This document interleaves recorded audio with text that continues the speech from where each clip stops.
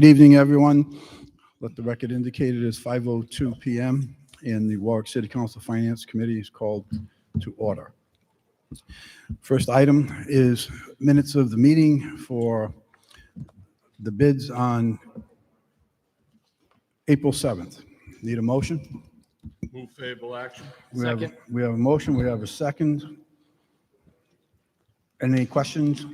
All those in favor? Aye. Aye. Thank you.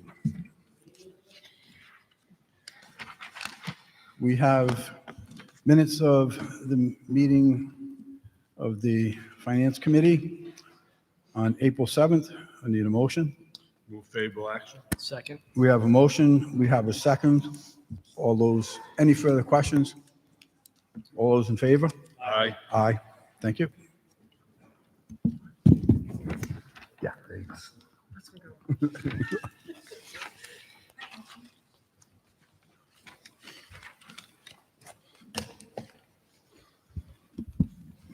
First item, bid number 2026-030, found on page 1. Electricity supplier contract. Good evening, Lynn Project. This evening, I'm asking the approval to renew our contract with Constellation Energy. It doesn't expire until December, but if we lock in our rate now, we can potentially see a very big savings next year. I'm projecting about $72,000. The kilowatt rate that we pay now is $11.74. At the time that I wrote this letter, we were quoted $11.16. This morning, I got a fresh quote. It is now down to $10.94. Good job. The rates, well, it's just the market. The rates fall in the spring, so now is a good time to lock that in. And if we lock it in, how long is that good for? 3 years. It'll be for 3 years, Yes. locked in. Okay. If we go to the market, I was quoted 16. 18? 16. 16. Mhm. Okay. Any questions from members of the committee? Do we have any questions from members of the committee? Do we have any questions from members of the council? Sir? Point of order. Mm-hmm. Do we need to amend it then? Down to the number that she just gave us? No? Okay. No. I'm just questioning. I'm done.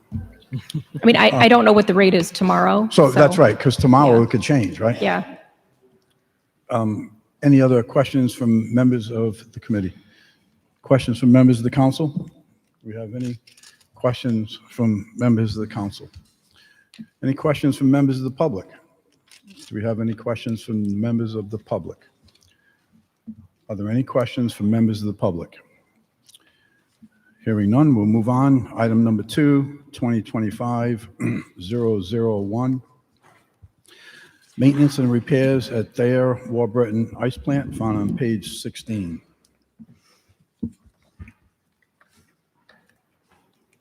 Good evening, Christy Moretti, Public Works. Public Works is requesting to increase the award on this contract that expires June 30, 2025 by the amount of $105,000 to complete the preventative maintenance on the 2 chillers in our compressor room.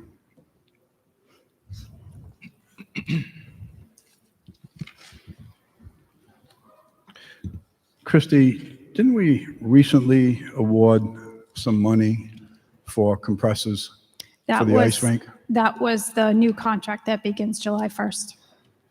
And how much was that for? $75,000, $75,000. yes. And now you need to increase that by 105? No, this is the current contract that expires June 30th.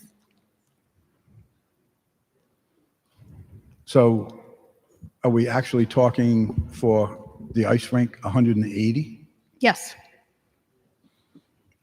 And what did we spend on that last year? On the maintenance, well, we just increased our cap to $75,000 on this contract that's in front of you.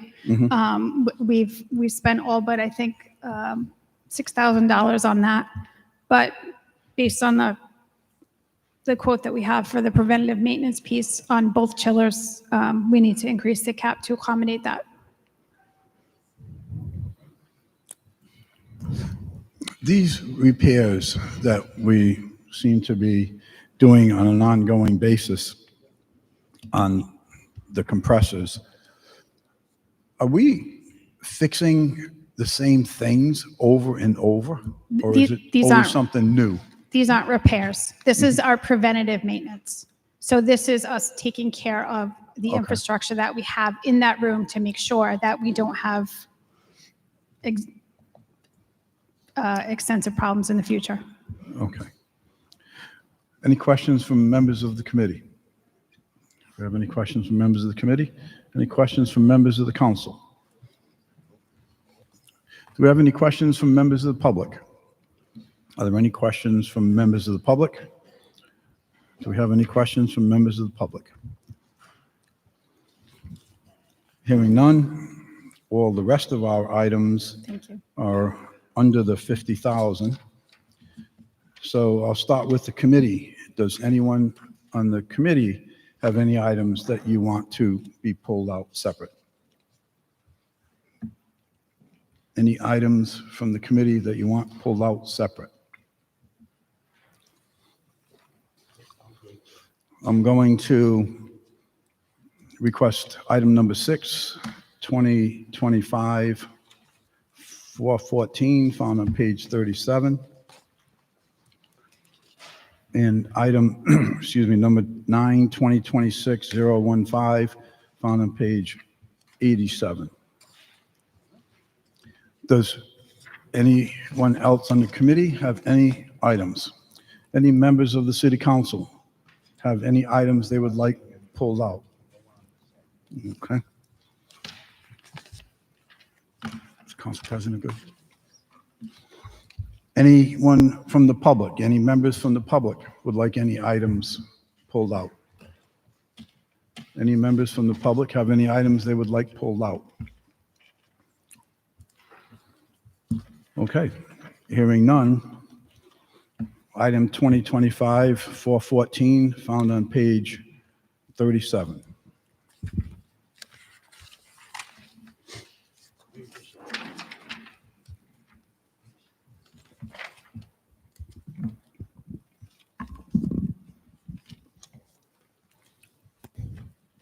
Major, Good evening.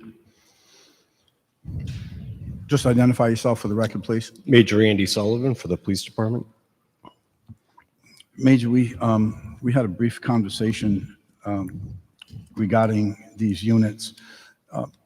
And I'm just going to ask you to just give a bit of an overview, being that you're switching from one unit to something that is a different type of unit, what the reasonings are.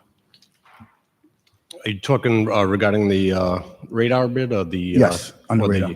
The radar, the stalker radars have been the ones we've been using. That's our standard. I'm sorry, say that again? Stalker radars are our standard radar unit that we normally use. Oh, okay, all right. And you answered the question for me already on the cost, so I'm fine with that.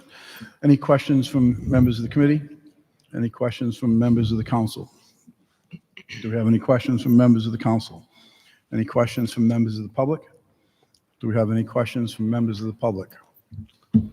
Are there any questions from members of the public? Hearing none, we'll move on to item number 9, found on page 87. Thank you, Major.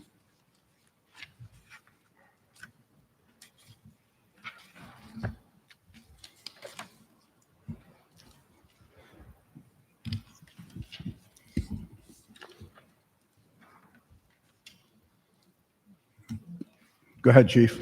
The mic's all yours. Assistant Chief No one Almenhauer from else the Fire rushing here to Department. take it over. Go ahead, sir. Assistant Chief Almenhauer from the Fire Department.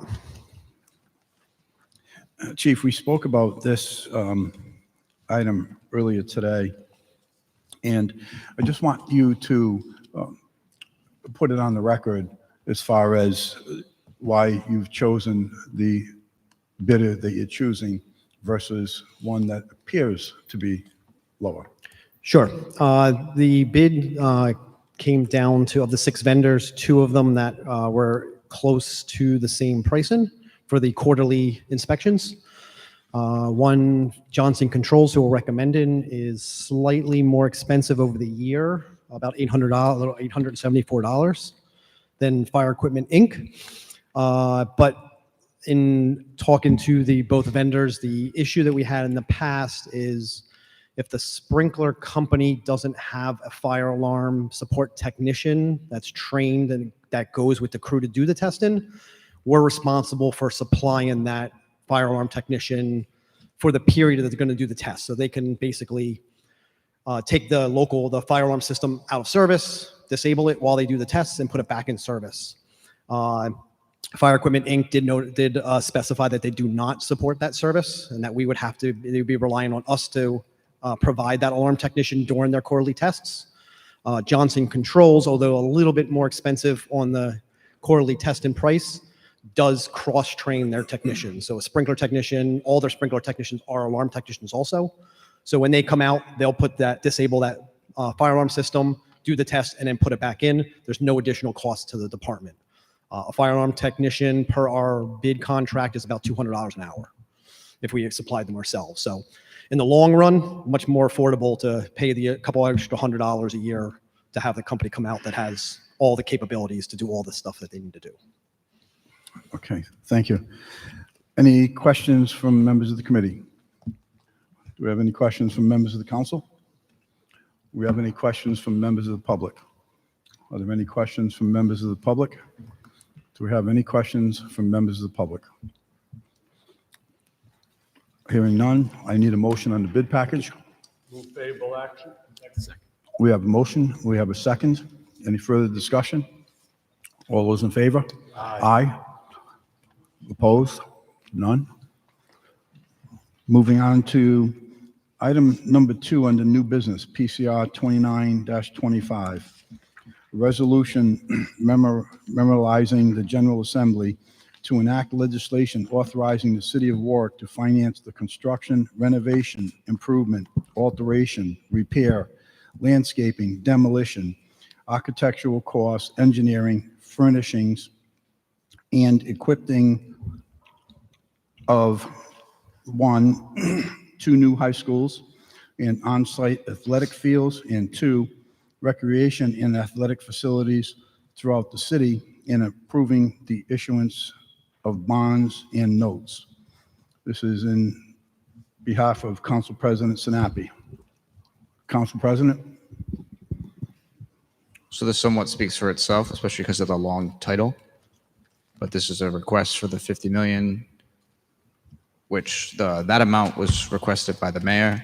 But as far as the topic, the goal is to make sure the 2 high schools get done, that we're not left with any issues, and as an added bonus, that any remainder go towards other improvements in the city, such as towards recreation. So it's for the committee's pleasure.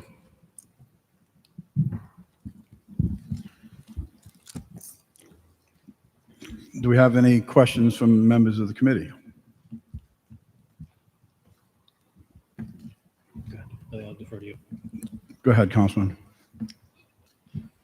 Thank you, Mr. Chairman. Just a couple of comments on this issue. So the administration was kind enough to entertain additional language in the original bond to allow for the excess funding that would be approved through this resolution to be used for the athletic fields and facilities.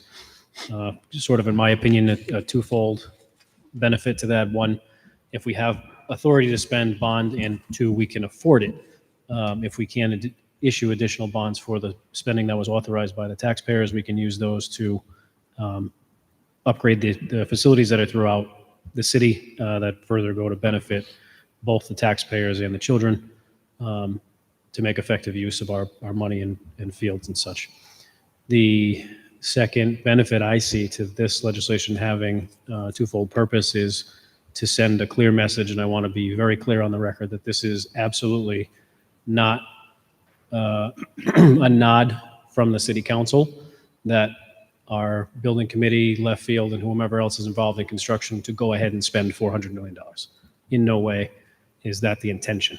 However, in discussions with the administration, the mayor have felt that $50 million was the appropriate number, and we supported his thought on that. But again, the intention here is not to spend all of this money, but as a safety net, as a just in case. And that's all I have on that. Thank you. I think I'm going to hold back on the committee. The mayor is at the mic, so I would like to give the mayor an opportunity to weigh in. Mr. Chairman, if it's your pleasure, the committee can finish before I speak. It's up to you. No, sir. I think it'd be a great idea to hear from you first, in case and if we want to counter. Well, I've requested that the city council consider this because we're at a point where we know the schools currently can't be built for $350 million. What their shortfall kind of floating, it's been 38 million, it's been 23. It trends down. They have $17 million in contingency, but they're going to be cost overruns here. They're very optimistic they can get it under control, but they're still short. My belief is when they begin building a toll gate, there's going to be huge cost overruns. They can't cut any more than is what has been cut. Now, when we did this legislation 2 years ago for these bonds, I was very specific. We wrote it that bond premiums were not allowed. Any bond premium would go towards the paying off the bonds. Simply describe a bond premium means that bonds sell at more than face value. And estimated for the $350 million, it could be in the $20 to $30 million range. The school department has requested to be able to use those. A couple of councilmen have, but I've resisted that because it's not what we asked the voters. We asked them to authorize $350 million, period. And to do that, you would have to change the state law that was enacted. I'm not a big fan of that, and I wouldn't go forward with it. That's why, and Chairman, you and I have spoken to, even though we're kind of opposed on the building of the high schools, that's a question that needs to be asked of the voters, and they're the only ones that should be able to authorize the additional money. And as Councilman Knapp has said, it's certainly not an invitation to spend $50 million. We're going to have to keep our eyes on it. This would be the third tranche of money, the third and final one as the construction goes, but we can't afford delays of that might in construction that might be because of a lack of funding. And Councilman Knapp is the addition to it for Mickey Stevens or whatever other athletic affiliate. I have no problem with it, adding it into there. And Mayor, are we to assume, and I hate assuming, so that's why I'm asking you, that this would be allowable, that if there were monies left of this 50, that it would be able to be used? Yes, Mr. Assuming Chairman. this passes. Yes, Chairman, that's written right into the state legislation. That's what will go on the ballot. Okay. You should have received it. It's really long. It's a lot of legalese. Mhm.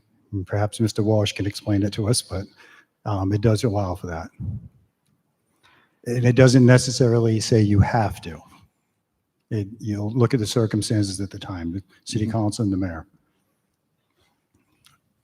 Any further questions from members of the committee? Councilman Muto. Thank you. So just so I get a clear understanding of what the purpose of the going out to vote for an additional 50 million, the first level will be to cover any construction overruns for schools, and then the remainder will be allowable to improve athletic facilities throughout the city. Correct. Actually, the way it's written, it says city facilities, Bill. I mean, so that could mean playgrounds, fields, walking tracks, things of that nature. Okay. Selfishly, is there restrictions or a list of construction is first, Mickey Stevens, City Park?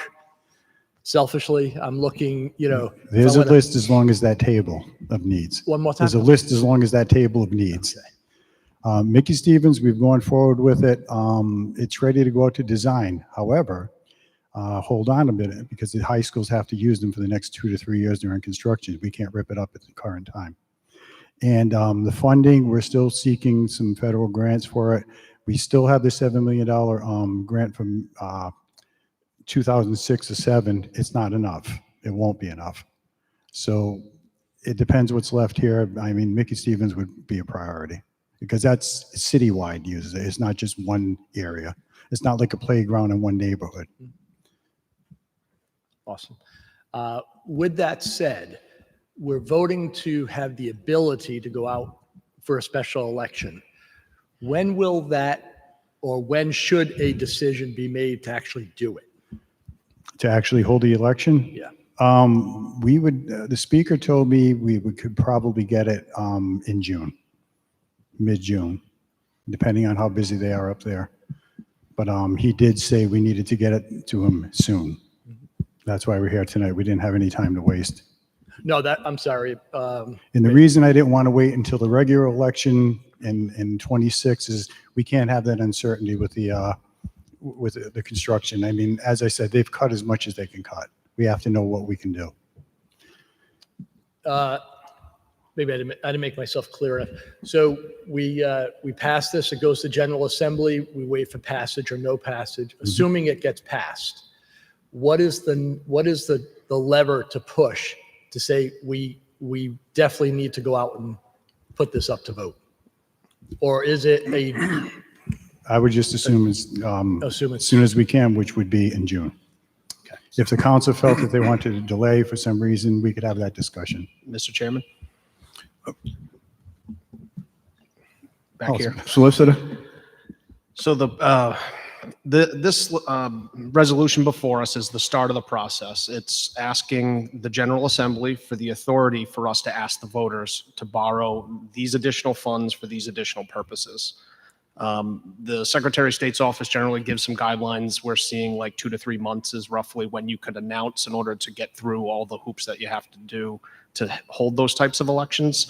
And something like this where there's not an elected office potentially tied to it, it could be sooner, but it's a few months after the Assembly approval.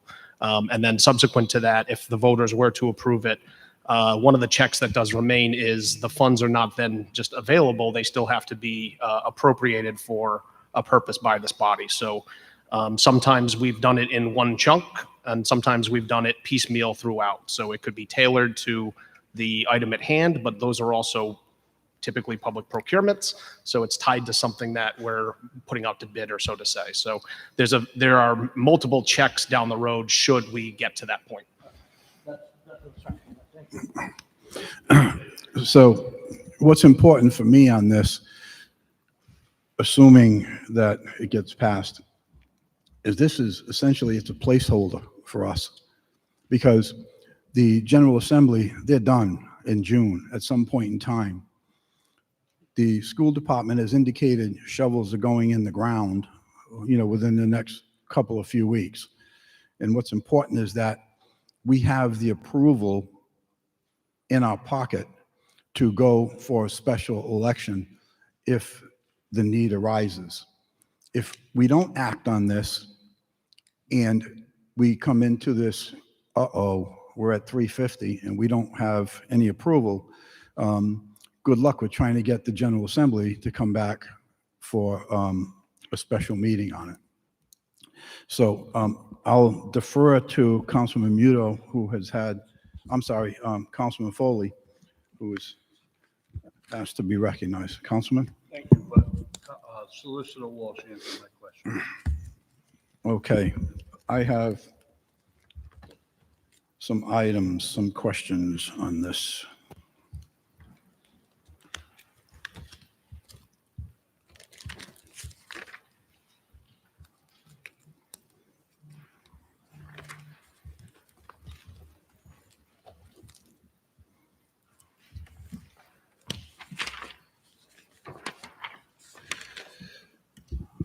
And before we start the clock on me,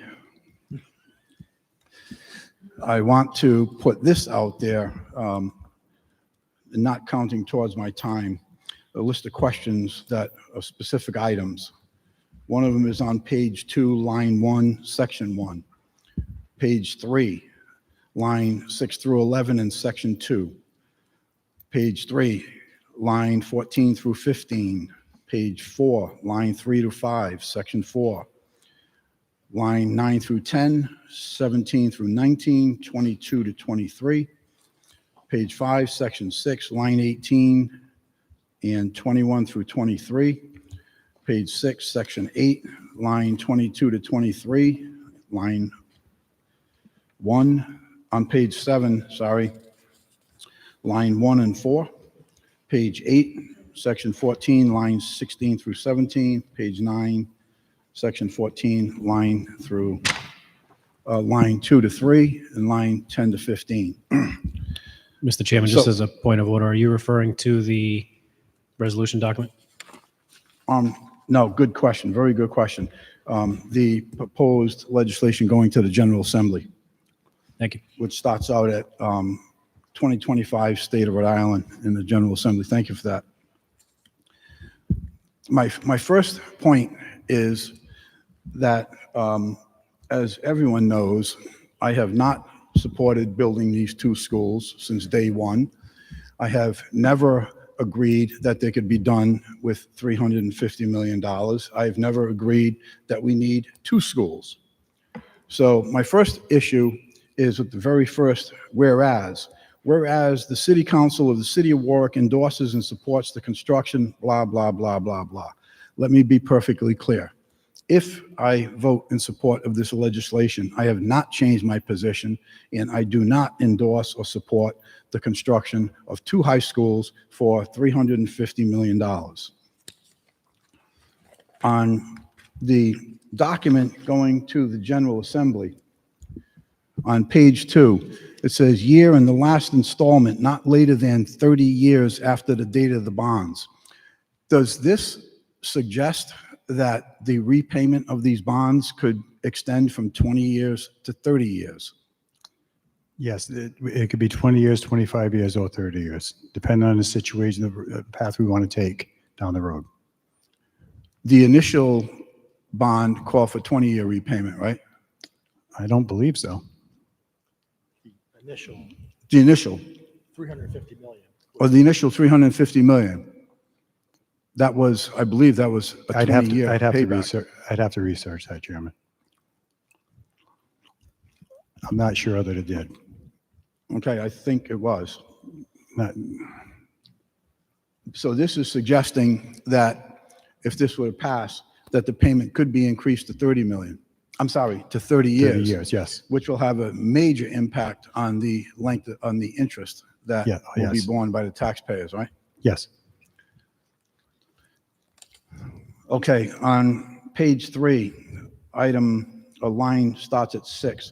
It says, such election may be fixed by the proceedings of the city council authorizing such insurance or by separate resolution of the city council, or to the extent provisions for these matters are not so made, they may be affixed by the officers authorized to sign the bonds and notes. Who are the officers that will be authorized to sign the bonds and notes? The mayor and the treasurer, Okay. or the finance director. I think both? Okay, Both signatures are required. yes. Okay. Councilman Muto, do you have a question? Yes, thank you for that, Chairman. On your last item, the 30 years, just to clarify, this is the option of 30 years for the second bond only. It does not impact the first bond that was passed. Am I correct on that? Is that a correct statement? Yes, it's independent. So it's only the 50 million, not the 350? But I still Thank- haven't thank you for conceded that. that I was written that way. I'd have to check okay. the legislation. I think we had the option. Thanks.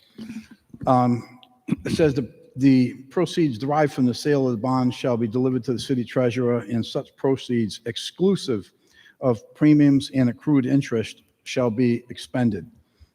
Could that be explained a little more in detail? Could you repeat it, Councilman? I didn't hear Sure. that well. And we may be it asking says Mr. Walsh to explain that one. The proceeds derived from the sale of the bond shall be delivered to the city treasurer, and such proceeds exclusive of premiums and interest shall be expended. Okay, that's no bond premiums. It's what, please? That means no bond premiums are allowed to be used for the project. It would be $50 million total. Any proceeds for bond premiums would go towards paying down the debt, with the exception of any administrative costs that we incur. I'm going to move down to page 4, line number 9.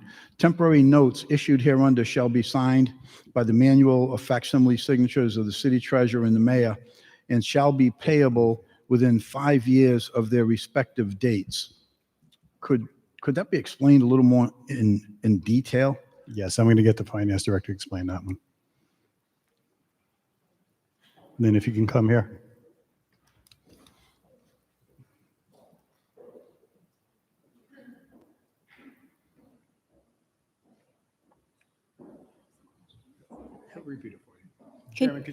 Can you just repeat the Sure. question? It's item number 9 on page 4. This is of the language going to the General Assembly if this passes.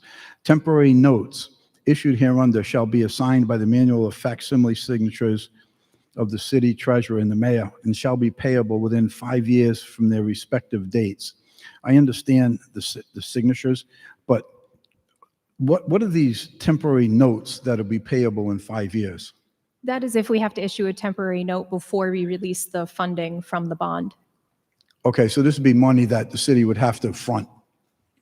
It would be a very temporary bond, yeah. Okay.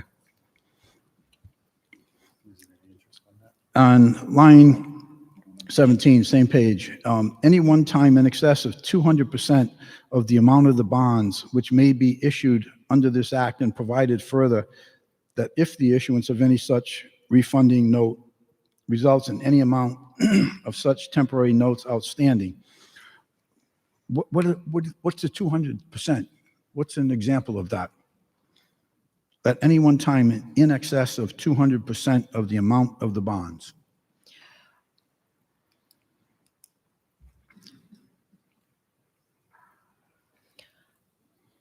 I believe that this is due to a calculation that we actually do on all of our notes that makes sure that we're not making money on the interest rate. It's about the arbitrage. I think that's what this legalese is talking about. Your solicitor might understand that better than me.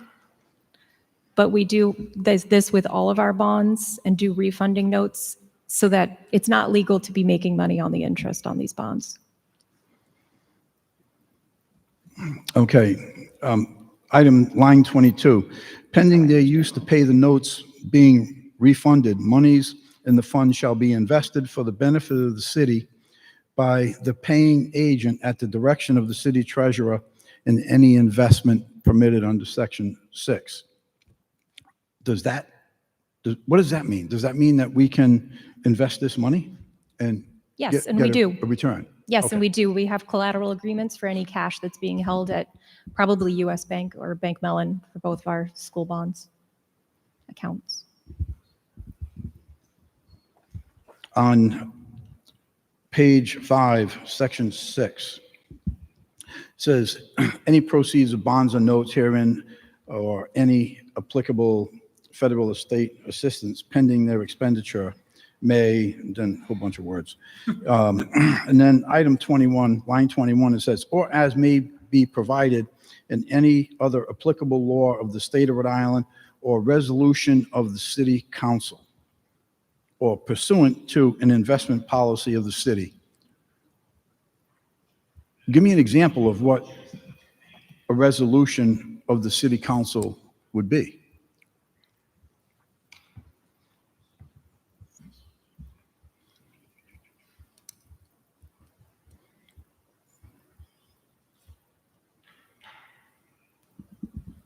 Can I step in on that one, Chairman? Sure, please. So just to put that section in perspective, I don't think you can pull apart one sentence at a time. I think taking that section as a whole, Okay. essentially what that means is as we get liquid funds of these bonds that are issued and paid for in the city's control, they have the ability to invest them prudently to yield some minimal or hopefully a little bit more than minimal return on while we're holding the money. And let's say the city council for some reason has some resolution that it wants to put forth that we invest in X investment. it accounts for us being able to present that to the city or to the council, rather, to use the bond money and invest it in some sort of prudent investment that we may suggest, in addition to any other investments that may be authorized by standing law in the state of Rhode Island. That's my understanding of that Okay. section. If I'm incorrect, please correct me. I am not a lawyer, Okay. and I have not read this from the beginning. Page 6, line 22. The city shall annually appropriate a sum sufficient to pay the principal and interest coming due within the year on bonds and notes issued hereunder, to the extent that monies therefore are not otherwise provided. So that would mean those monies would be showing up in our budget? Absolutely. Okay.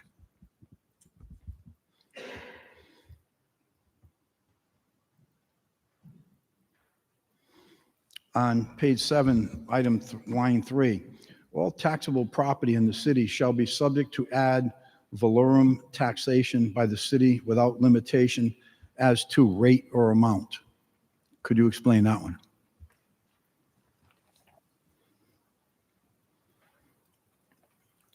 I suppose I should have Googled valorem to see what it meant, but I didn't.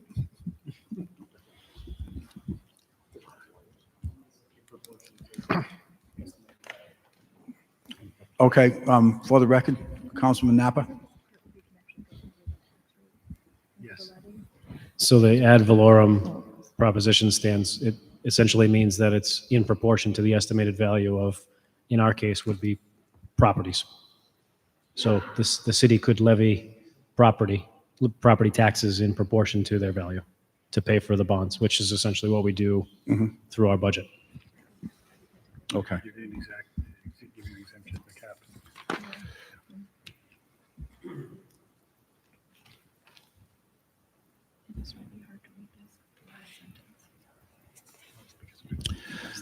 And I'm going to move down to page 9. And I'm going to read section 15 and then to 16. So 15 says, this act shall constitute an enabling act of the General Assembly that is required pursuant to blah, blah, blah.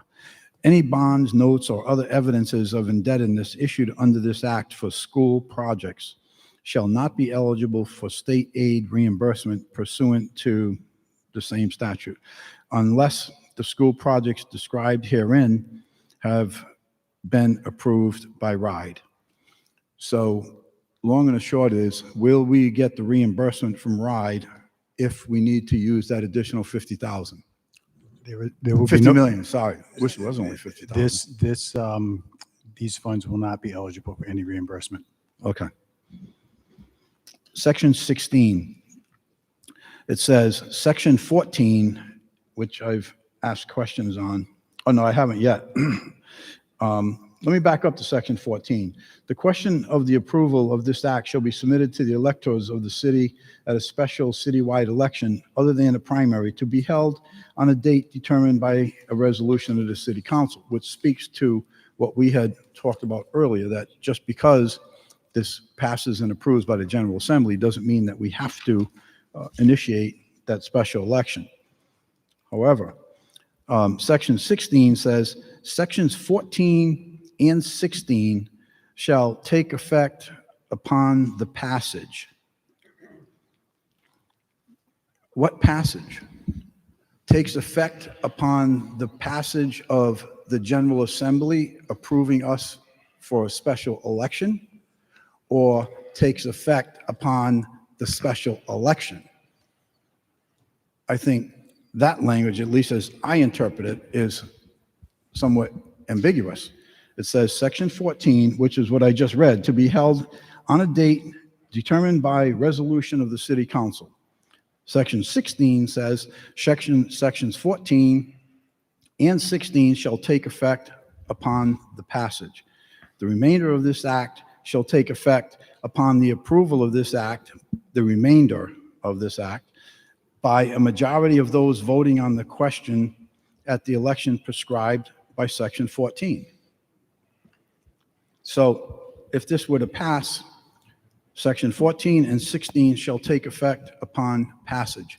Which passage? The passage of the General Assembly giving us the authority to do a special election, or the votes of or the results of the voters at the special election?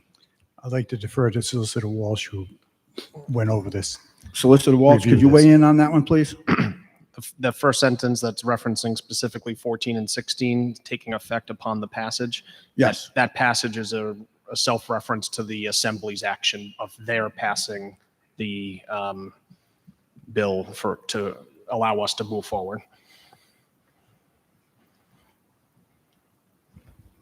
So that only speaks to providing us the authority to do the special election. That does not mean that the passage of that 50 million takes effect with this. Is that correct?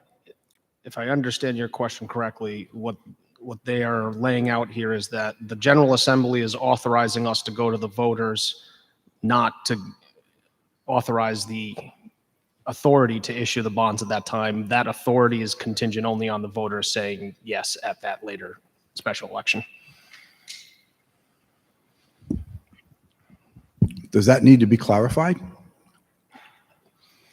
As legalese it is, I would defer to bond counsel, who's the best in the business in drafting this, and I believe that this is accurately portrayed for what she needs and what the Assembly would do. That said, I would note that this language is an exhibit to our resolution. This is something that the General Assembly would be able to fix if there were any defects. I'm not saying that there are.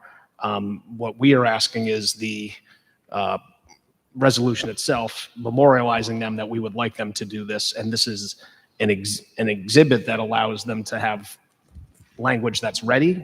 They will certainly double check everything is potentially moving forward.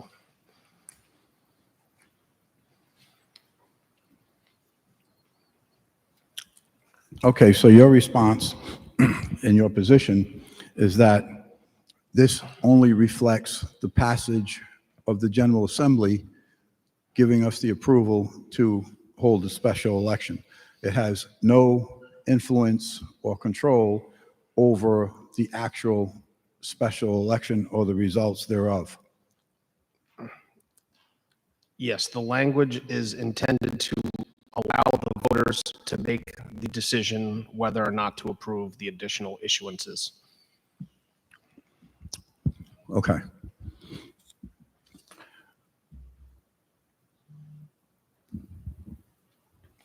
Does anyone else on the committee have any additional questions? Councilman, just a point of clarity. If you look down to page 10, explanation of an act, it further clarifies what our solicitor just said in lines 12 through 13, that 14 and 16 take effect upon passage, meaning 14 is us having the ability, we as a body having the ability to call for a special election. And then the remainder of the act would take effect upon approval of the question provided in 14, meaning approval by the voters of the question in 14 being the issuance of the $50 million bond. Yeah, I saw that. Thank you. It still makes me question the very first paragraph of that. It says the question of this approval of this act shall be submitted to the electors of the city, special citywide election, or the primary to be held on a date determined by the resolution of the city council.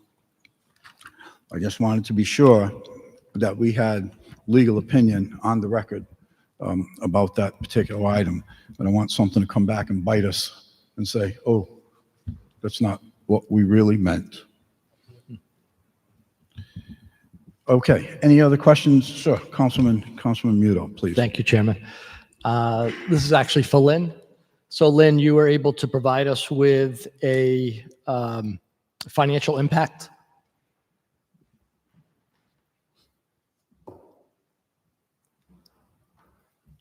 Yes. Would you provide an overview of what that impact would be to the city and potential tax implications? There are three ways that we could take out this debt: 20-year, 25, or 30. So I presented to you all three. At 20 years, it would be $3.7 million in the first year. But I will say that is releasing the entirety of this debt in one fiscal year. So that would be 1.6% increase. At 25 years, it would be 3.29 million at 1.39%. 30 years, 2.9 million at 1.27%. So when we look at the repayment of this, average about $3 million per year? Is that where you're? 3 to what you're 3.8. Yeah. So that would be paid on top of the other bonds. So thinking about the tax implication, maximum tax rate is about $9 to $9.5 million per year. This would be part of that total Correct. repayment, starting in about 3 to 5 years, depending on Correct. when we. It's tricky because it feathers in. We don't just release $350 million. So it's a little awkward approving this 50. We Yep. have said that this is for schools and possibly the city. So Yes. I've given you a fiscal note for worst case. We release it all in 1 year. No, totally makes sense. I'm just trying to project out with our bond indebtedness. This $50 million would be done very close to the end of the projects. This would probably be used for the athletic fields. We would be very close to the positive cliff when the state starts reimbursing us. So things will change dramatically. So it won't be a burden the entire 5 years. Awesome. Or That's what 4 I'm trying to. years. Thank you. Thank you for that clarification. By the way, nice job. I actually could understand that. Thank you. God, That's God saying a help lot. us if the 50 million comes in when we're only 3/4 of the way through the project. Yes. So, Lynn, you said you gave us numbers on worst case scenario.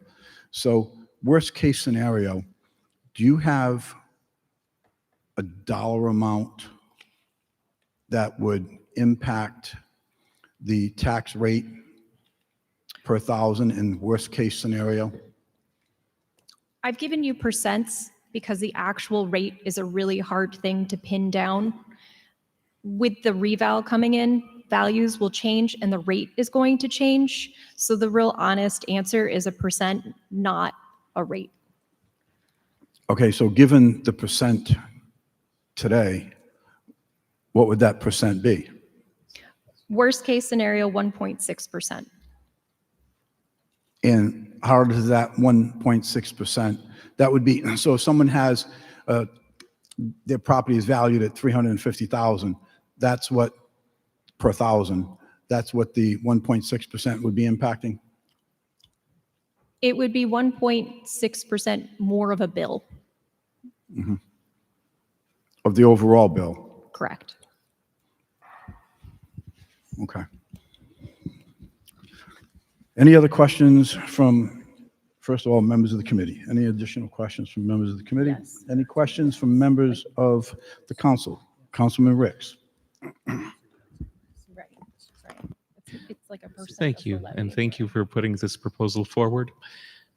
I'm in support of this. I think that it's a great idea to just make sure that we do have the flexibility to get these new high schools built. And it also makes sense to me for us to not waste an opportunity here to make sure that we also have flexibility going forward to fix up, improve these different recreational facilities as well. So, first question, matter of just asking the question on the record. Fair to say that before, at least to the extent that a decision would come before you, Mayor Picozzi, I'm not asking you to speak on behalf of anybody else, say 10, 20 years from now, if there happen to be bond money out there way into the future. But would you and your administration make it a priority to make sure that before any of the 50 million, if it were passed and approved by the voters, that the construction of the new high schools are prioritized here before any money is dedicated for recreation facilities from this $50 million bond? Absolutely, absolutely. Thank you. And the phrasing of the language of the bond, I mean, all of these items, of course, done very intentionally when it comes to bonds. And so I noticed that the language is that the second category applies to recreation facilities. Taking a look at the City of Warwick comprehensive plan,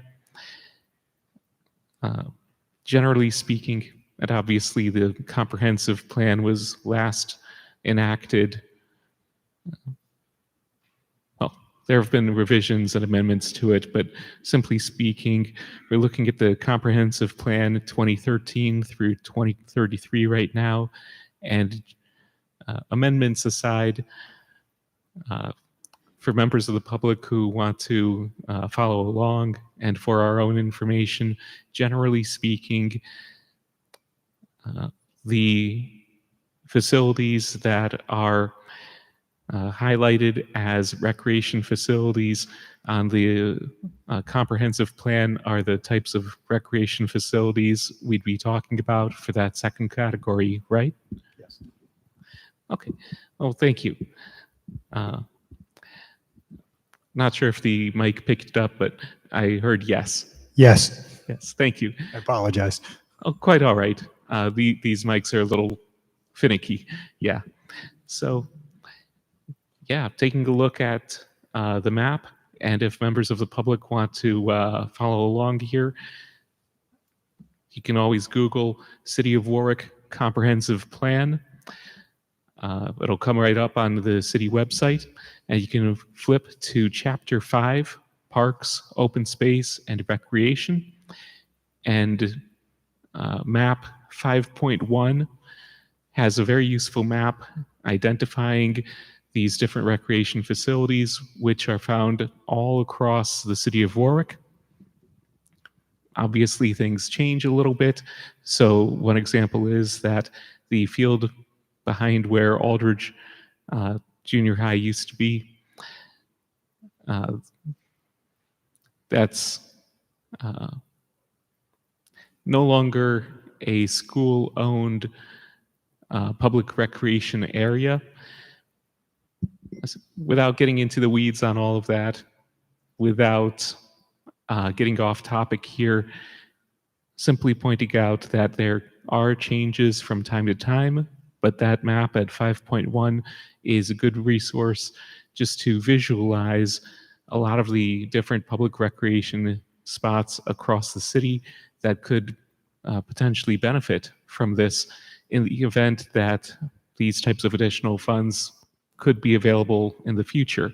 And I really like the structure of this too, because it's not just identifying one particular site, but giving us flexibility if the money is there, and if in future years it's determined to be a good idea with going through a whole process, of course, then this really gives us a lot of flexibility to do a lot of small things, or perhaps a few big things, to benefit the city as a whole.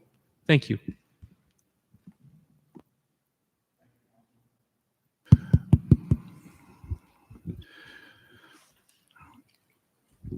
Seeing as we're talking about other facilities, it brings a question about, I believe it's the $8 million bond that's still hanging out there for Mickey Stevens. Is this something that's going to be released and acted upon as well? The 2006 bond? Mhm. As I said, that's not adequate to do the work that needs to be done there. We want to go out to design, but as I said, we can't do anything there for at least a couple of years. The high schools need the fields. There is nowhere else for them to play. And the city teams wouldn't have a place to play either. They can't borrow the school fields. So we have to kind of do it in steps. Okay. Okay. Any other questions from members of the council?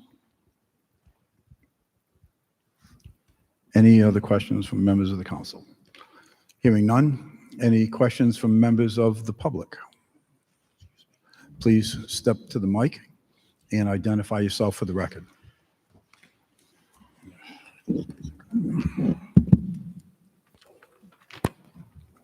Barry Cook. I have several questions. I must comment first of all, though. I spent most of my working career as a banker. I can see tonight I should have been a lawyer, because all this discussion about legalese seems to me, it just takes everybody and puts into a state of confusion. So I'm trying to make sense of it. So let me just say this. What I gathered so far is that this resolution would seek approval from the General Assembly to create a special election for bond approval in an amount of $50 million. So that's the first thing I understand. The part of that I don't understand is how much are the school administration telling us they actually need? I've heard 28 million. I've heard as much as 50 million. I've heard 30 million. So looking at this $50 million, can someone tell me, the mayor, Lynn, somebody tell me, of the $50 million, how much do we think or know of that $50 million actually will go to the construction of the schools? Can someone answer that question?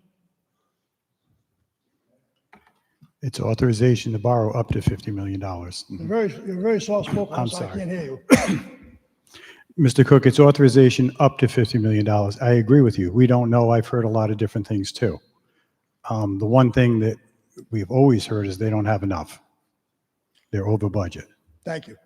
So then, again, from my perspective, we go out, have a special election, borrow up to $50 million, and we don't know of that $50 million now, how much that will actually go towards the construction of the schools. That's a problem for me. The second part of that problem for me is we're speaking about taking whatever money is left over, which we don't know what that will be, and using that money to go to our recreation facilities and improve them. Well, that seems to me something should happen in the capital improvement budget. We shouldn't be taking this issue, putting it out before the voters, who are going to be, quite frankly, poorly informed, because I look around the meeting, there's nobody here.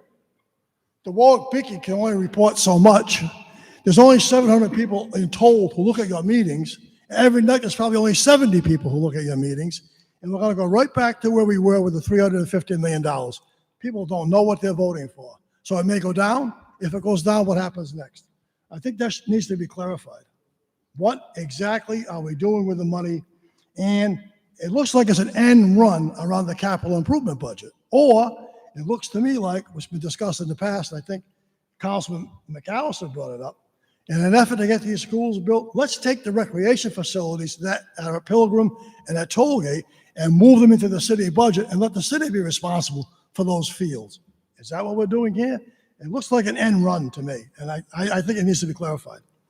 I also understood, I think I understood, and I think Councilman Muto kind of put it in focus for me, but I'm not sure where the $350 million stands. Is it a 20-year payback on the $350 million?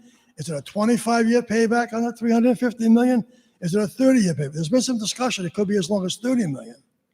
Does anybody know, since it was brought up, I'd like to know, does anybody know what the term of repayment is on the $350 million? I'll tell you what I understand it to be, and it was just spoken to, is the $350 million is a 20-year payback. That is in the original bond. Yes, Cash sir. and stone. And up to 30 would be on the 50 million. Okay. So again, just to make my mind clear, right now, the $350 million is a 20-year term. Correct. Okay. The 50 million could be 20, 25, or up to 30 million. That's correct. And based on today's numbers, I'm not sure who Lynn is. I'm assuming she's a treasurer, but I don't know who she is. Who is Lynn?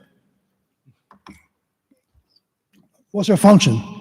I'm Lynn Prodger. I'm the city treasurer and the interim finance director.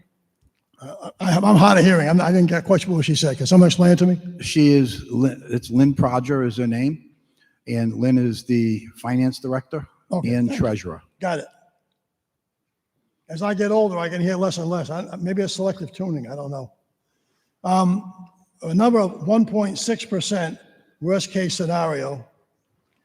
That would be the impact of the $50 million over the paper. Okay, that's fine. We know that. We might have a special election come June. I think someone said it might be June. I think the mayor said that, Speaker Chikachi said, could be as early as June, okay?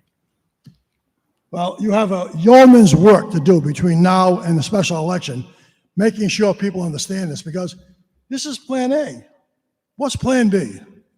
We tried in a previous council meeting, Ed Lattisaw, and I think Jeremy Ricks, I'm not sure, my memory's going, but there was an effort to go back to the voters about the $350 million to see if they still had the appetite to build these schools. That was shot down here.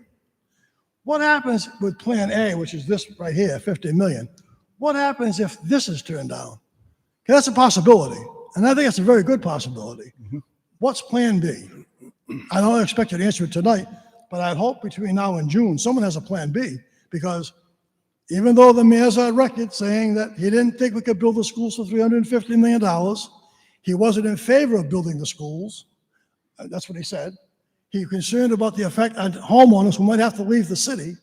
So somebody better get a handle on this, because if we need an additional amount of money to complete this project and the voters say no, what happens to the money you people have already approved and has been spent? Is it $25 million that's already been spent on this school project, and now the school fails because we can't get the $50 million? You better have a Plan B. As far as I'm concerned, again, you shouldn't go forward. This should not be going forward to the voters until you can answer these questions, because quite frankly, if we don't know how much the school department needs and it's 28 million, I hope you're not going to spend $22 million on recreation fields, because that's just another burden that we don't need. Those projects should be in the capital improvement budget. There shouldn't be an end run around the voters to hide the money in this effort. So I'm done, but I would think that you guys have a lot of work to do. You better make certain you can convince the voters this is the right thing to do. Try to make clear that of the $50 million, it's not all going to the schools, and that some of it will go to recreation facilities. Again, I'll close by saying, put that money in the capital improvement budget. Float what you need for the schools. If it's $28 million, float $28 million. Don't float $50 million and take 12 or 13 or 15 million and put it into the fields. Thank you. Next. Good evening, council members. Good evening. The mayor, Ms. Proctor, was it? Good evening, Michelle Comar. I won't repeat what Barry said. I could follow him, and he was very distinct in his comments and threw up a lot of precautions. I'm going to add to those precautions. Councilman Lattiser, as chair of this committee, I'll direct my questions to you. I applaud you for all the work you did in reviewing all the backup in that document that is going to go to the General Assembly. I applaud your work, but I have big reservations. This was very disturbing to come before the council today on behalf of the taxpayers who aren't really represented here well. But there's 4 issues that you're letting the taxpayers down, and some of them are irresponsible. It is irresponsible that the $50 million wasn't in the $350 million, because we just heard, and I'm a fast learner, I try to be, that's not reimbursable by RIDE. That's on the taxpayers' back 100%. $50 million. Shame on the school committee, the city administration. We got promises now to keep their eye on the ball. They haven't yet. The second thing is going out for a longer term to pay back any kind of loan, whether it's your car loan, your mortgage, whatever, costs you more money in the end. Drag it out to a 30-year loan, taxpayers are on the hook to pay more. The other thing we heard from retiring Peter Schaefer at the time was that RIDE is not going to reimburse the buy one, get one deal we heard from the school superintendent, we're not going to get that buy one, get one, because RIDE's not going to reimburse us for the construction of the schools, design, whatever, until Peter Schaefer was saying he's not sure if it was 75% complete or 100% complete. Who pays the financing for that? It's the taxpayers. That's irresponsible not to know the rules of financing before you start the project. Did we not know that RIDE was going to wait till completion or 75% of the project to reimburse? So we kind of get the buy one, get one feeling? No, we didn't know that till recently. That's irresponsible. Irresponsible financing. I would like to recall, Councilman, this is an example that we can use here in the wording. The WSA, when you and I were on the committee for the Enabling Act, they put in their construction to include all financing for the bonds they were going after. I don't see anything in the language here, nor the other supplemental document that says this $50 million will be used for financing. That financing is another monkey on the taxpayer's back. Total irresponsible financial planning. So I think I listed about 3 ways that the taxpayers had no control over this because of poor financial planning. But I have an option. It's not all negative. The option is this, that the council does a resolution to the General Assembly to revisit RIDE's regulations and change them so that Warwick has the money right now without this $50 million to construct, permit, design, finance one high school. That's the option, and that is the responsible thing to do. Other thing, if you're just putting more money back in the school department, the administration's hands, we've already seen what has happened. It is not good, and there's no guarantee that they're going to finish for $50 million more. I don't need to remind the council how disingenuous it is that the taxpayers already voted on $350 million. I have a copy on my phone, exactly what we voted on. Now we're coming back for additional $50 million. Let's not forget the other $50 million the council released bonds for. Councilman Lattiser, I don't expect the answer today. If you could request those records to ask what the city spent for that $50 million bond. It was released the same time this $350 was in the mix. Where did that go? We can't keep, and I respectfully disagree with some comments from the council, we can't overtax, overbill taxpayers for something that may or may not be needed. We need to sharpen pencils right now, figure out what the cost of the school, I would say one school is going to cost, the ideal school.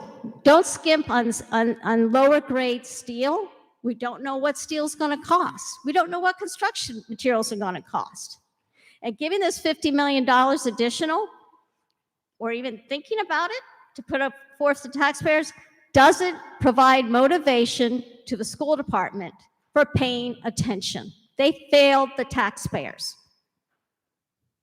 And we're to trust them with another $50 million? That's like an irresponsible teenager. You just spent all daddy's money and let me give you some more to spend wildly. It's totally irresponsible. And we're not looking at the numbers. And I'm no financial whiz, but I know $50 million approved by the taxpayers is not reimbursable. Shame on us. We should have put that $50 million and asked for 400, because a lot of people, including you, Councilman Lattiser, said it couldn't be built for $350 million. Shame on us. We let that go by.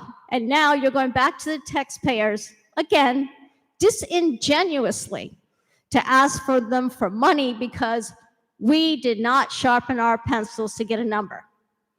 I have not heard what the construction of the 2 new schools and for the bond, the $350 million bond there, plus the 50 here, what is going to translate to a taxpayer so they can decide if they can afford to stay in their home?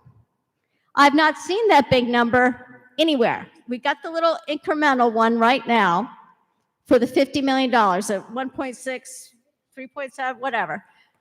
We have other obligations in the city on the municipal side. You're going to have them in the budget hearing. Now we're going to add more money to the taxpayers. I don't see the financial planning. I don't see the construction planning. And this is all on the back of the Warwick taxpayers. I respectfully ask the council not to have the school committee put a shovel in the ground and start construction without knowing what it's going to cost in total and the impact to taxpayers. Because that first bond at $350 million was a catch-all, and now we need more. I respectfully ask the council to do a resolution to the General Assembly to change RIDE's regulations so that we can construct one really nice high school, not cutting corners, not cutting on athletic fields, not cutting substandard steel that's going to have to be welded because of the additional grade of this lower grade steel. One school, let's do it right. Haven't seen anything done right yet. And I'm not in any committees. I just listen and learn when I come to council meetings. And it alarms me what I hear when I put the whole package together. RIDE is not going to reimburse us. So we get a buy one, get one deal, which is what the school department has promoted since day one. Those numbers don't work. We're going to get reimbursed at 75% or 100%. Peter Schaefer at the time wasn't sure. So I asked for the alternative, City Council, that we just construct one school. You have 1 Thank minute you. left. I'm all set. Thank you. Next. Hello, Darlene Netco, taxpayer just like everybody else. Lots of things to comment on. The $350 million, at the time the voters voted on it was in 2022. The City Council, if you recall, took a full year to agree to that bond, and in the meantime did their own study, which was presented here and produced online for people to read, and their own study said the schools could be built for the $350 million. RIDE has a number, yes, we all hate RIDE. No one hates RIDE more than I do. I mean, there might be some people, but I hate it pretty much. I've been teaching for 37 years. I have seen all of the various ways RIDE has screwed students and screwed teachers and screwed education in this state. So there is no way any resolution from this council is going to change anything that RIDE does. RIDE has a set of steps that the cities need to follow in order to get reimbursed. Right now, because the school department and the city are following their steps, the reimbursement is going to be at over 50%. So are you going to right now pay half of $350 million and get 2 schools? No. You have to start construction and you have to lay out some of the money first before you get reimbursed. That's what the word reimbursed means. The voters voted for these schools. Now, if the city had acted faster, maybe in January or December of 2022 or January of 2023, maybe costs would not have risen, maybe there wouldn't be some problems. But we can't Monday morning quarterback and so on. Right now, we're dealing with reality. I was not entirely sold on this idea of a $50 million bill. I spoke to a number of city council people today, and after sitting through the presentation and the question and answer period and the comments, I can see the wisdom in putting forward this bond. We do need to be careful. I do understand, believe me, I've been dealing with the Warwick School Department and School Committee for a very long time. I would say, let's not let the sins of previous administrations be visited upon this administration. But if the schools are allowed to have a buffer here, and then if the remainder does go to, for example, Mickey Stevens, there's a almost 20-year-old bond for Mickey Stevens. That should have been issued at the time. Mickey Stevens should have been taken care of at the time. It wasn't. So now $7 million isn't enough for Mickey Stevens. That is a shame that that facility has been allowed to degrade the way it has been allowed to degrade. If there's money for Mickey Stevens, let's get Mickey Stevens fixed. As people already pointed out, our high school students are going to need to use that facility next year because the fields are going to be have schools built on them.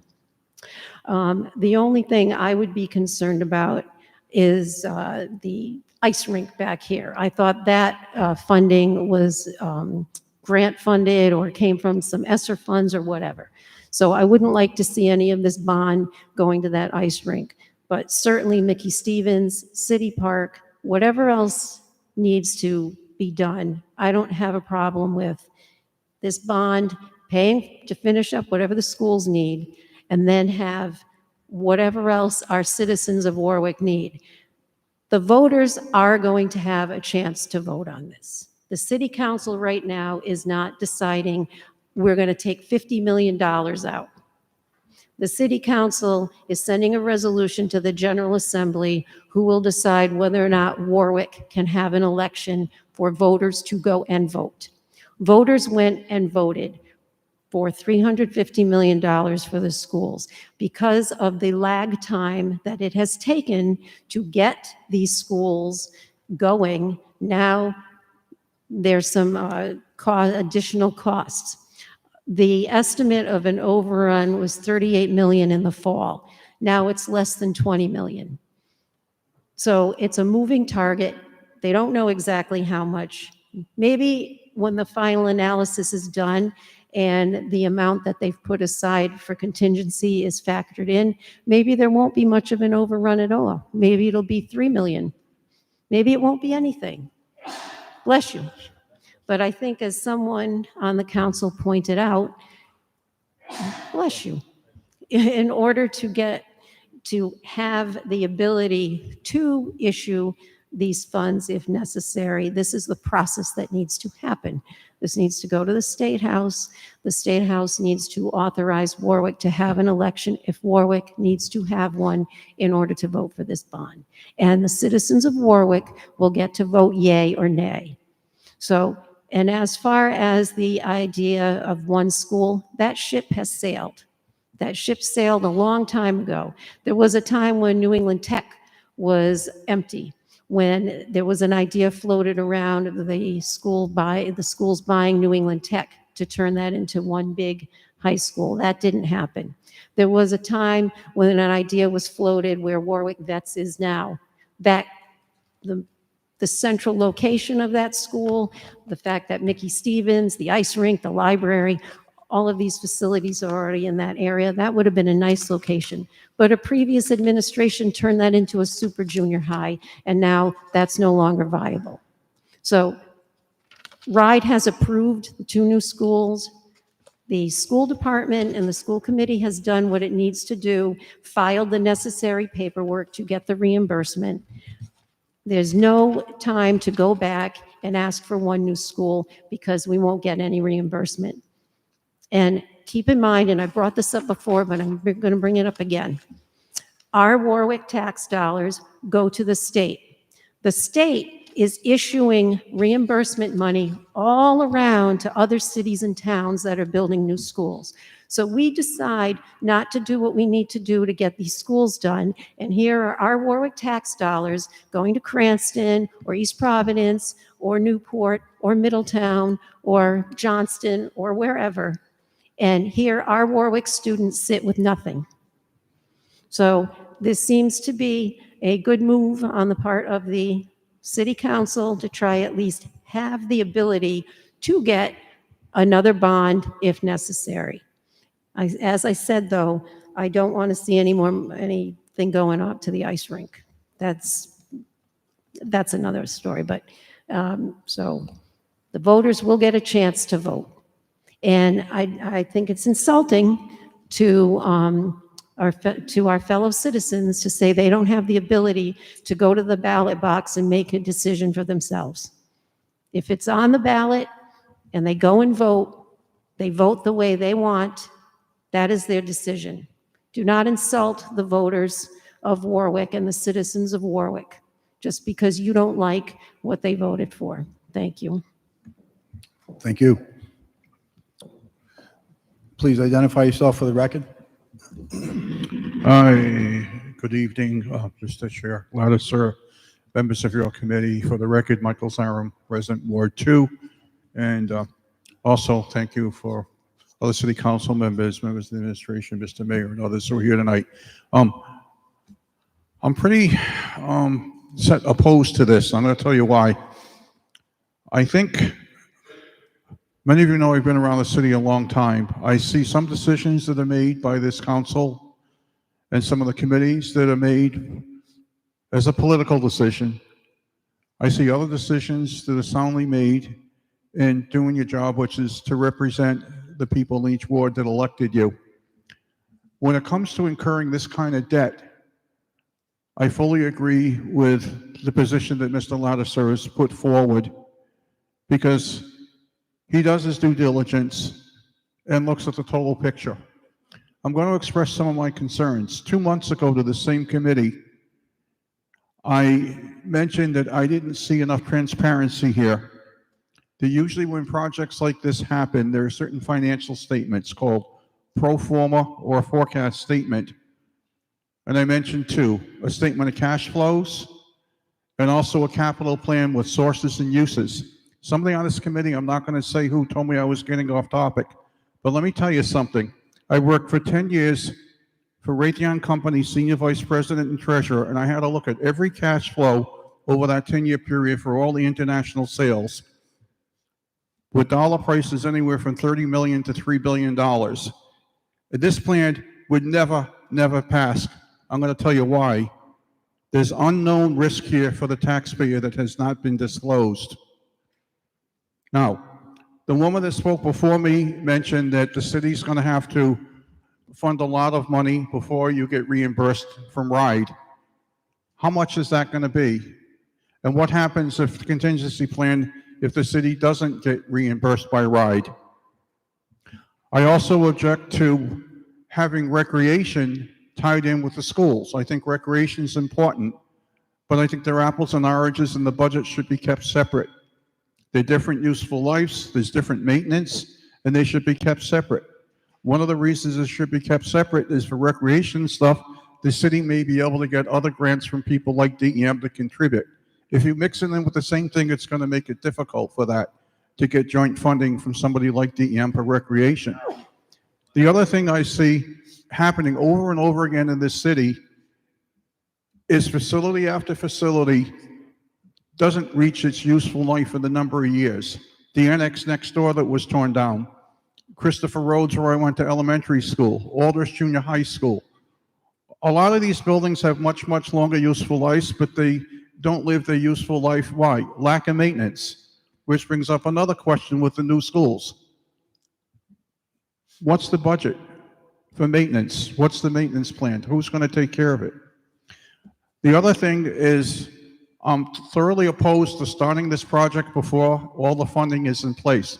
We all drive up and down 95, those with construction experience, see buildings progress, we see buildings that don't progress. The foundation goes in, the columns go up, the roof deck gets put on, and there's no further progress, and the steel starts to corrode with rust. It's not a good way to start. The other thing I've noticed too is it doesn't seem like the school committee has done their due diligence. The logistics plan at Pilgrim High School is to build it where the athletic field is. Now, many of you know that when I was at Pilgrim High School in the 70s, I got my pilot's license. And a lot of people know that know a lot about aviation, a lot more than the average person. Well, you're going to build that new school is going to be directly under the flight path. We've already had years of teacher complaints at Pilgrim where they've had to stop their lecture with the students to let the airplane go. And now you're going to move the school over a couple hundred feet and put it directly under the flight path. It's the most idiotic idea to spend that kind of money and put these future students directly under a jet path. Plus the risk, they dump fuel on the way into the airport to get their weight down, and then dumping it over the athletic fields. And you're going to place our kids directly under that is wrong. So I'd ask you to hold this. I'd also like, if Mr. Mayor, if we could get together with your treasurer, because I do, before any of this goes any further, I want to see a monthly statement of cash flows projected forward throughout the whole construction period. I also want to see what's called a statement of sources and uses, where all the sources are going to come from and where all the uses are going to go, not just for the schools, but also for the maintenance plan going forward. If you don't know what that looks like, or anybody in the city administration doesn't, all you need to do is look at generally accepted accounting principles for municipalities. That's all I have to say. Please vote the right way. Oh, one more thing. I've also noticed on funding of this for taxpayers, there's a lot of people who are senior citizens now where more than 60% of their tax bill is going to go to schools where they're going to get zero benefit. And a lot of these people are on fixed income. It's not fair to them. I also think before this goes any further that the city should look at other communities within the state of Rhode Island where they have split funding, where the funding that comes from the taxpayers in that municipality is based on the number of students they have in the family attending the school, which varies throughout time. But there's no way in hell, excuse my language, that senior citizens should be paying 60% of a tax bill when they get absolutely zero benefit. Please don't do a political rubber stamp tonight. Think about the people that you represent, the taxpayers in the long term, and how this affects them financially. And make sure you get the pro forma statements and full disclosure on where all the money is going to come from, how much it's going to cost in total. Disclose all the interest cost over time to the taxpayers before it goes any further. Thank you. Thank you. Please identify yourself for the record. Sean Rainey, Ward 1. I just have a question as far as the old bond. It's been brought up a couple of times. Are we forgetting about that 7 million or it's 8 million? Or are we going to be using that plus whatever is left over? Whatever's necessary, Mr. Rainey. We're not going to retire that bond. It's still there. It hasn't been authorized. Right. The money's not sitting anywhere. We just have the authorization. That's not going anywhere. Right. The people approved it. We just didn't fund it. We didn't put it out for sale. So we're going to put out maybe this 7 million for that's sitting there. And then we use whatever's left over from the 50 million. Or a portion. I mean, Or a there may portion. be $30 million, and we'll send that out to bid, and we'll see exactly what it's going to cost, and we can use the 7 million, whatever is more financially prudent to do. It Right. could be this. It could be using this bond as opposed to the 7 million. But yeah, we have 7 million in the bank. We have it in our pocket, and going forward. And as you know, that's not enough. It would have been tough 20 years ago, but we probably would have got it done for 20 years. Would have been closer.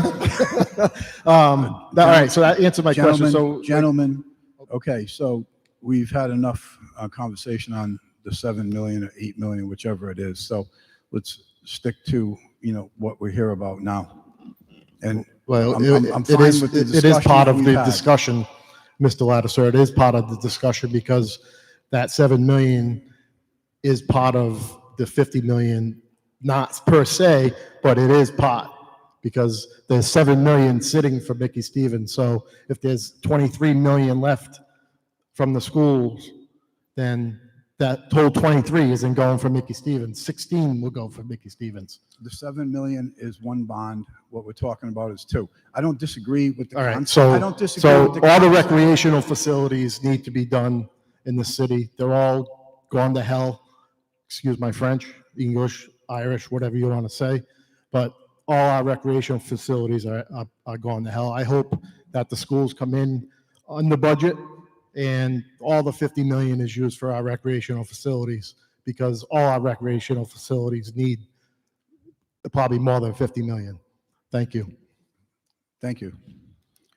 Any other members of the public have any comments? Any members of the public have any comments? Any members of the public have any comments or questions? Mr. Mayor, did you want to add? I just want to make a couple of clarifications. First, as far as the ice skate rink it goes, it's fully funded between the grants and the ARPA money.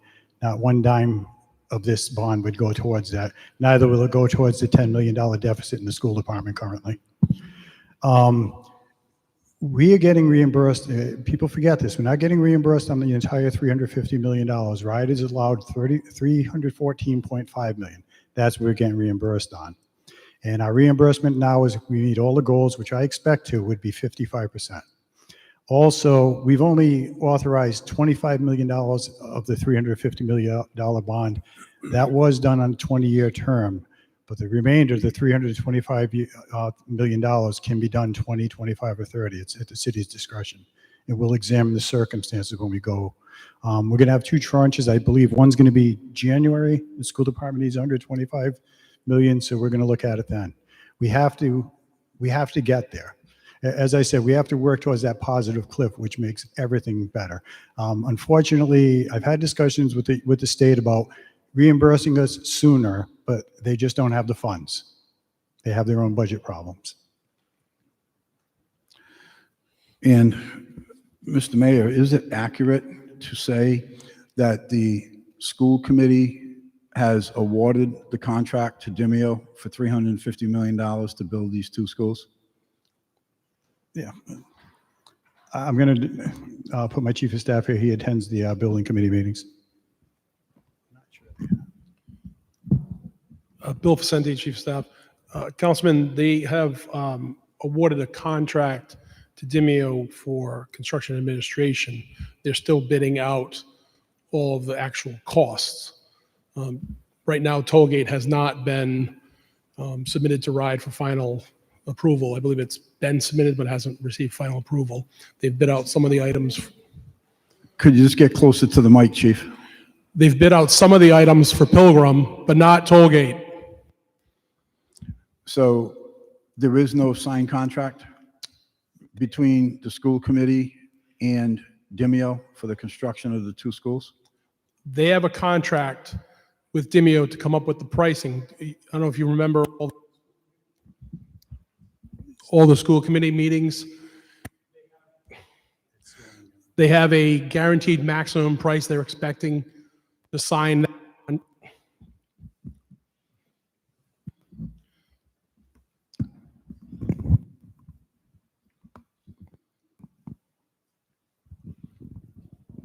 So they're expecting to sign the guaranteed maximum price with Demio on the cost of the schools and the athletic fields sometime, I believe, in June or July. I can't remember the exact day. It's after the groundbreaking.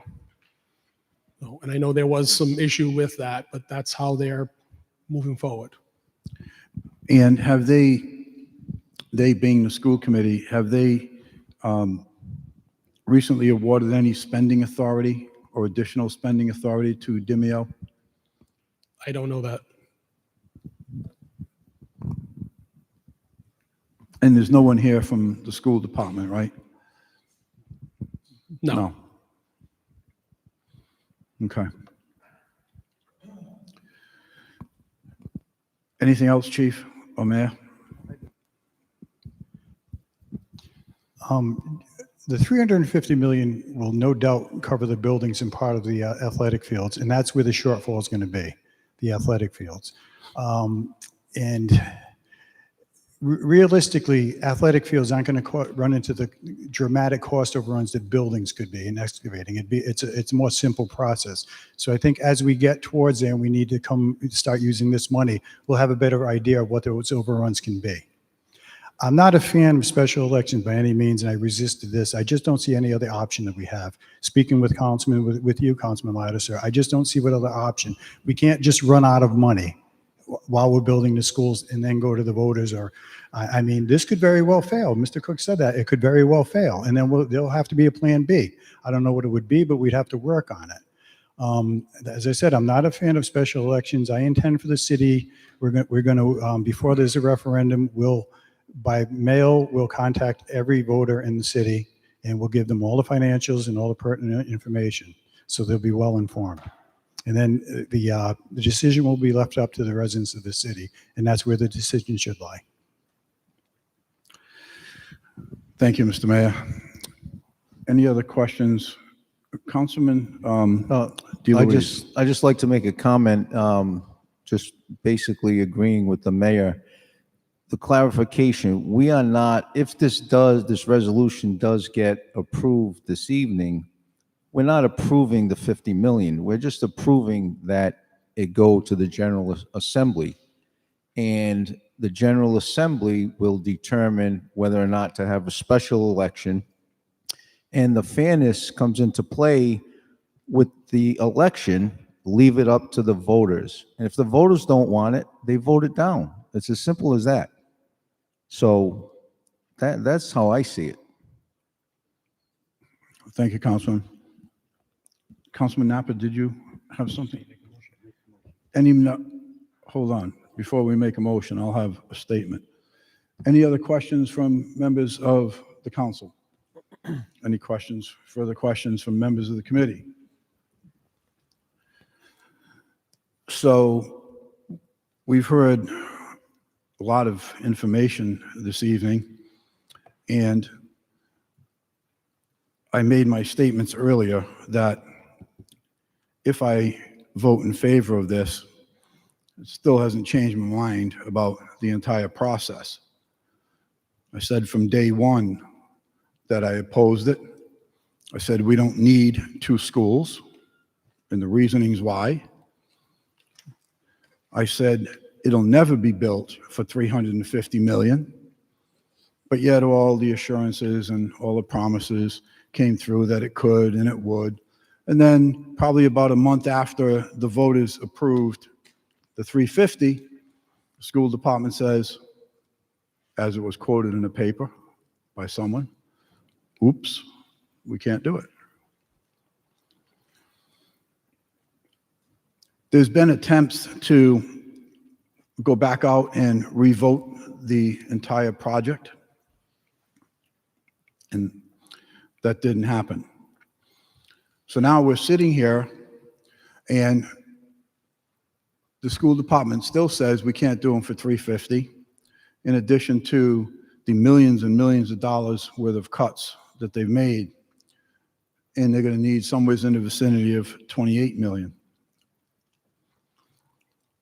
I've said right along, this should have gone out for a revote immediately after the school department said we can't do them for $350. Well, that didn't happen. And as was said, that ship has sailed. We're sitting here now where there has been millions of dollars already spent and committed. And what's the direction? They drop those shovels in the ground and they spend $350 million and they're only completed, or they're completed less than 100%. And now you're going to start from scratch and go back to the General Assembly then to request additional monies. And that's going to just be further delays and further delays. And by the way, the city council did its due diligence early on when they went back out for an independent bid. And the city council did that because the school department said, now we realize we can't build them for $350. So the city council did its due diligence and it went out for an outside audit. And that's what we should have done. We shouldn't have just rolled over and said, okay, fine, it's hunky-dory. Well, it's not hunky-dory, and it still isn't hunky-dory in my opinion. But we are now sitting here with the decision of, do you go forward with 350 and run out of money and everything stops, and then you have to go back at that time for the blessing of the General Assembly to call the special election? That doesn't make any sense to me. What makes sense to me is a reasonable assumption that this is going to be completed with the additional $50 million. To start or continue with what's already been done without sending it back to the voters to at least have their voice heard on the 50 million, that's wrong. And I'm not going to support putting that burden on the taxpayers, the voters, without having them have their say.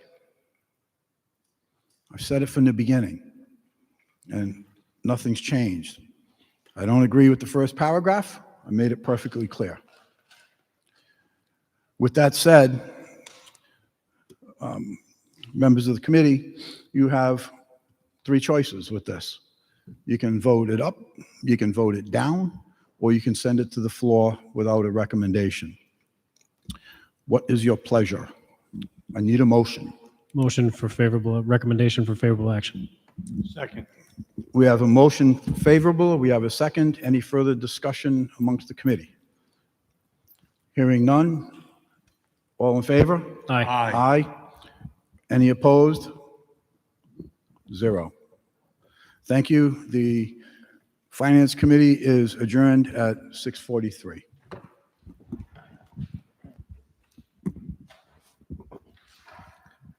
Next up this evening is the Intergovernmental Committee, and it is eligible to begin at this time.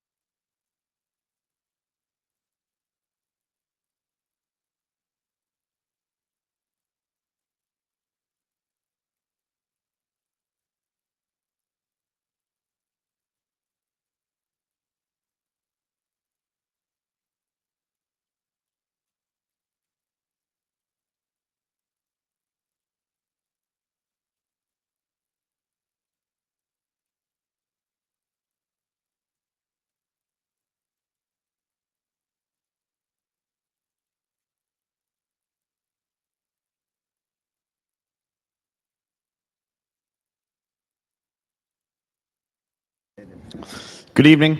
The time is now 6:45 p.m. and intergovernmental comes to order. We have a robust agenda this evening. As we know, the council meeting starts around 7, so we're going to try to get as much done as we can prior to that, and then we'll reconvene after that. First up, we have acceptance of minutes from the committee meeting held on April 7th. Do we have a motion to approve? Motion to approve the minutes held on Second. April 7th, 2025. Second. Okay, approve, motion, second, all in favor? Aye. Aye.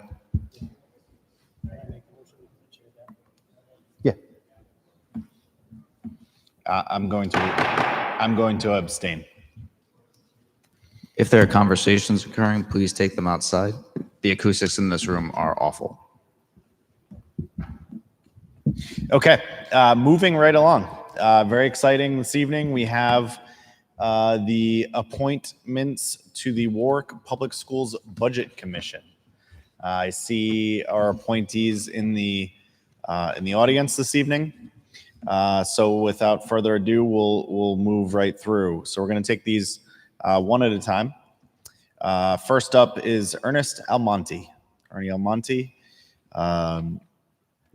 You will see in your packet Mr. Almonte's appointment memo, as well as his impressive credentials. And we'll start there. Do any members of the committee have any questions, concerns, thoughts on Mr. Almonte's appointment to the School Budget Commission?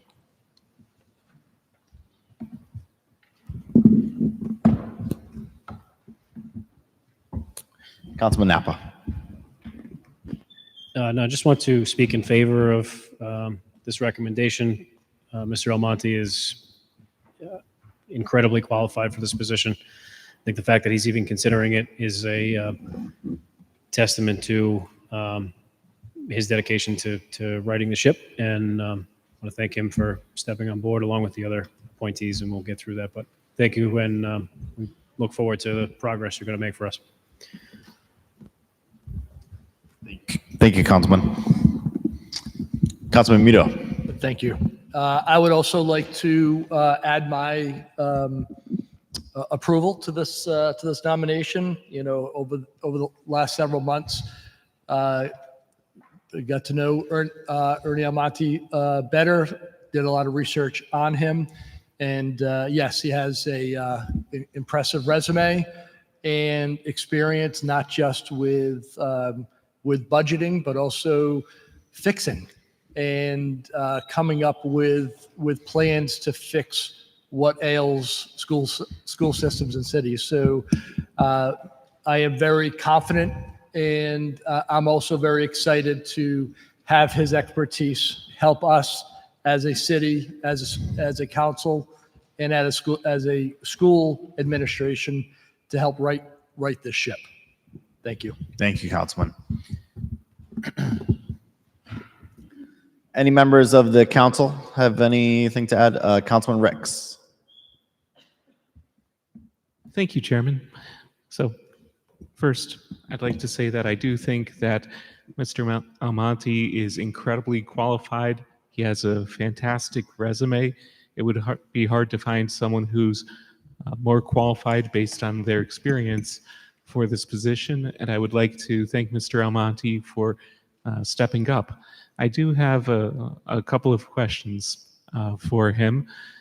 Similarly, I'll have a couple of questions more or less for the other appointees. Part of the reason for this is that this is a brand new position. It's really a brand new process. And so I think it would be helpful to have a general understanding of exactly what the appointees envision for that process. So thank you. Thank you, sir. So let's see. I suppose that my first question is the resolution passed by the General Assembly that created the Budget Commission. It also authorized compensation for members of the commission and compensation for staff that the commission may hire. And I'm not sure, it may be too early into the process, but if you have an idea, what would you envision for the expenses of the commission? I'm pretty sure that the expenses would be employees that already work for the city, so there wouldn't be additional expenses. So, yes, sir. I would imagine there aren't many additional expenses because I believe all the advisors to this commission will be city employees, so they're already getting paid for their time. How would you envision your and the commission's interactions with the school committee in collaborating to address these budgetary issues? Well, to me, I believe that collaboration is the most important part about this. And there, as you know, the appointees to this commission include appointees from the school committee. So just by its very nature, there'll be collaboration between all the parties on the commission.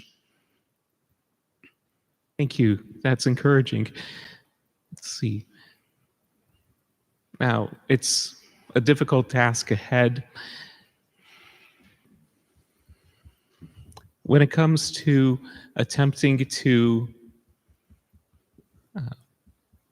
balance the budget, make up that deficit, I'm not sure if you may be able to make a statement as to priorities here in terms of zeroing out that budget as of the coming fiscal year, or basically how big a concern is it to really weigh those two priorities of maintaining the quality of education, and of course the mission here is over time balancing that budget and handling the structural deficit.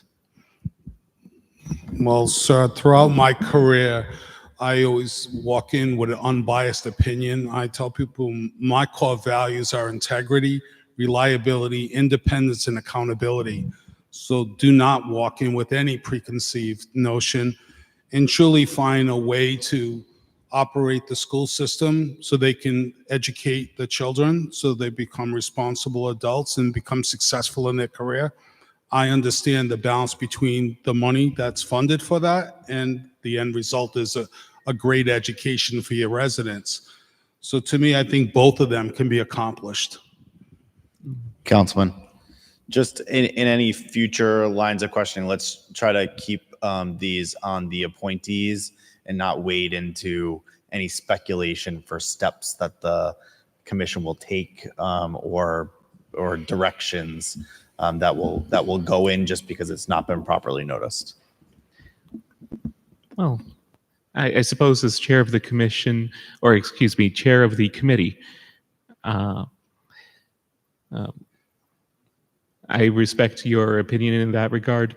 I would respectfully state for the record that I think that for purposes of advice and consent here, understanding the philosophy that the nominees bring with them is also important, but I will try to avoid getting into any specific votes, of course. Thank you, Councilman.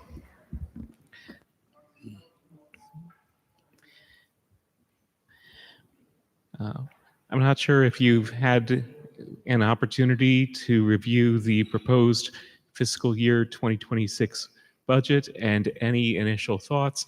Not asking you to commit to any specific priorities on that. I did not review it because I didn't consider myself to be part of this until you all decide. Well, thank you. And I certainly understand it is fast moving. Thank you so much. And thank you for taking the time and for stepping up. It is a very important position. I'm not intending to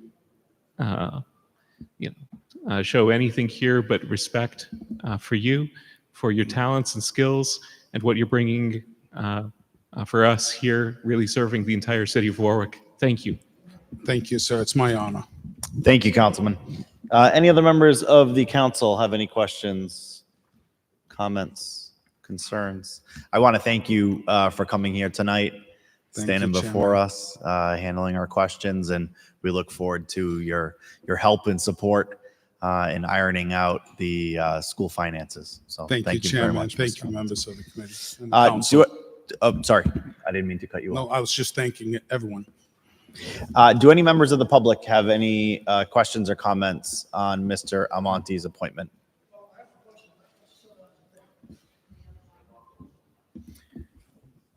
We'll just need to keep it to the appointment, Mr. Just Cook. one question. I've already seen one of my questions answered. City staff will be supporting the commission. So I'm assuming that means no additional expense for staffing. Is that safe to assume? I understand there to be a small stipend, $200. Well, that was my second question. So my first question was, will there be any extra money spent on staffing? I'm assuming by the answer I got, the answer is no. As of what we've heard up to this point, Mayor, go ahead. No, a staff member will be assigned, is assigned, and she'll be receiving additional compensation. The stipend for the members will be $250 per month. I must admit, I'm getting old. My hearing is very bad. So it's a yes or no question. That would be best for me. Is there any additional expense for staffing? Excuse Yes me, or no? Mr. Chairman. Mr. Chairman, we're deviating off the merits of the appointment. I'd recommend getting back on course and only speaking to the qualifications of Mr. Almonte at this time. We're good. As I said, when you first came up, we need to keep it to the qualifications of the appointees. That's what we're hearing right now. I think all of your other questions have been answered. And we can certainly get you the additional. I gotta tell you the truth. I regret coming tonight because anytime there's a question asked that someone doesn't like, we get the gavel. It's a straightforward question. The second question I have is, you mentioned the word stipend. When this was originally proposed, these appointees would be volunteers. Volunteers don't, you're shaking your head. When it was originally proposed, they were going to be volunteers. Volunteers don't come with a stipend. So now these three folks will be given a stipend of some sort. Is that correct? I believe the mayor just indicated that, yes. Is that correct? Yes. Thank you. Okay. Feel free to step up to the mic.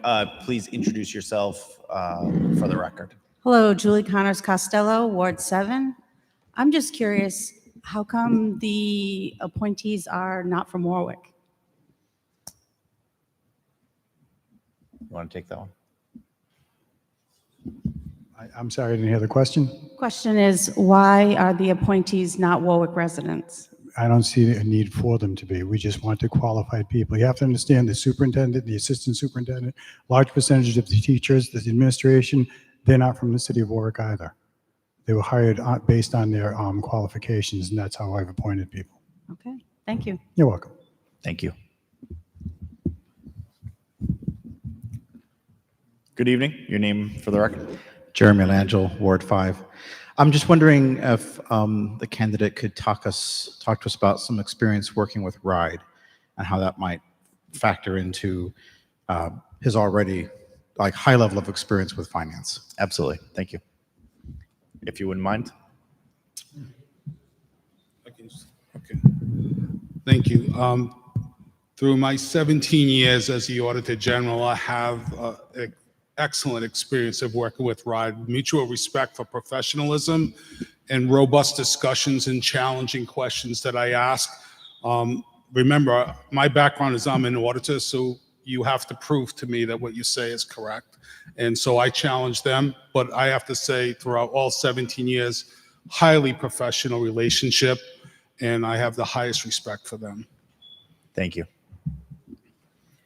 Do any other members of the public have any questions on this appointment? Any other members of the public? Seeing none, I'll entertain a motion at this point. Motion for favorable action. Second.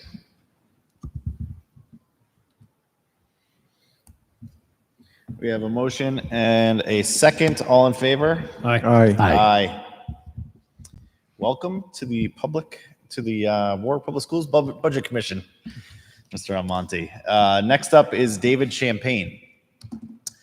Mr. Champagne's resume and appointment memo are in your packet.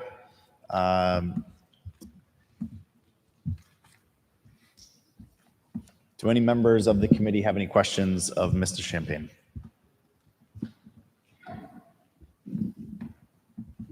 Councilman Napa. Mr. Champagne, again, I just want to echo my thanks, as I did with Mr. Almonte, for you to step up into essentially a gratuitous position to do. Sure. To welcome you in and thank you to taking your time to bring your expertise to the table to an essentially gratuitous position.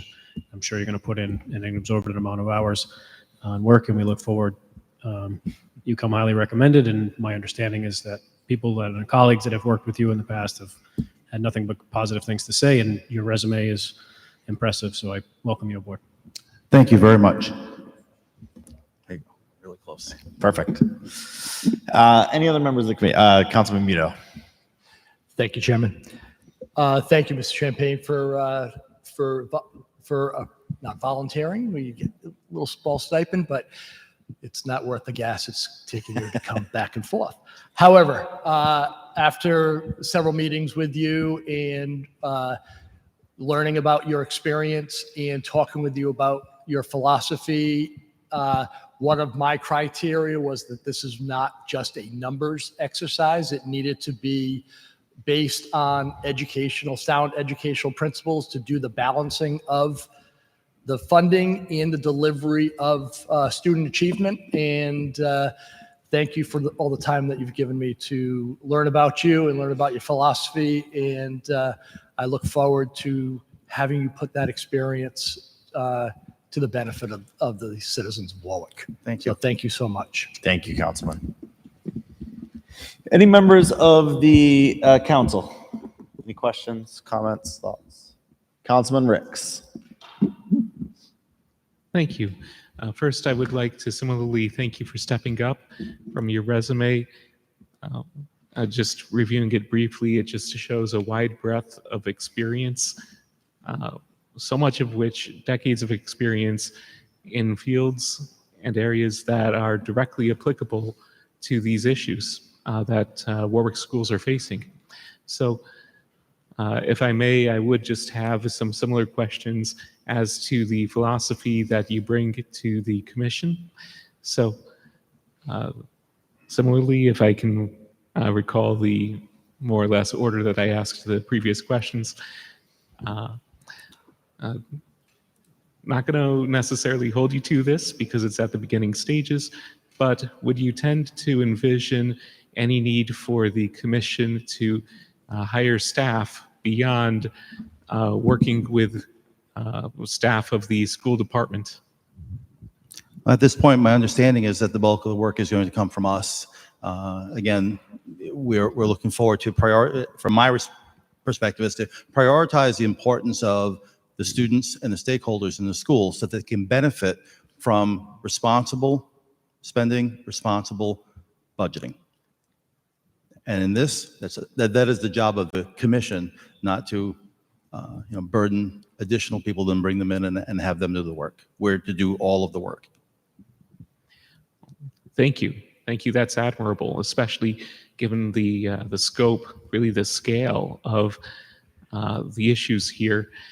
And I'm not sure if you would be able to speak as to collaboration with the school committee throughout this process, how you would envision that? Once again, the school committee is one of the prime stakeholders in this entire endeavor. Transparency is the most important thing. Communication, collaboration, as Ernie had said. We can't do this unless everybody knows exactly what's going on at all times. Open. There are no hidden agendas and there are no biases walking into it. We're looking for the benefit of the school system, not for anybody individual benefit. Thank you. Yeah. And similarly, the fiscal year 26 proposed budget by the school committee was just very recently released. I'm not sure if you've had any opportunity to review it and any initial thoughts on it. Before the appointment to the position, we have not got ourselves diving into the situation. As soon as we are, we're all in. I completely understand. Thank you. And thank you again for stepping up. Thank you. Thank you, Councilman. Any other members of the council? Any members of the public have anything to add? Any questions, comments? Members of the public? Seeing none, thank you. I'll echo what my colleague said, Mr. Champagne. Thank you very much for stepping up to serve on this committee. It's very, very important, the work that you're going to do, and we look forward to your success. So at this time, I would entertain a motion. Motion to move favorable action. Second. And all in favor? Aye. Aye. Welcome to the commission. Thank you, I'm honored. Thank you again. I apologize for the interruption. Just a quick note for people. The plan for tonight is after the next appointee that will convene the full council, and then we'll jump right into executive session soon thereafter, before, and public comment before soon thereafter, circling back to committees. Just wanted to let everyone know.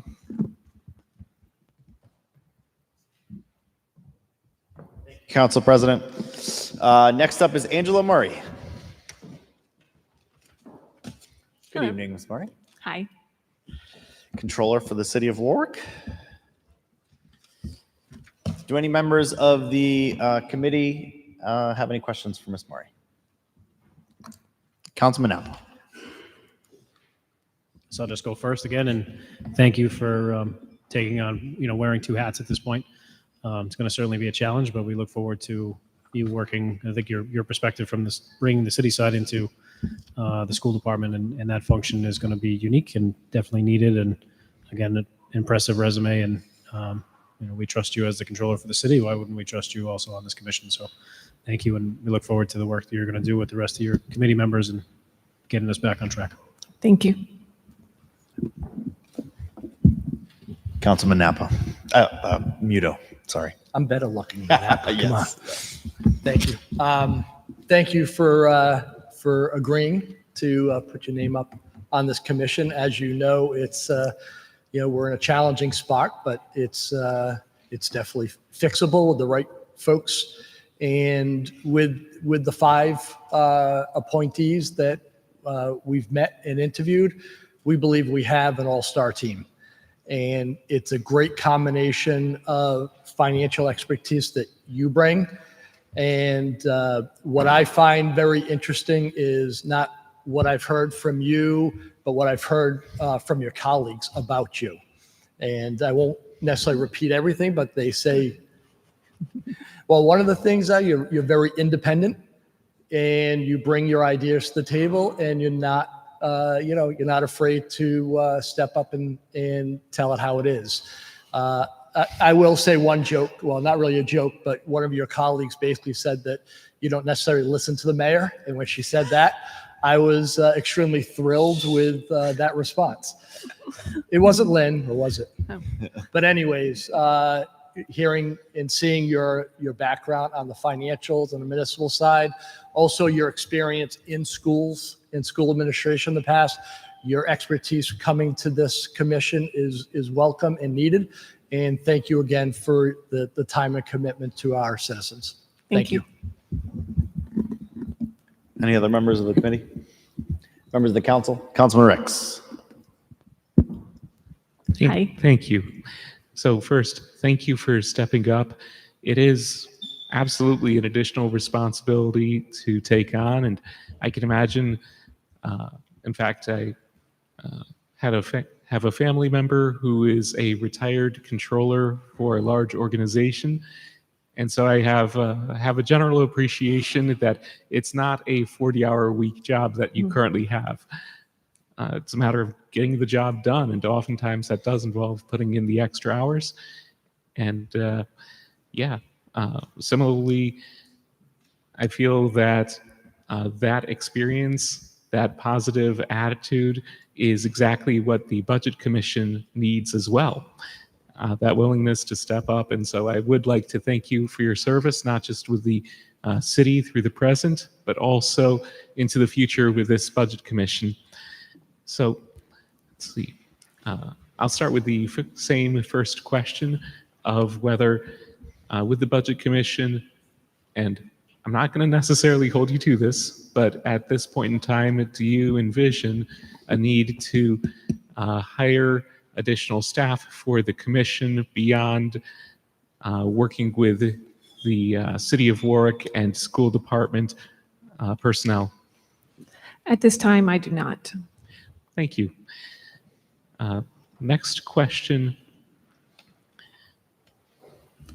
Again, just trying to also remember the order that I asked the questions to. So I'll jump around here a little bit, and perhaps a little bit as referred to by Councilman Muto. It is one of these, and not to put words in Councilman Muto's mouth, of course. This is my own question, but one can imagine that when one is working for the City of Warwick, it can be sometimes difficult to wear two hats, so to speak. So is this something where you are 100% comfortable with your ability to exercise independent judgment when wearing that budget commission hat, independent of your role as the city controller? I do believe so. I have worked for the school department in North Kingstown, and if you ask most people about me, I see both sides, or all three sides, or four, depending on what we're talking about, in most situations. So I like to learn as much as I can and hear from people as much as I can, collect as much data as I can before making any recommendations or opinions. So yes, I do not see a problem being biased towards a city. Well, thank you. I appreciate that. And I can say that professionals at this level, I do completely understand that ability to wear those different hats, exercise that independent judgment. It's not easy, but it absolutely can be done, and that's the right way to do it. Let's see. So my next question is,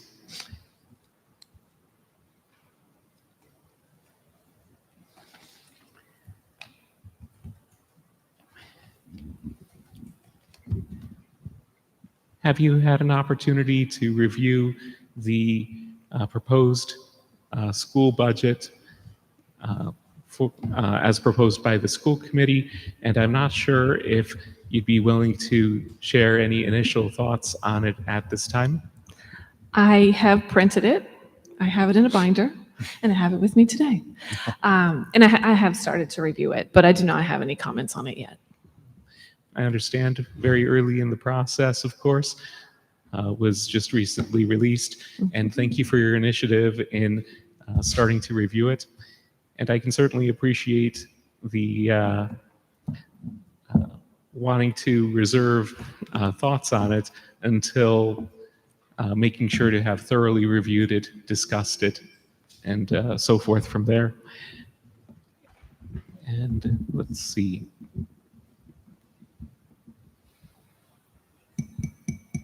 Yeah, that's all my questions for now. Thank you so much, and thank you for stepping up. Thank you. Thank you, Councilman. Councilman Lattiser. Thank you, Chairman. I just want to take this opportunity to thank all three of our volunteers that have agreed to serve on this commission. And I certainly look forward to the three of you providing your years and years of financial experience, business experience, educational experience to get the school department to a better place. Because quite frankly, this has been an all-consuming event for the last 5 or 6 months. And this needs to come full circle. It needs to be resolved. And we need to get on a solid financial platform going forward. Because everything that happens or doesn't happen with this commission is going to have a significant effect on the taxpayers in totality. So I certainly, as well, I'm sure, speaking for my colleagues, look forward to all of the efforts of the full commission, by the way, not just the three folks that are here, of the full commission. It's going to be a team effort. And for me, it's time to move past this issue. Thank you. Thank you, Councilman. Any other members of the council? Any questions or thoughts? Any members of the public?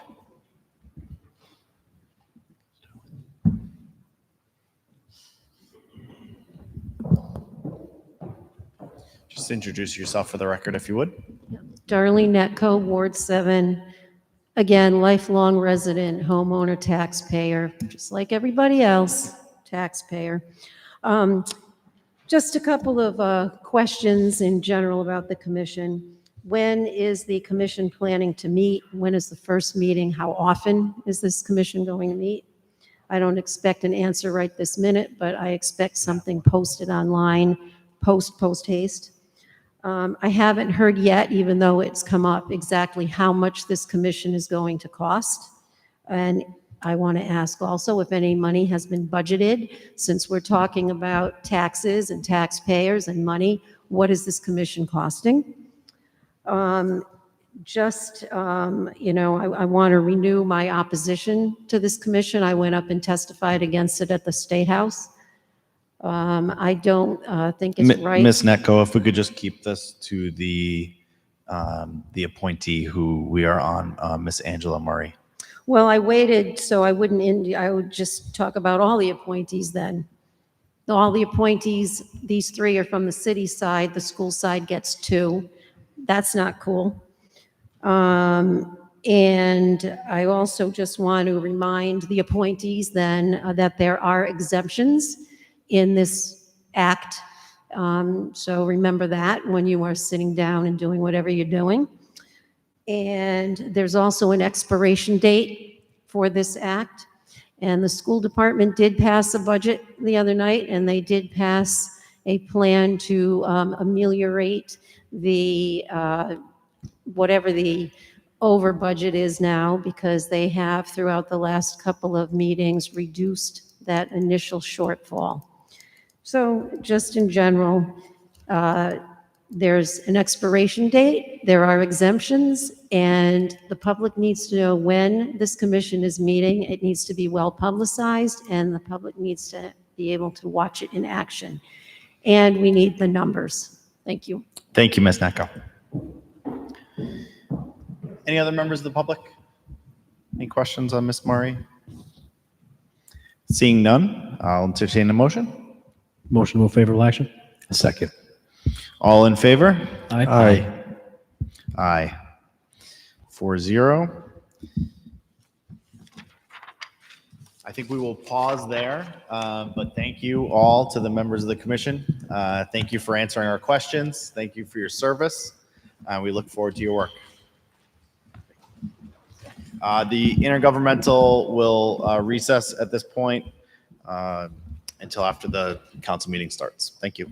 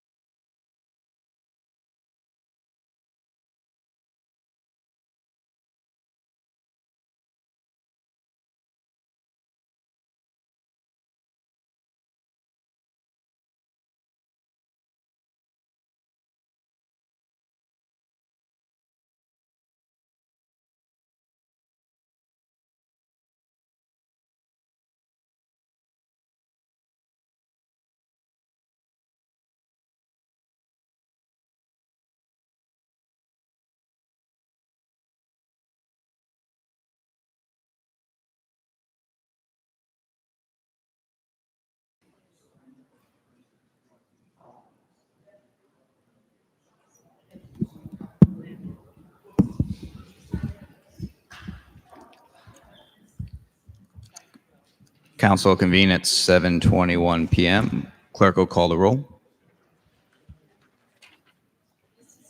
Here. Here. Here. Here. Here. Here. Here. Councilman Foley, if you can please lead us in the Pledge of Allegiance.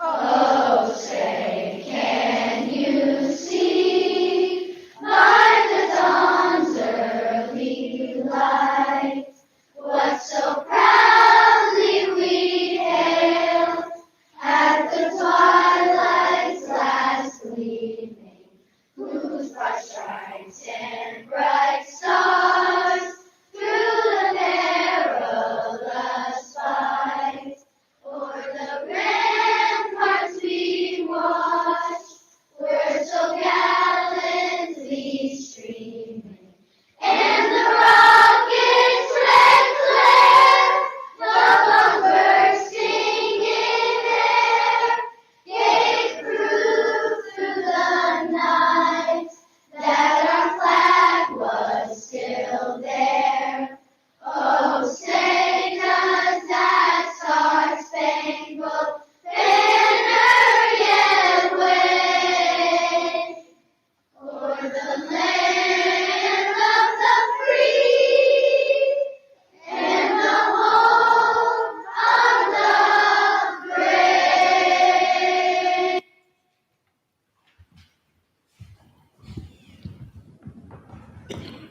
Next, we have general communications, announcements of congratulations, condolences, or community events. First, if we could all have a moment of silence for the recently passed Senate President Dominic Ruggiero.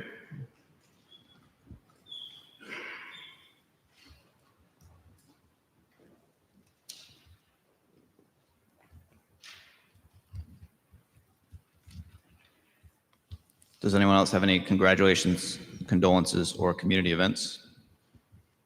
Councilman Lattiser.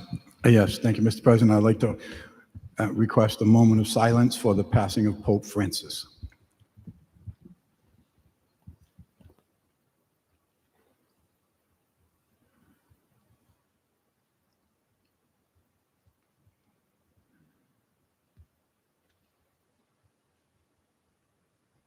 Does anyone else have anything for general communications? Seeing none, we go on to executive communications, of which there are none. Next, we have acceptance of minutes from the council meeting held on April 7th. Is there any opposition to approving said minutes? Seeing none, so approved. Next is public comment under Rule 41. After general communications and prior to the consent calendar at the last regularly scheduled meeting of the City Council each month, there shall be a period of time not to exceed 30 minutes, during which citizens may comment about Warwick City government issues subject to the following stipulations. The total period of time for public comment shall not exceed 30 minutes. Comments need to be brief in order to allow as many citizens as possible to participate.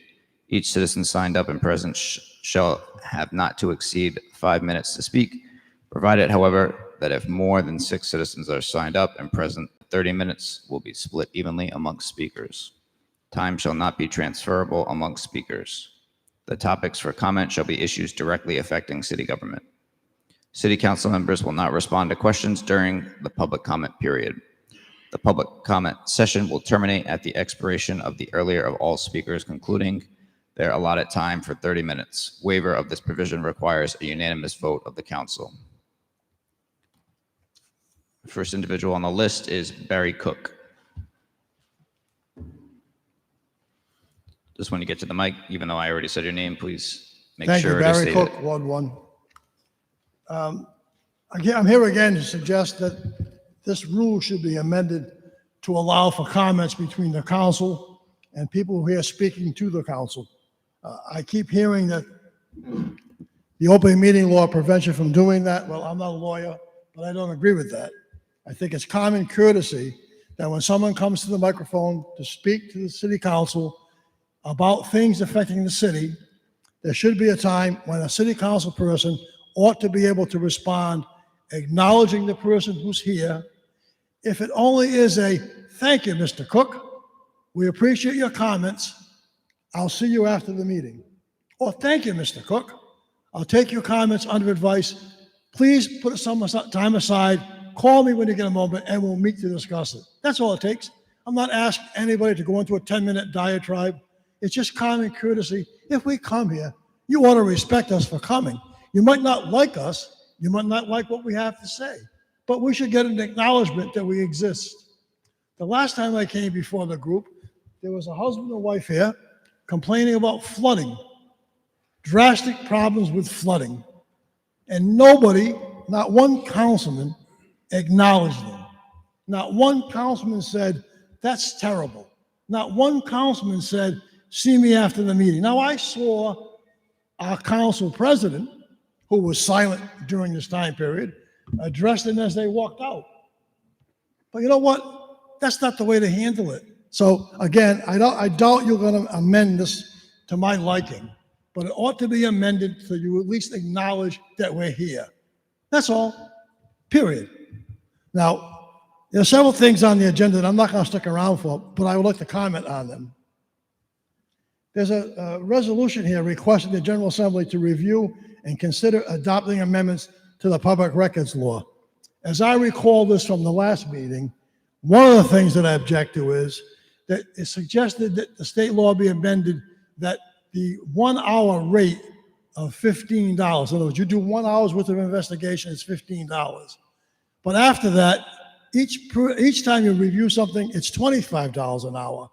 So I go to the city hall, I submit my request to the city clerk, it comes back, they've done it, it's $15 for the first hour, and now you owe me $100 for the next 4 hours.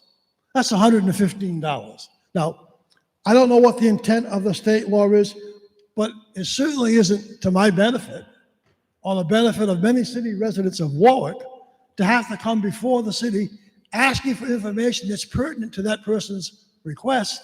And now, not only do we have to pay for it, we're going to be paying more, assuming that we go by the first hour. That is not the way you protect our rights as citizens of Warwick.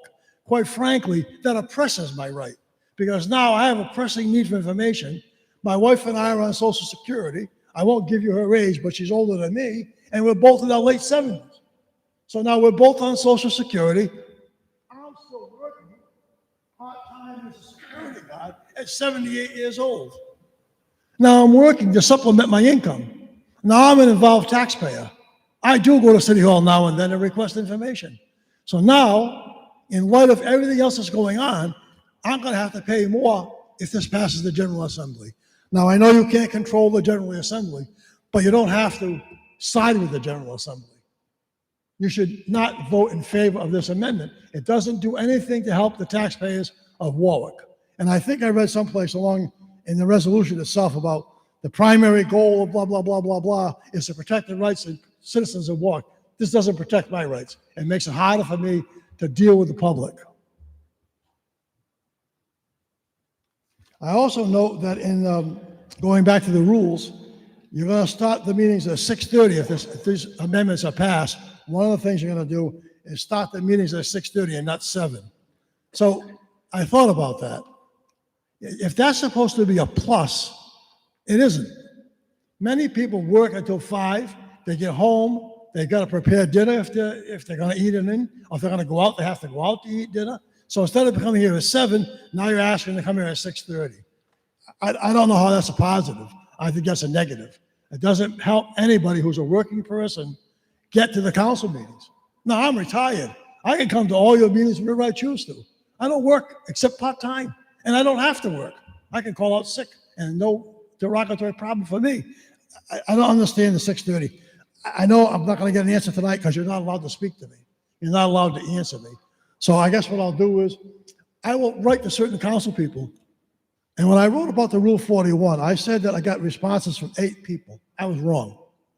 Councilman Sinapi never responded to me at all. I sent him 6 requests. He ignored all 6. You have 30 seconds, Mr. Cook. Thank you. Mr. Foley never responded to me either. I guess I'm done because my time is up. I did want to comment on one other thing, but I guess I have to leave it alone and see to it at another date. Thank you. Next on the list is Darlene Netco.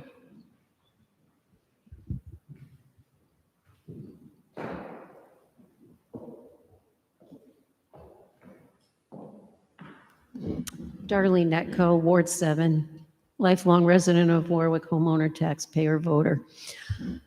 I was here for the earlier subcommittees, so I just want to officially, for the general session here, to say that I am in favor of the $50 million bond for the schools and for the leftover to go to facilities such as Mickey Stevens. I also want to, maybe this is the appropriate place to renew my objection to the whole concept of the Budget Commission. It is now in place. I do want to know when it's going to meet. I hope it is a public meeting because if it is during a time that I'm not working, I hope I can be there to watch them in action. Since the school committee did pass a budget and they have a plan for paying down their debt, hopefully this budget commission will not be in action for very long, especially since I believe the city has to have a budget by June 1st. Now, on a different note, our council people get knocked a lot, but I do want to thank Councilman Sinapi, even though he is Ward 8 and not Ward 7, because through his actions, the gas leak on my mother's street finally was fixed. It only took, I don't know how many years and how many calls and how many visits from Rhode Island Energy claiming nothing was going on when you could clearly smell gas in the cul-de-sac. But it was finally fixed and we no longer smell gas in the cul-de-sac. Now, my mother's next issue in Ward 8 has to do with the condition of some of the historic cemeteries. I know that there's a cemetery commission and I have told her to call.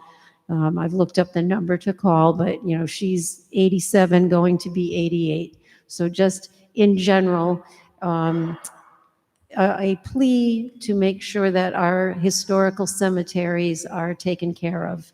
I know there is one that we know of that the people who live next to are kind of using as a place to dump their leaves and other lawn detritus, and that's not good. And of course, I don't want my mother to stop and get involved with that because you don't know what could result. But if in general, the city, who's ever in charge, could take a look at the historic cemeteries and make sure that they are treated with the reverence that they deserve. Thank you. Next up is Richard Langseth.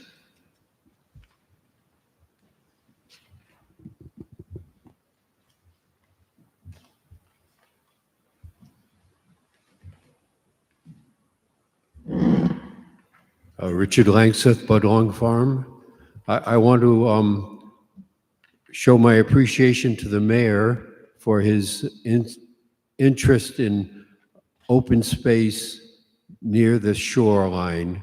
He wrote a letter explaining how the city of Warwick is advocating open space near the shoreline. And of course, you know that I've been involved with this for many years. So I appreciate his comments on that.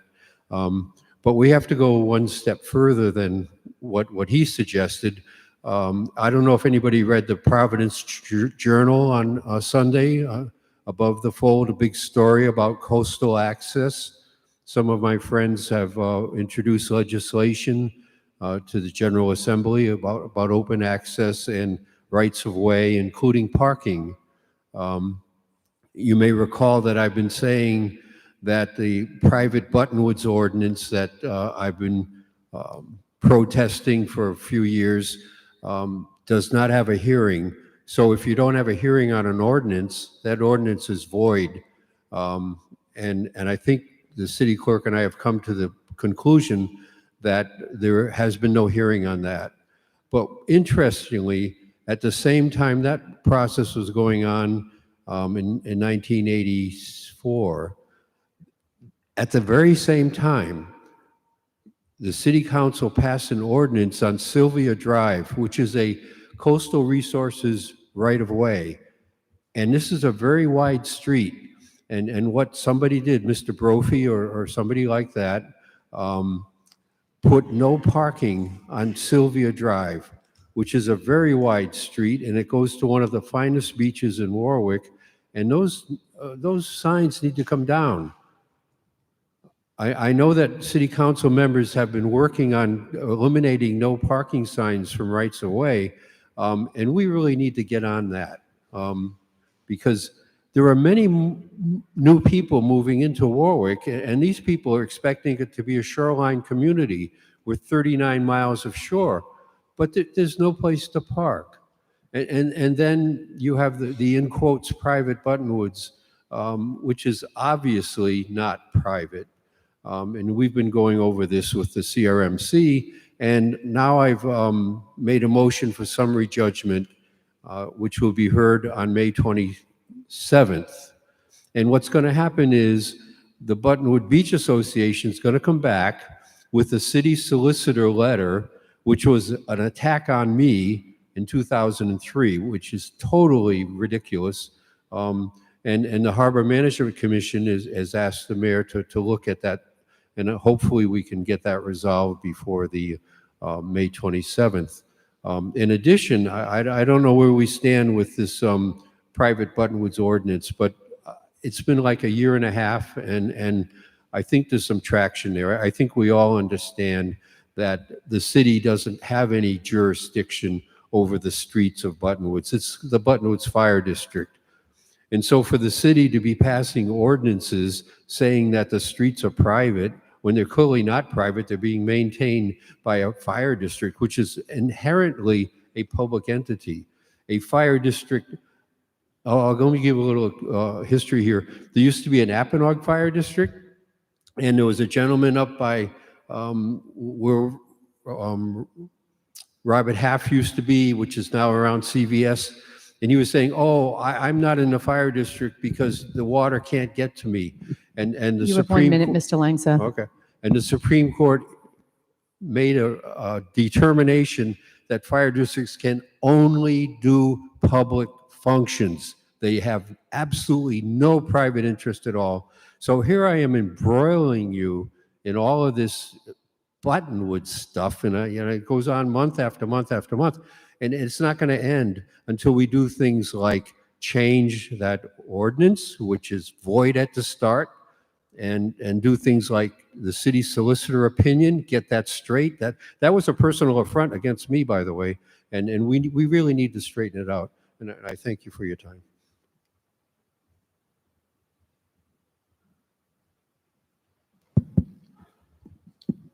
All right, that concludes public comment. So pursuant to Rhode Island General Laws 4246(5), subsection A2, this public body will convene an executive session regarding pending litigation, specifically Fava v. Warwick, case number 1:19-CV-00582. And so I move that the city council go into executive session pursuant to Rhode Island General Laws 4246(5)(A2) regarding the pending litigation, Fava v. Warwick, case number 1:19-CV-00582. Is there a second? Seconded by Councilman Ricks. All in favor? Any opposed? Oh, I'm mandated to do a roll call. Clerk will call the roll. Clerk will do a slow roll, preferably. Mr. Sinapi? Mr. DeLuise?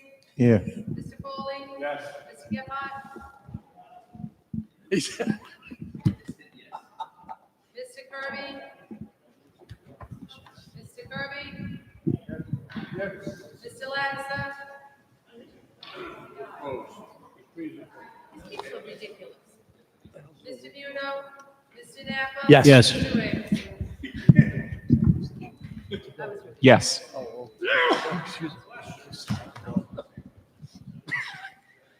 Council now stands in executive session.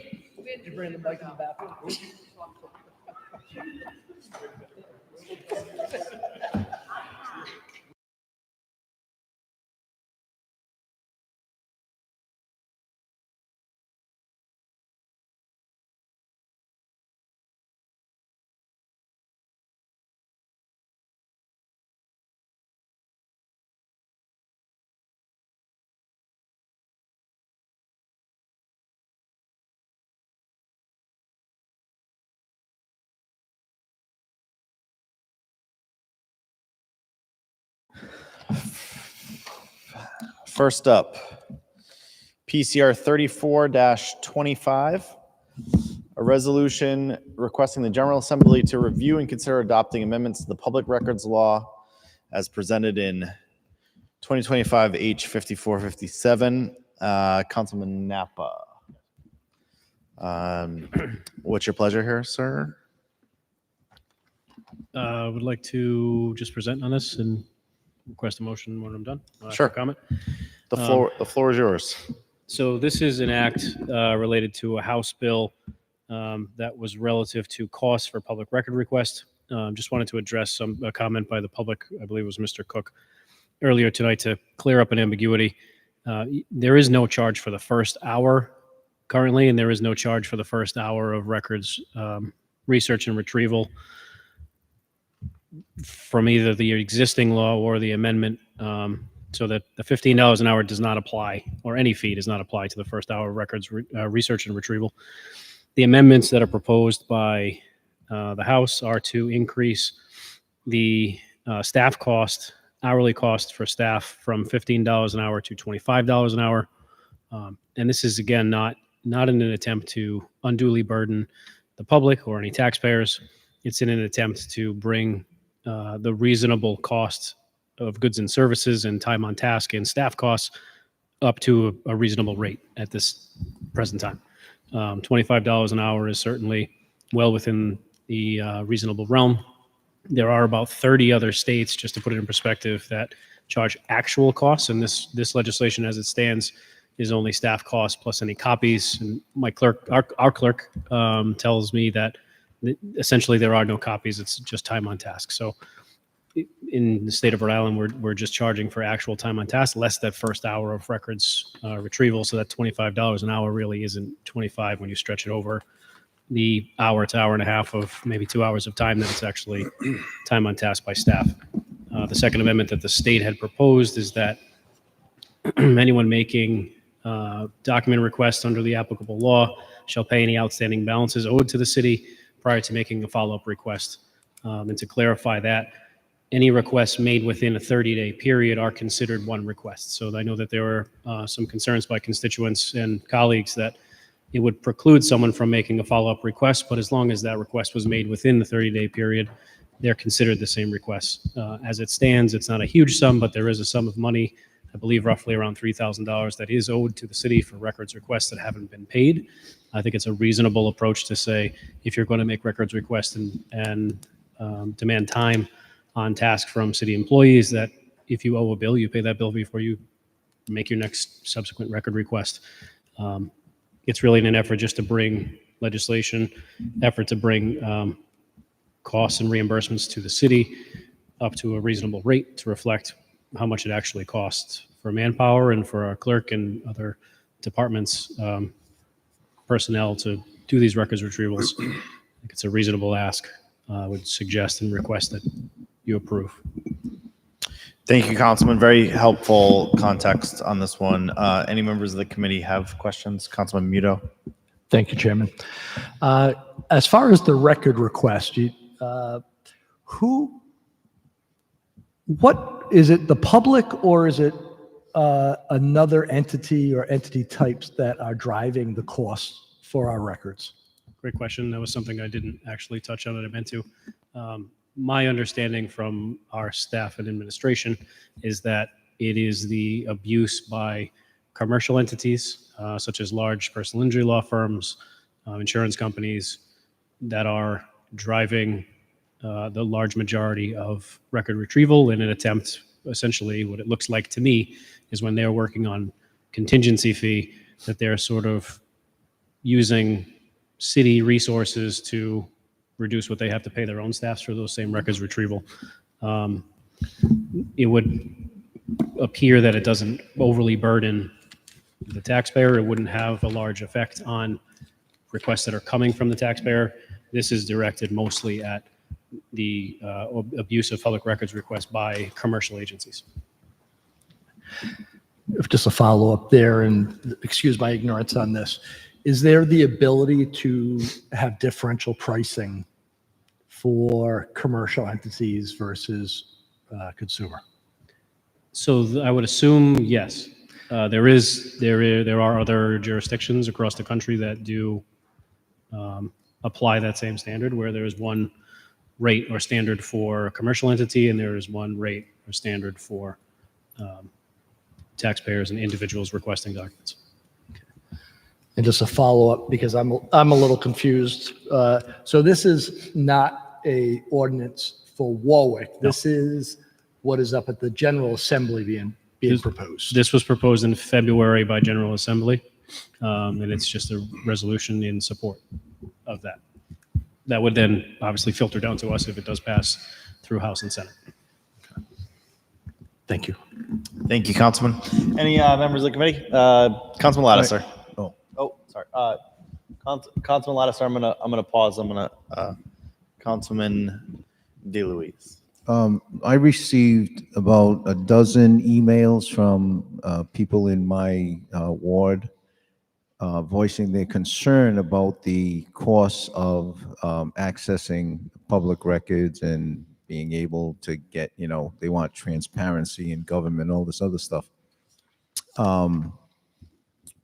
So what Councilman Muto was saying, could there be, I think you answered it already, but could there be a larger fee per hour for these law firms that are burdening, our city employees, as opposed to a lesser fee for an individual, lives in the city that just wants to have like, hey, I need a plat map or something like that, which is very simple to get. So why should they have to pay the $25 an hour fee if it's only going to take a few minutes? So I don't know, maybe you can explain that better. I think that the corporations that are abusing it should pay the higher fee for the time. So I guess compounding question there to address that. Because it's a state proposed legislation, we can't make any amendments. I believe if I would defer to the solicitor, we could probably suggest a split fee. I would suggest that the current Rhode Island general laws relating to the Access to Public Records Act does not provide for that type of split arrangement at this time. That's the General Assembly's purview. This is a request this resolution is seeking to support reforms that are proposed to it. Those are something that's probably outside the scope of the current pending legislation. But that would be something that the General Assembly would need to address. We don't have that authority to at least do that through this mechanism at this time. And I think to address your second question, Councilman DeLuise, simple requests that you're alluding to that only take a few minutes, half hour, 45 minutes, there is no fee for the first hour.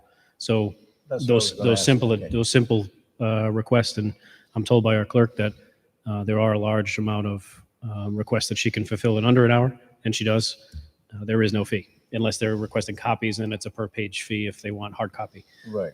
So for the most part, the requests by the general public are not affected. So the time fee begins after 1 hour? After the first hour. Okay. First hour is free of charge. All right, that makes a little more sense. Councilman Lattiser. Thank you, Mr. Chairman.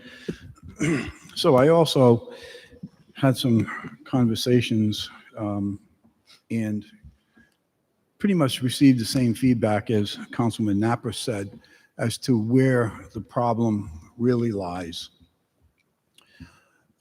I happen to welcome the requests and comments from our community activists.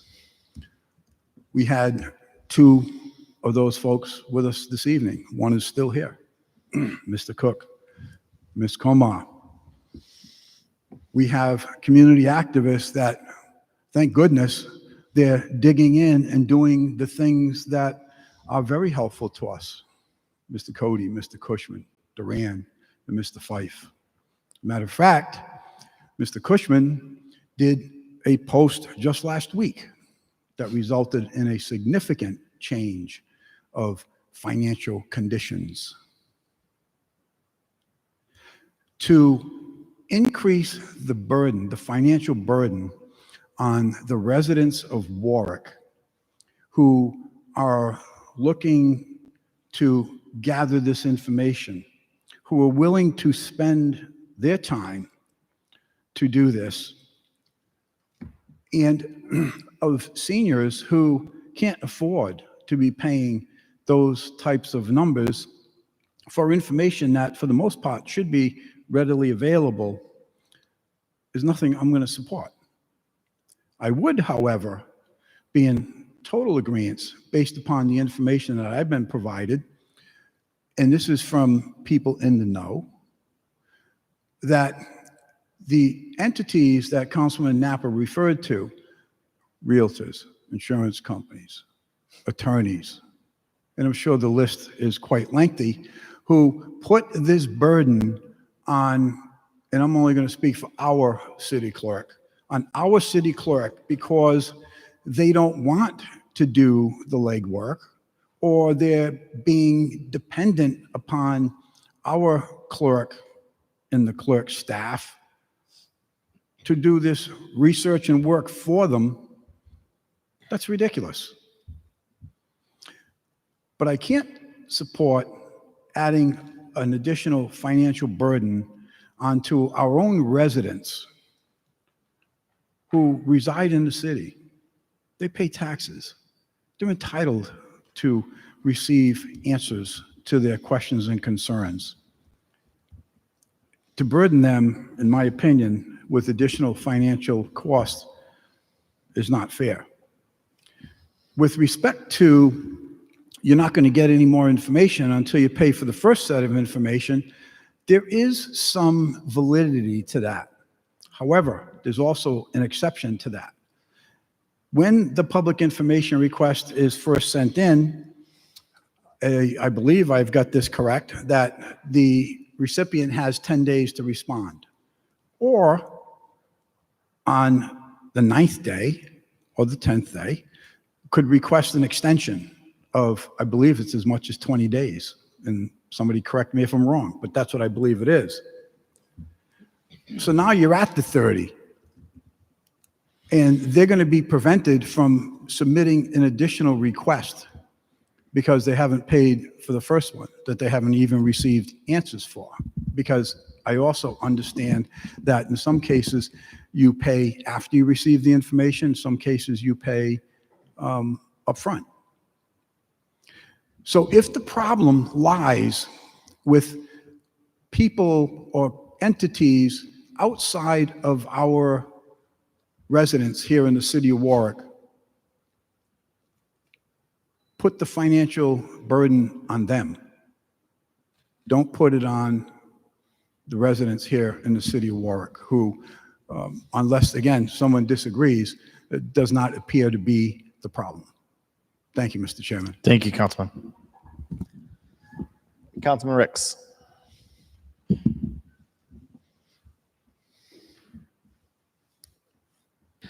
Thank you, Chairman. So I agree with the sentiment of some of my colleagues here on being reluctant to raise this cost.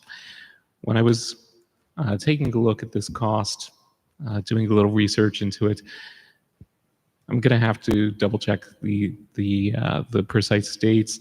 I have to dig into some further information to get a more precise date that previous amount, well, the current amount that is, initially went into effect, because the public laws posted on the General Assembly website don't actually go back that far. public laws only go back something like whatever it was, 25, 30 years more or less. I'd have to double check. I had researched this a few weeks ago. But suffice to say, when I did the calculations, the proposed increase, even if the last time that this was increased was the most recent time that it possibly could be, based on the information I have available, the proposed increase would not even keep up with the cost of inflation.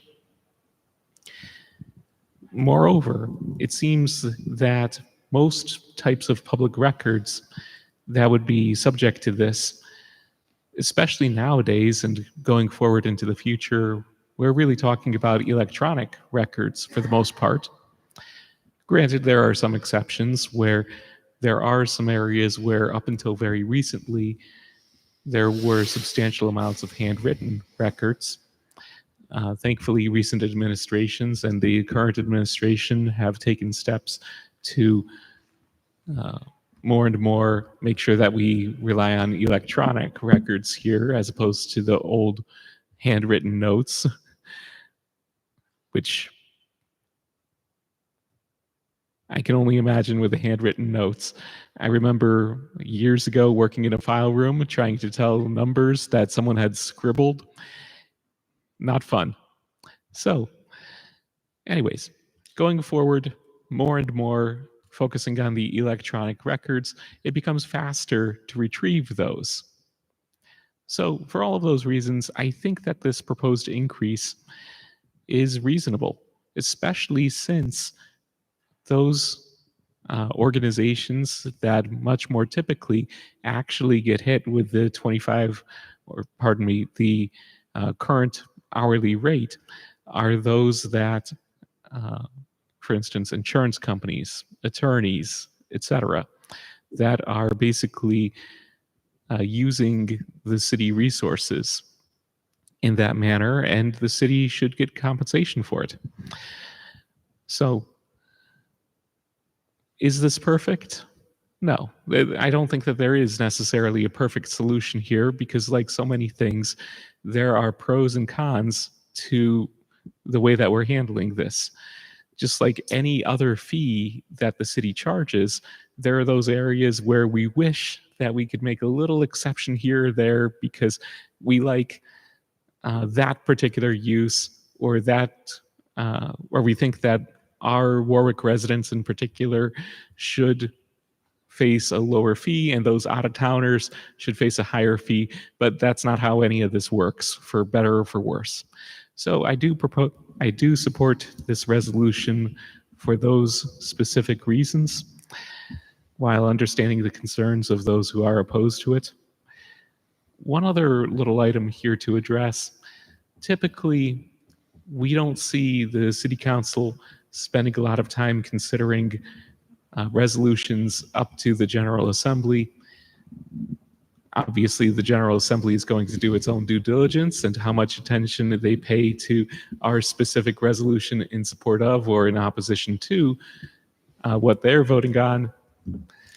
Well, we want to try to use our influence sparingly in that way, instead of necessarily trying to always tell them what to do, which I can imagine might get old fast.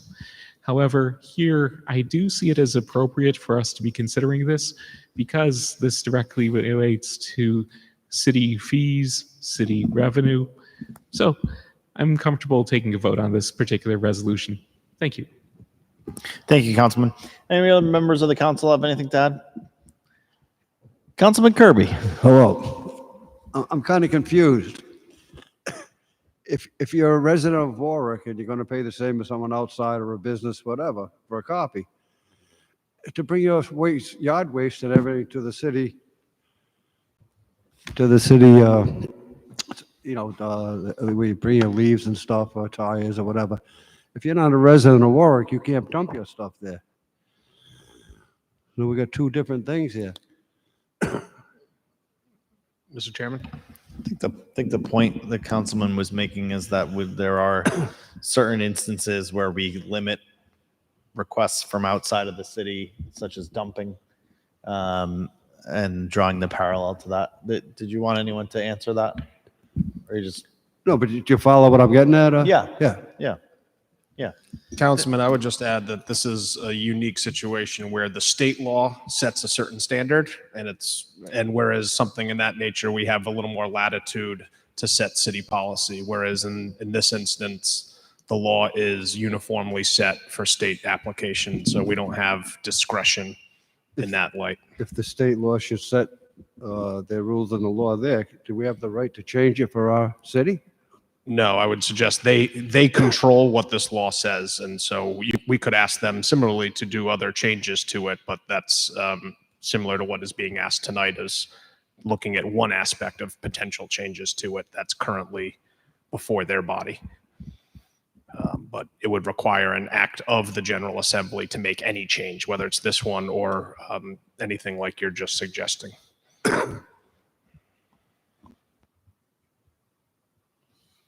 Thank you, Mr. Solicitor. Any other members of the council? Members of the public?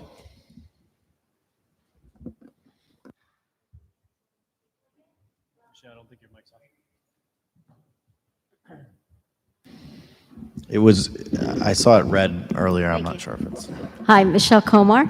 I have some experience with the Open Meetings Act. Worked on an amendment a few years ago. Amendments are hard to pass because it has to pass the Senate and the House. And they kind of work independently. My experience with the payments for requested documents, this is a statewide law. So you can't, it'd be difficult to say Warwick residents should pay this. You probably should say residents within a municipality should pay something versus commercial entities from anywhere pay something else. My experience with the city of Warwick is, thank you, Lynn, they're very responsive to Open Meeting Act requests, public records requests, I should say. Where I have an issue is some of my friends deal with state agencies. And it seems like, oh, our records are in the archives. It's going to take us 10 days to get it or something. Like, we can relate to an hourly rate because you're working people, you know what the minimum wage is, but we can't relate to how long it takes someone to go and find an existing document. I'm very well schooled. I'm going to be asking for something that exists, not something I want tailored to a certain format or a table. It's just give me a copy of what you have. You ask for it electronically. It doesn't take much time. But it can be used as a deterrent when you're dealing with state agencies. And they all know the squeaky wheels. And they don't want to give up the information. They're going to charge you a couple $100. And these are existing records. And how can we refute? These should be available. They should be in your file. I can't see why this is taking, many hours to retrieve. So I think it's a problem when it's used as a deterrent and when the public doesn't have a means to find out why it's taking so many hours. And again, this is not City of Warwick. They're great. This is more on the state agency level. I just looked this up on the State General Assembly website. It says it's up for a hearing tomorrow, but I didn't see the calendar posted for tomorrow. Representative McNamara is a sponsor. I'll be contacting him now that this is to my attention. And I think it needs to be revised such that residents pay a different rate than these commercial entities that are overloading personnel. I had one other comment about this too, and I can't remember it right now, but McNamara is a sponsor if you want to touch base with him. And I thank you for your time on this bill. Thank you, Ms. Kumar. Thank you, Michelle. Any other members of the council or committee? Any other members of the public wish to speak? Oh, Chief of Staff. How you doing? Bill Facende, Chief of Staff. Not to belabor the point and to continue with Councilman Napper and Councilman Ricks's points and somewhat to Michelle Comas. The city clerk is the recipient of the records requests, and then those get disseminated out to the other city departments. I see all of the public records requests, and I think today alone they received 12 or 13, and they range from body cam footage from motor vehicle accidents to building permits from 1999 to present, engineering drawings for West Shore Road, drainage drawings from West Shore Road or Post Road. The amount of records requests from individuals, residents, constituents is getting smaller and smaller. They're also driven by AI, inundated with records requests that are not related to anything that a constituent has an interest in the public good. They're mostly people trying to, as Councilman Napper or Councilman Rick said, prevent or reduce their overhead in doing the research, paying someone $30 an hour to come down to the clerk's office, and they get it for an hour for free, and then it's $15. So they're saving money. Our records are not all kept on site. Some of them are stored elsewhere, so that if there is a delay, that could be the reason. So they have to physically go to the site. But this is a piece of legislation that is well worth it, and it may deter some of the AI and some of the less the lazy business owners that want to just get it for free or close to free. Thank you, Chief. Thank you. Okay, seeing no one else, any other members of the public? Members of the public? Members of the public? I'll entertain a motion. Request a motion to move favorable action. Second. All in favor? Aye. Aye. Aye. Aye. Okay. Moving right along. PCR 45-25, a resolution requesting the General Assembly to amend RIGL 44567.2 regarding property tax classifications for the city of Warwick to better stabilize property tax payments. Chief. The administration is requesting this be held till the May 5th meeting. I have a motion to hold. Motion to hold PCR 45-25. Second. All in favor? Aye. Aye. PCR 16-25, resolution amending the rules of the Warwick City Council for the 25-26 term. Council President Sinapi. So Solicitor Walsh was kind enough to go through the rules and do some cleanup, mainly regarding any instance where the rules had previously tried to state individuals who we had no purview over, that they had to do certain things. It's like, oh, the city clerk shall, and then I can insert language here. That's not something we have any power to require.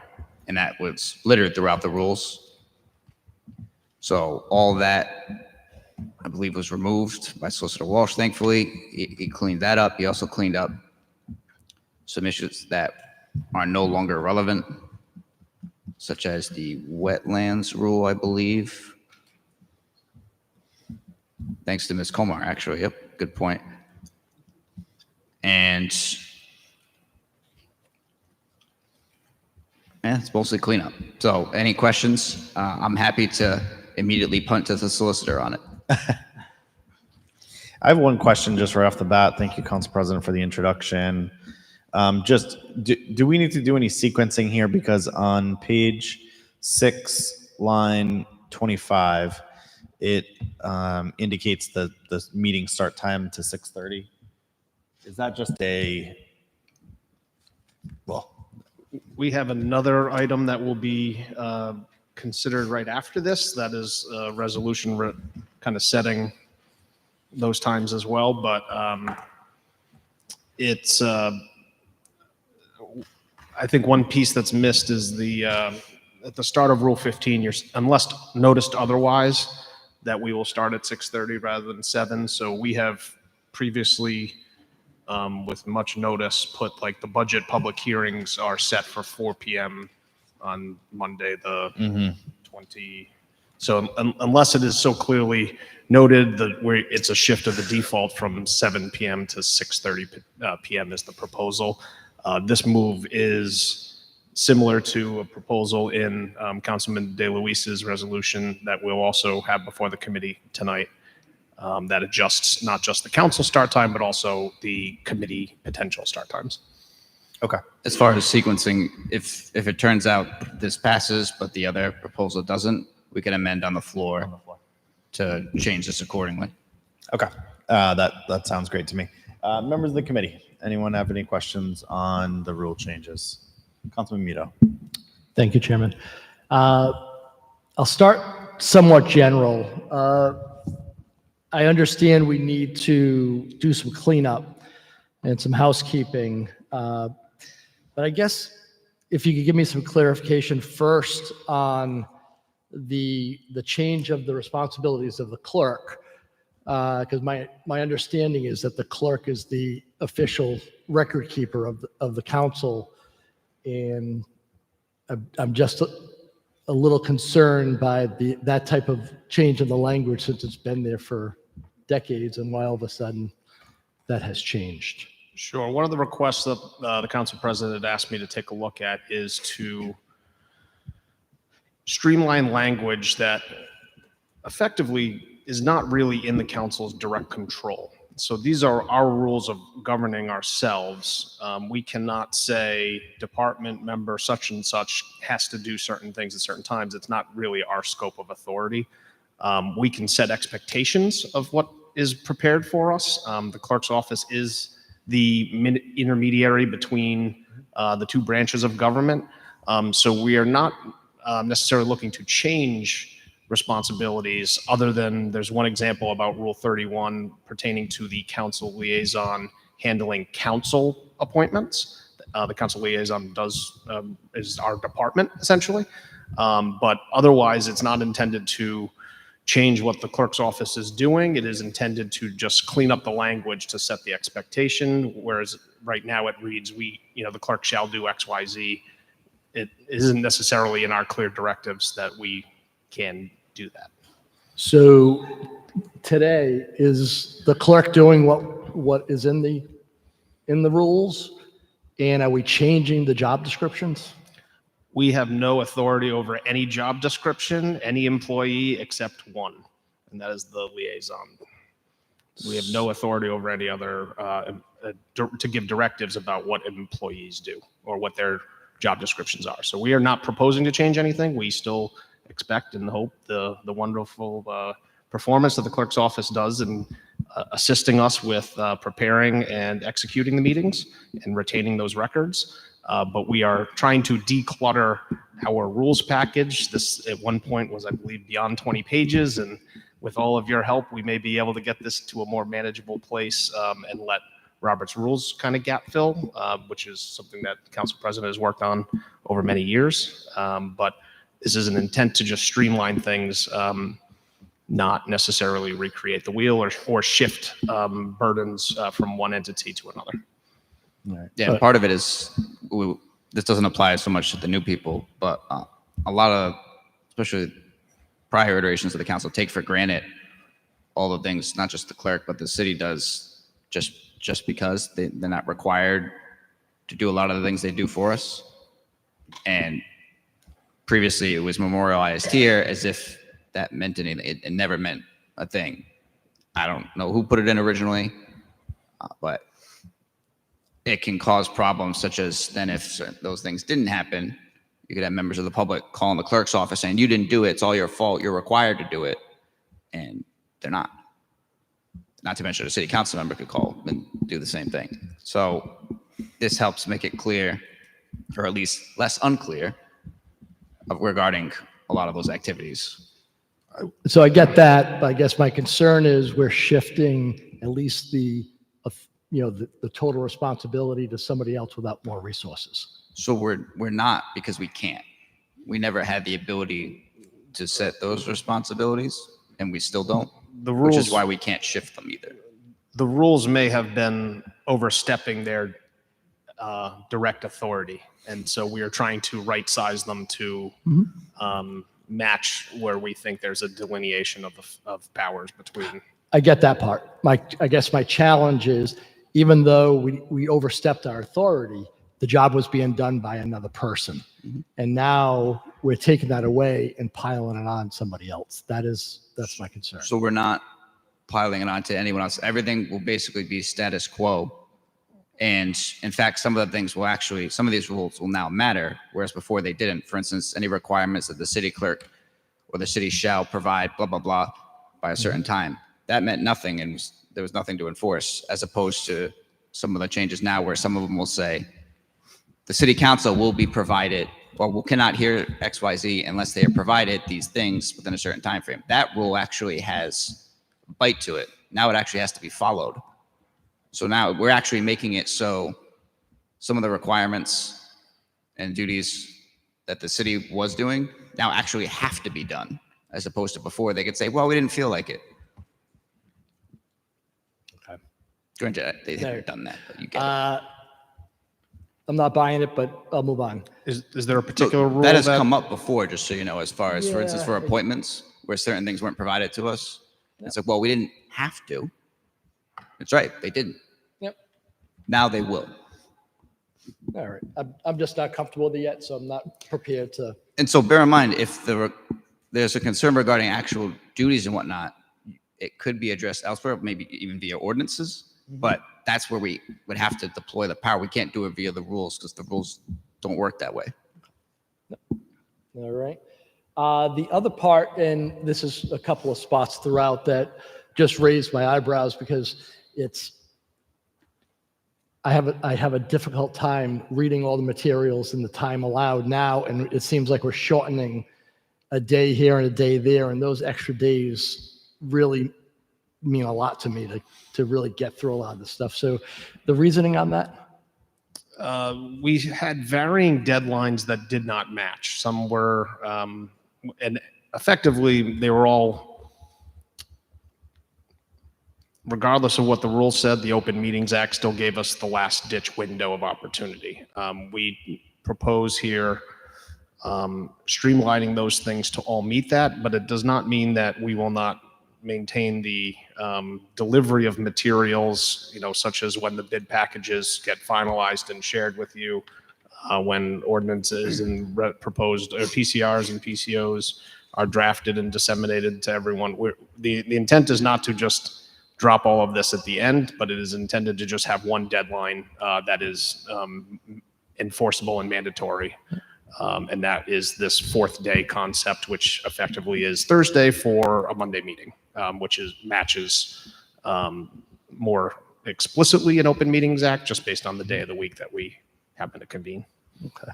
All right. So here's a great example of we don't intend to do that, but we have that extra day is, instead of giving us a little bit more of a burden for that extra day, let's make it Wednesday versus Thursday. So all I'm saying is we're changing the rules to give us the ability to go later instead of holding ourselves accountable to getting the information a day earlier.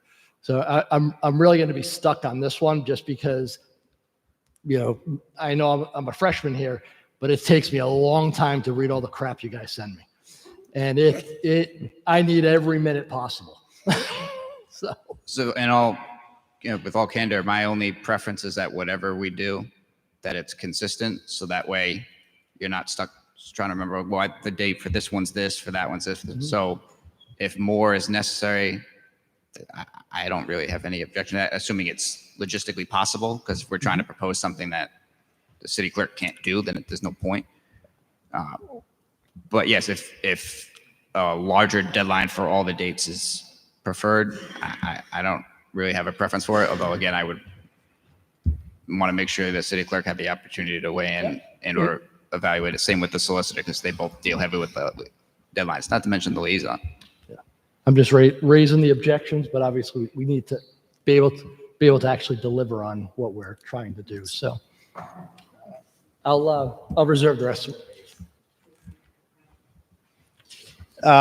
Okay, thank you. Any other members? Councilman Napa. So Few things.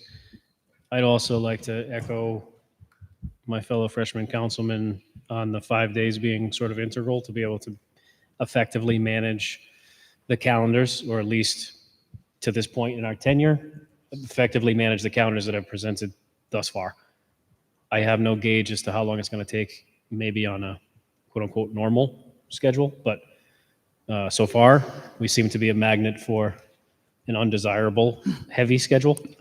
So I have no reason to believe that that's not going to continue. My concern is shortening that to 4 days is not going to allow adequate time as well. The other sort of concerns I have here, kind of going through the amendments, is there are,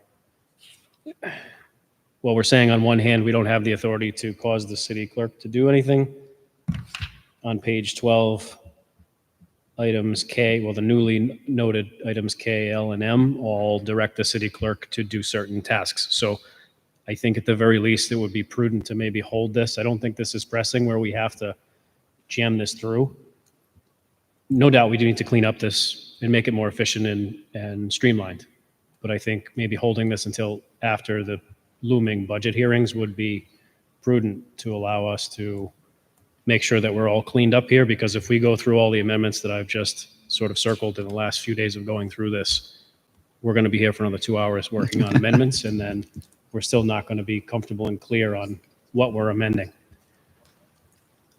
Yeah, so I don't mind if this is held, not even a little, frankly, so that this stuff can get addressed properly. My only request is that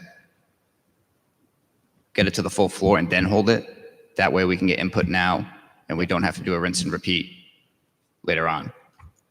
Okay. And bear in mind, if there are any other sections where you notice exactly what Councilman Napa just noticed, please make a note of it so that we can make sure with any changes we address that. When you're saying get it to the full floor, do you mean like as amended to the full floor, or just make a motion to move it to the floor now and then we hold it as the full council? Correct. The latter. The latter? Yes. Okay. So I would like to make a motion. Well, does anyone else want to? We got to do the rounds first. Yep, we'll do the runaround and then we'll go. Councilman Lattiser. Thank you, Mr. Chairman. Let me start off by saying I agree with Councilman Napa, and quite frankly, I don't see what the urgency is to have to deal with 30 amendments to the council rules at this point in time. My personal feelings is that we have things far more serious, but here we are. So my first request will be for each of these items to be voted on individually, as opposed to a blanket, broad brush approach to everything.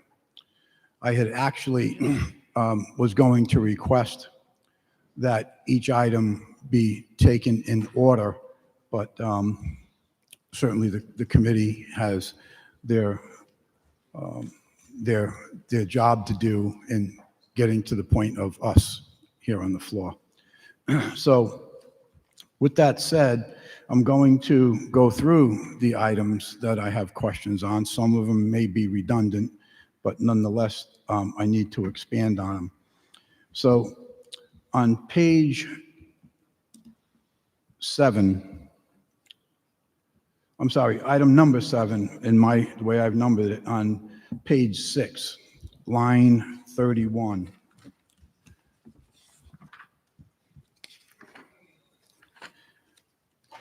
Sorry, Councilman, was that page 6, line 39? 31, okay. It's on page, yes, page 6, line 31.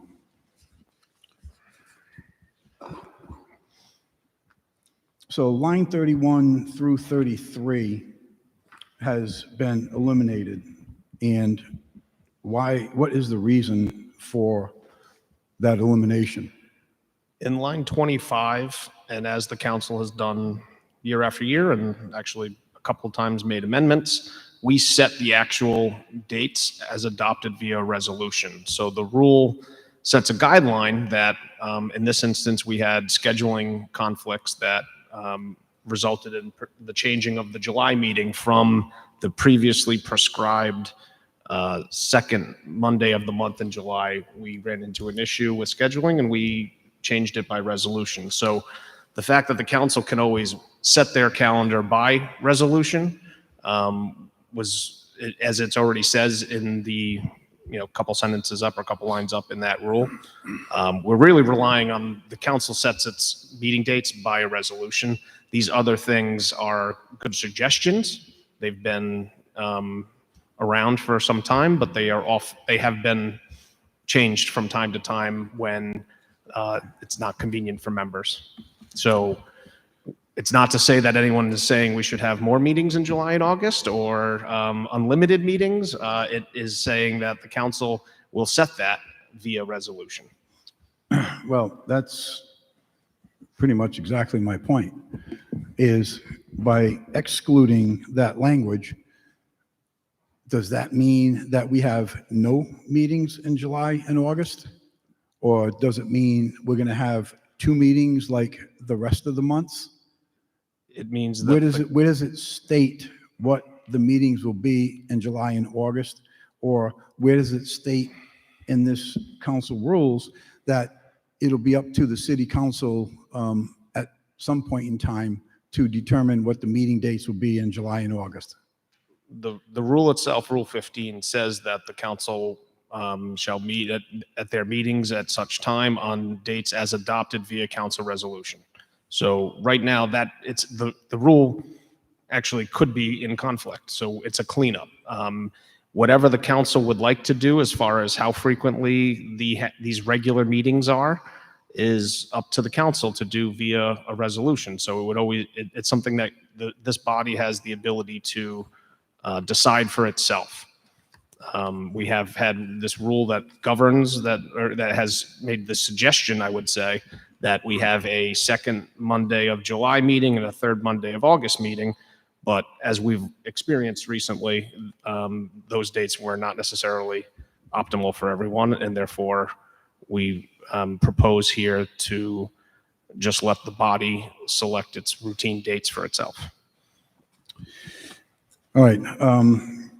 On page 7, Rule 20, line 27, well, I'll read the first sentence. Any citizen of the city of Warwick may be heard on any docketed resolution or ordinance prior to the passage by the city council. That line has been stricken. So does that mean that once the members of the public have an opportunity to speak at the committee meeting, they will not have an opportunity to speak when this comes to the full floor? Thank you, Councilman. Through the chair, after further discussion with the council president, this is a very complicated drafted sentence, and with your indulgence, should you wish to move forward, the council president would suggest that we undo the proposed change to Rule 20. Okay, thank you.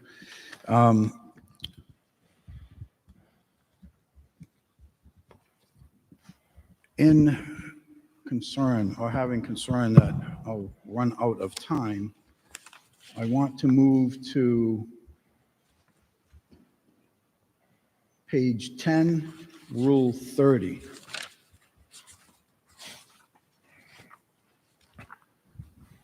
Item C. So it says, and I understand this was discussed earlier, but the question I'm going to ask wasn't discussed. It says, the city clerk shall prepare and cause to be printed a docket, or will there, on which there. So the line stricken is city clerk shall prepare and cause to be printed, is stricken, on which there has been stricken. So with that language out of there, who is going to do this? And I need to know who is going to do this. Is this something that is going to continue to be done through the administration? Or is this something that is going to get assigned to the council liaison? Because right now, it just says, we're taking this out. But it doesn't say who is going to do it. So I want to know who is going to do it. Through the chair, thank you, Councilman. The intent here is not to shift this burden to any from its current home. The intent was merely to undertake a series of cleanups. We did not catch all of them, as Councilman Napa noted, but it was not intended to shift this burden to somebody else. It is part of the natural duties that the clerk's office maintains those records, and they're responsible for them. It doesn't, we're not striking that we're not saying it's going anywhere else. It's just trying to bring the voice of the rules package into what we have direct authority over. True. And as a reminder, we can't even say the city clerk can or cannot do that. The rule would mean nothing, and currently does mean nothing. Now, again, same thing I mentioned to Councilman Muto, if we actually do want to say, hey, the city clerk shall do X, Y, Z, we'd have to put it in an ordinance. Well, certainly that's a possibility, but the fact remains is it has not been identified who is going to do this work. Yep. And my concern is, and you say whatever you want to say, my concern is that this work that is now being done by the city clerk could be shifted over to the council liaison. Keep in mind that we have one council liaison who represents 9 council people versus the clerk's office. And I'm not suggesting that the clerk's office doesn't need additional help. I certainly do believe that it does. But I don't want to see a workload that is currently being done by another department shifted over to a council liaison who already has 9 people that this person is responsible to. So the concern you've highlighted could happen today, could happen a year ago, could happen tomorrow. There's nothing in our rules that prevent the city from saying, we will no longer do X, Y, Z. Even right now, before these changes get implemented, it means nothing that it says the city clerk shall. It literally has no meaning. And if the administration, I'm not going to pinpoint it to the clerk, I'm going to put it the administration. If the administration says, we're not doing this anymore, now what are you going to do? Who's going to do it? That goes back to, if we want to dictate anyone in the city to do something, we need to pass an ordinance on that. We need to do an ordinance. And that was already the case today with the rules as they stand now, regardless of if we make this change. Which is probably makes it even more important for us to hold this for a fairly lengthy period of time until we can explore all these other items. And bear in mind, there's also the possibility that the same rule I mentioned, I forget if it was for Councilman Muto or Councilman Gebhardt's sake, where I mentioned that we can make things say the city council must be provided X, Y, Z. So that way, if the city, for whatever reason, chose not to, then the city council wouldn't be able to consider whatever it is they want us to consider.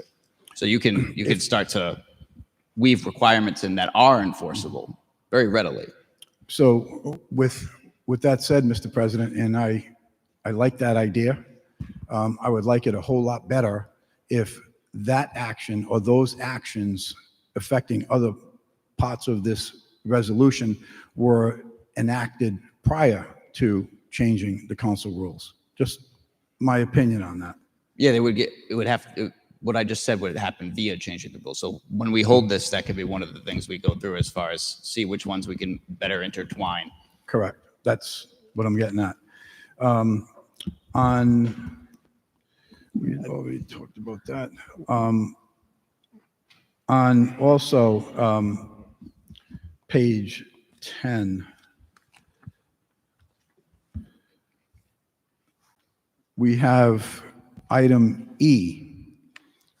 Can through the chair to the solicitor, explain why we're omitting that? I believe it's page 11. Item It's, E. I'm sorry, it's the mayor and the members of the council having ordinance, resolutions, et cetera, et cetera. It's item number 9 on page 11 of the proposed council rule changes. Thank you, Councilman.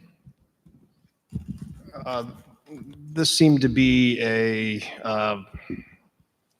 redundant paperwork obligation, but I think, raising the questions that you have and that we've heard tonight, there seem to be a few things that were not intended to be significant shifts, but points are well noted, particularly as we noted, Rule 20, Rule 30, Rule 36. And I would suggest the shifting of the date number from 5 to 4 in Rule 32. If those are the issues of potential, need for further study, one potential action that this body could consider would be to undo those proposed changes to those rules, should you wish, and we could focus on the other, what we believe to be more cleanup protocols. But it's the body's pleasure. So through the chair to council, as you know, you and I have had a series of conversations about some of these changes. And amongst others, one of my significant concerns is that additional workload is going to be shifted from any department onto the city council liaison. And I believe you had said and just said that was not the intent of any of this, and that the appointments which council liaison already handles is the only change that would, really, it's not a change because she's already doing it. Other than that, there are no other changes. Is that correct? Rule 31, to my understanding, codifies the council appointments that are currently coordinated through the liaison, not the clerk. So this is an update to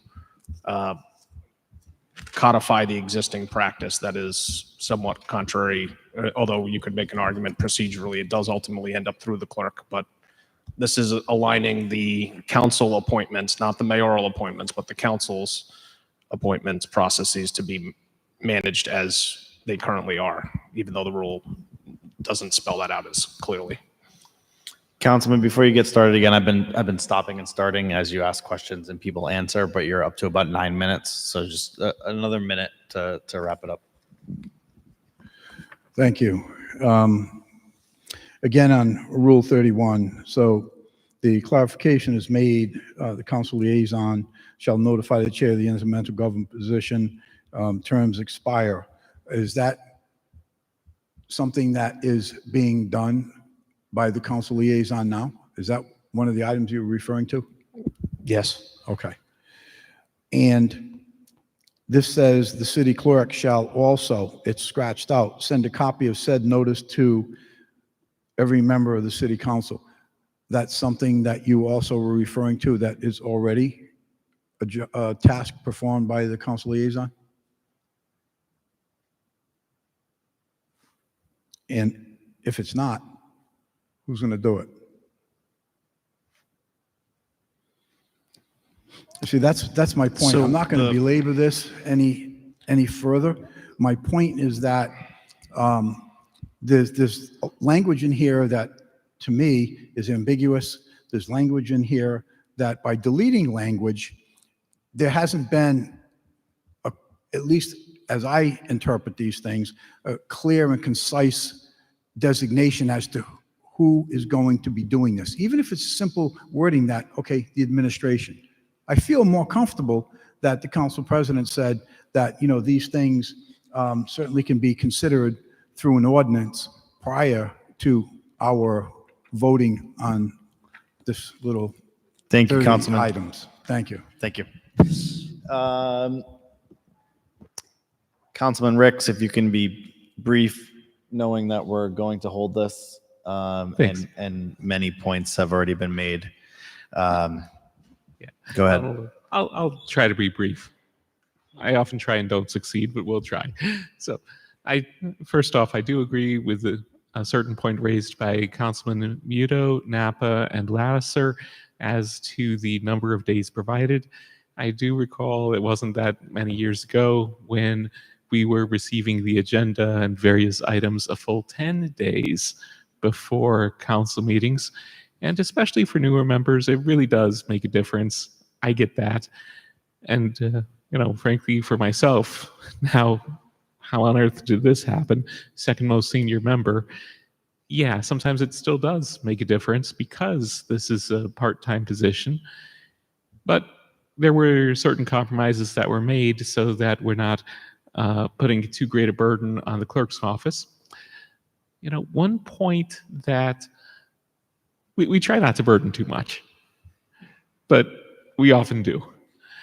Anyways, the next point here is that I understand the council president's point as to us as a city council lacking certain abilities through the city council rules to compel the administration to do pretty much anything. That would be depending on the precise exactly what we're trying to compel the administration to do, or otherwise just set the different obligations or requirements, what have you. That would be something that could be better assigned through an ordinance or through even a charter change, depending on the exact situation. But one thing that along those lines has always bothered me a little bit is that the mayor actually does sign the city council rules.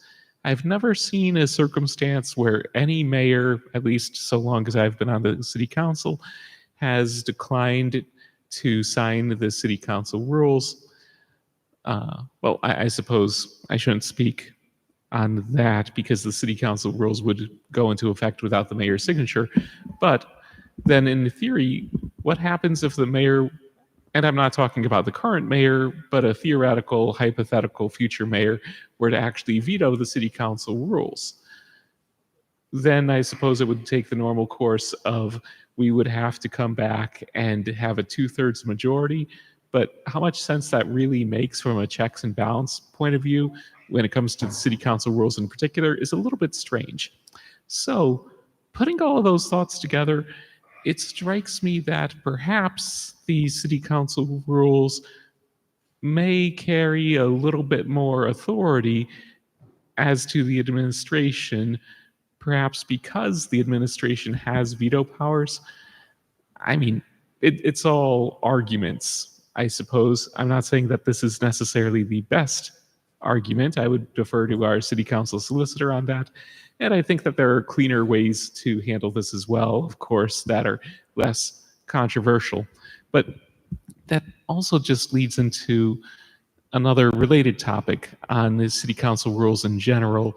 There's a certain theme here that compared to many other city councils, it sure seems to me that the limited powers that we have as a legislative branch almost makes me want to call ourselves an advisory board more than a city council.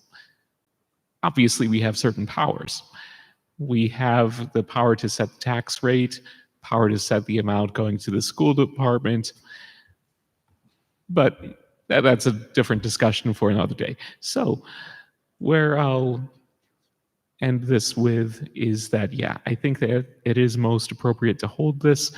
And I think that it is also appropriate to look at the city council rules, not just from the perspective of what can we on the city council necessarily strictly enforce, but there is certain value to setting norms as well.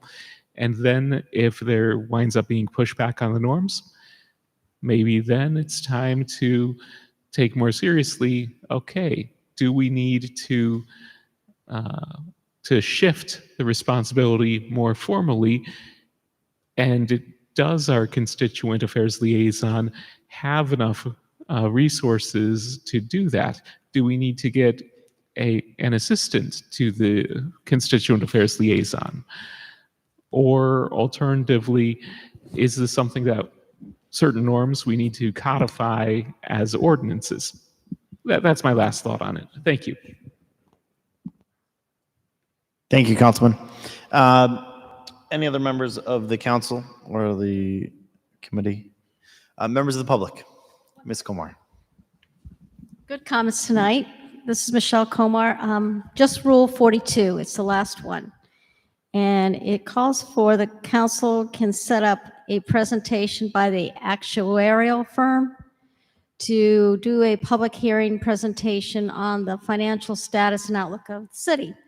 Well, we learned a couple months ago, we had the actuarial consultant here, and he even said he does not do the big picture financial outlook.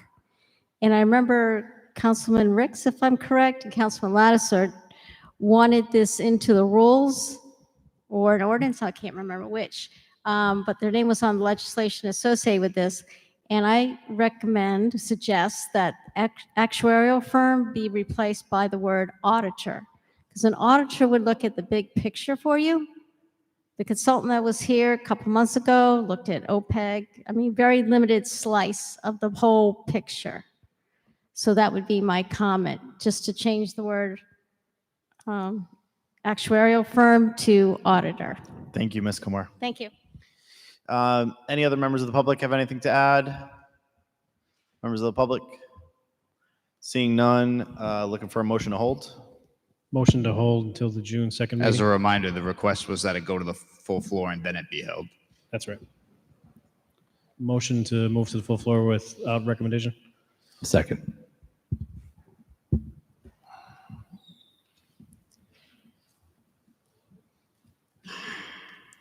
Okay, motion on the table is to move to the full floor with no recommendation. We have all in favor? Aye. Aye. Aye. Okay. Next up, PCR 3925, resolution relative to amending the times of the city council and its committees. Councilman DeLuise. Yes. Well, I'm relatively new to this council, and my whole life has been spent with time constraints. And my first few meetings, I've seen a lot of wasted time on how these meetings are run. And I tried to make them more expeditious and more efficient. So I came up with the resolution to change the times of the committees as well as the time of the regular council meeting. So just to make them more expeditious so they can run. I mean, I was at a meeting one night where I actually left for an hour and came back at 7 o'clock, and it's just a lot of wasted time and there's a lot of other things that I can put into place if I was allowed to make these meetings run more efficiently. So that's my little speech. Thank you, Councilman. Any other members of the committee have any questions or comments on this? Seeing none, members of the council? Councilman Lattiser. Thank you, Chairman. I will be supporting this legislation by Councilman DeLuise. I certainly understand his position and his concerns. However, I would just point out that there may be an unintended consequence going forward where perhaps there will be people who are on the opposite end of this item. And if that surfaces, it's always something that can be revisited. But right now, I think it's an appropriate move by Councilman DeLuise, and I will be supporting that. Thank you, Councilman. Councilman Ricks. Thank you. Going back a few years ago, with an exception of I believe, a committee that rarely met, in previous years, we typically had a schedule where the Finance Committee would meet at 5 o'clock, and then the next committee that usually had something on the docket would meet at 6 o'clock, and so on from there. So we've already moved a step towards what my colleague from Ward 4 is suggesting. I think that this proposal, I certainly think that your heart is in the right place here, but I think that it's a little bit too ambitious. And my concern there is that while it might mean that there's less waiting time between different committees, less waiting time when it comes to the start of the full council meeting on some nights where the agenda moves quickly, it's much more typical for the Finance Committee to take about an hour. And then it's also much more typical for the committees as a whole to take pretty close to the 2 hours, pushing it to 7 o'clock.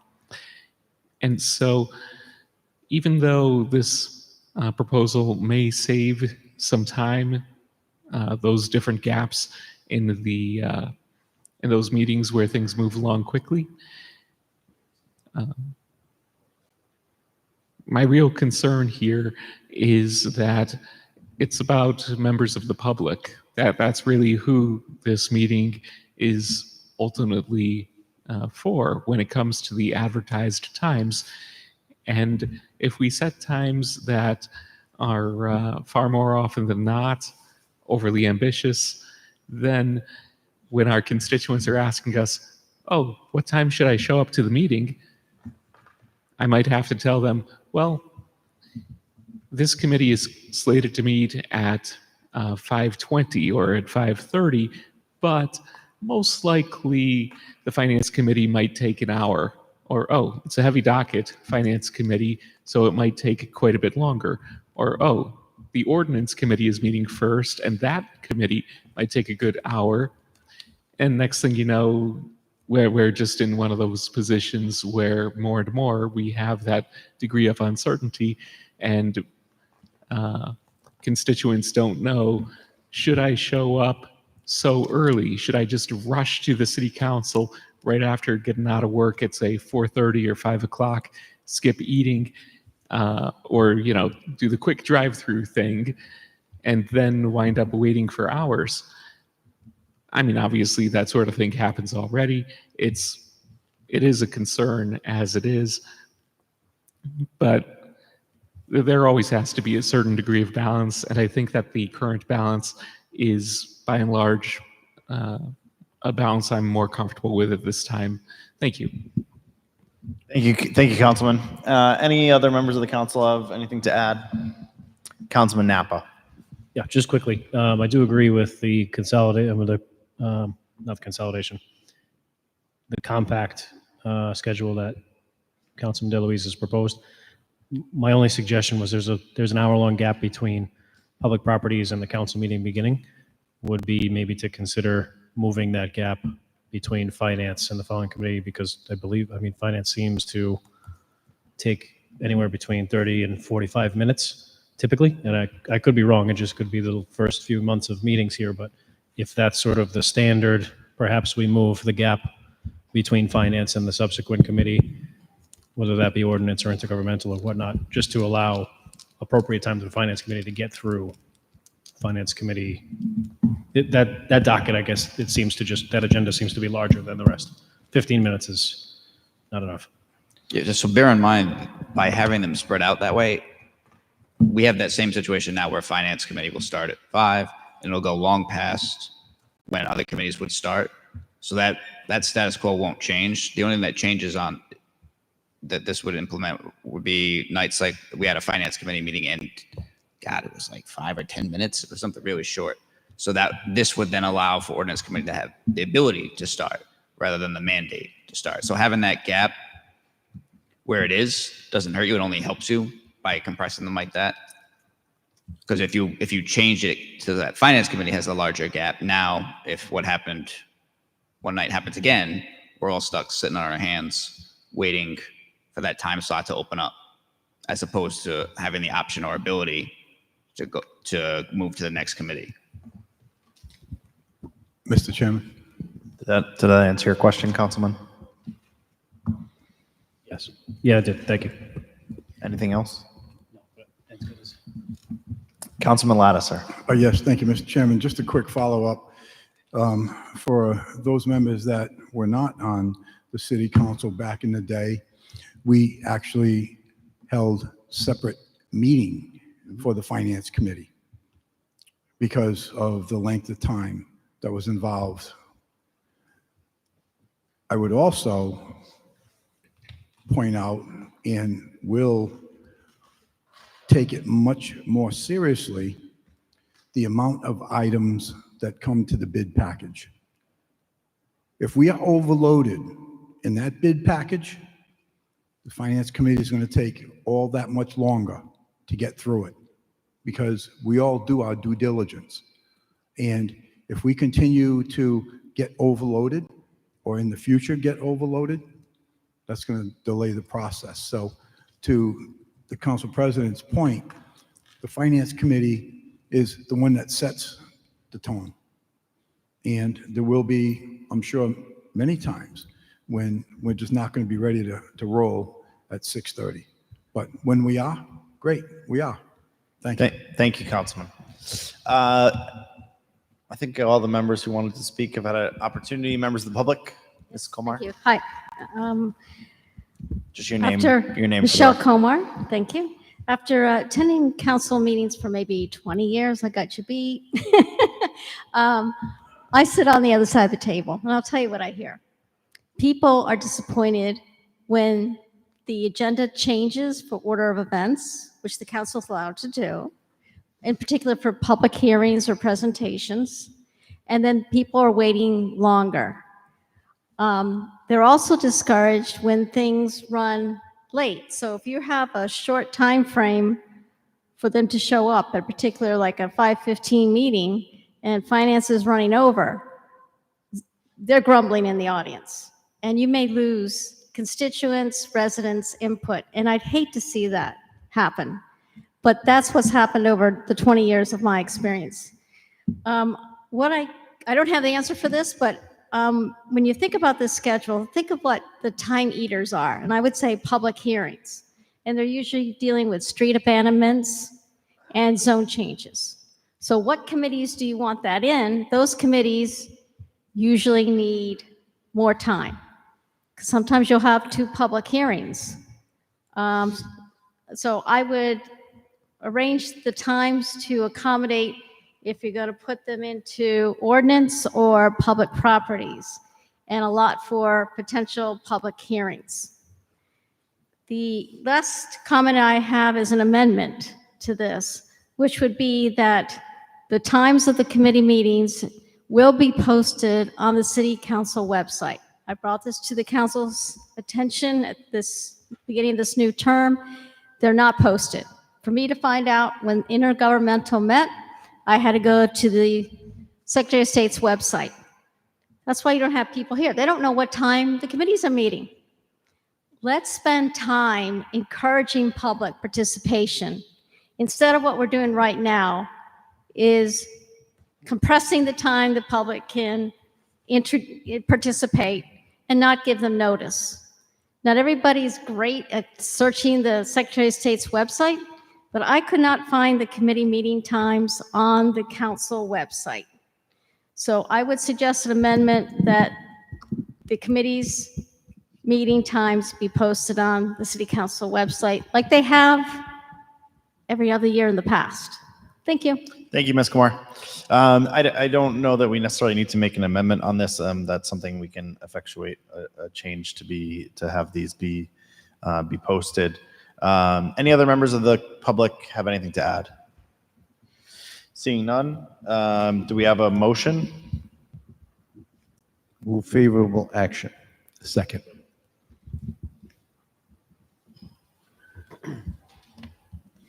All in favor? Aye. Aye.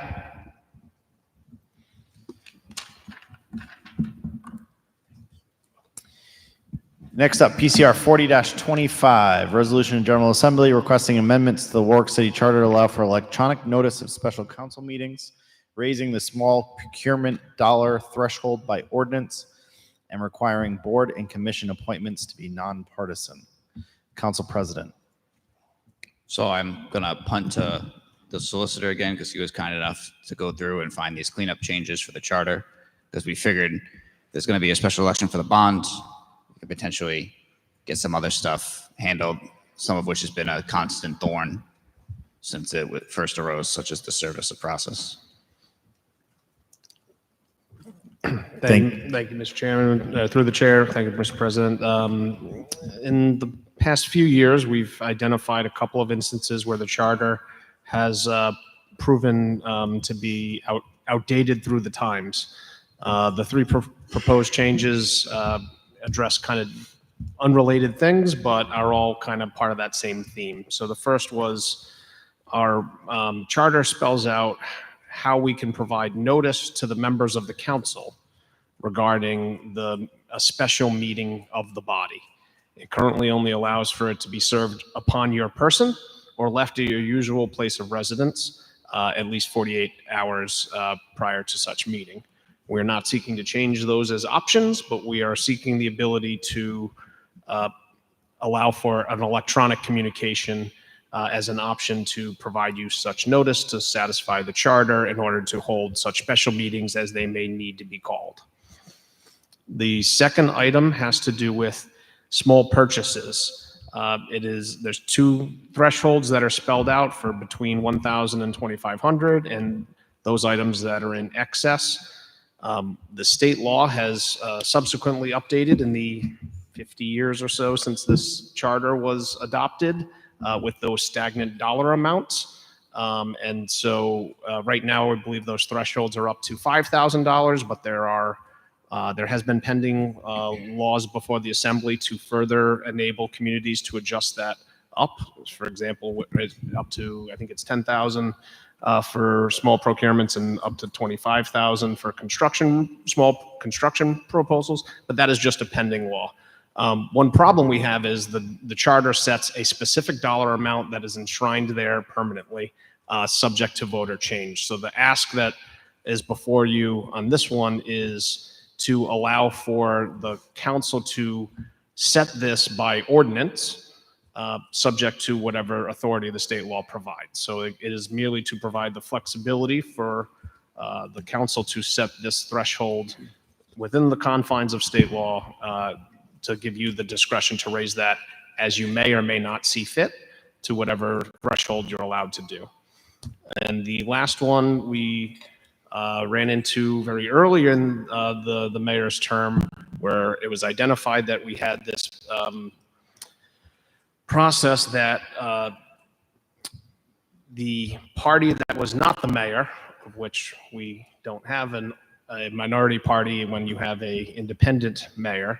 It was not conceived that we would have an independent, it was always a two-party concept back when the charter was enshrined. So it was putting forward a plan that said that the chairman of the party that is not of the mayor's would provide a list of persons to be considered for certain boards and commissions.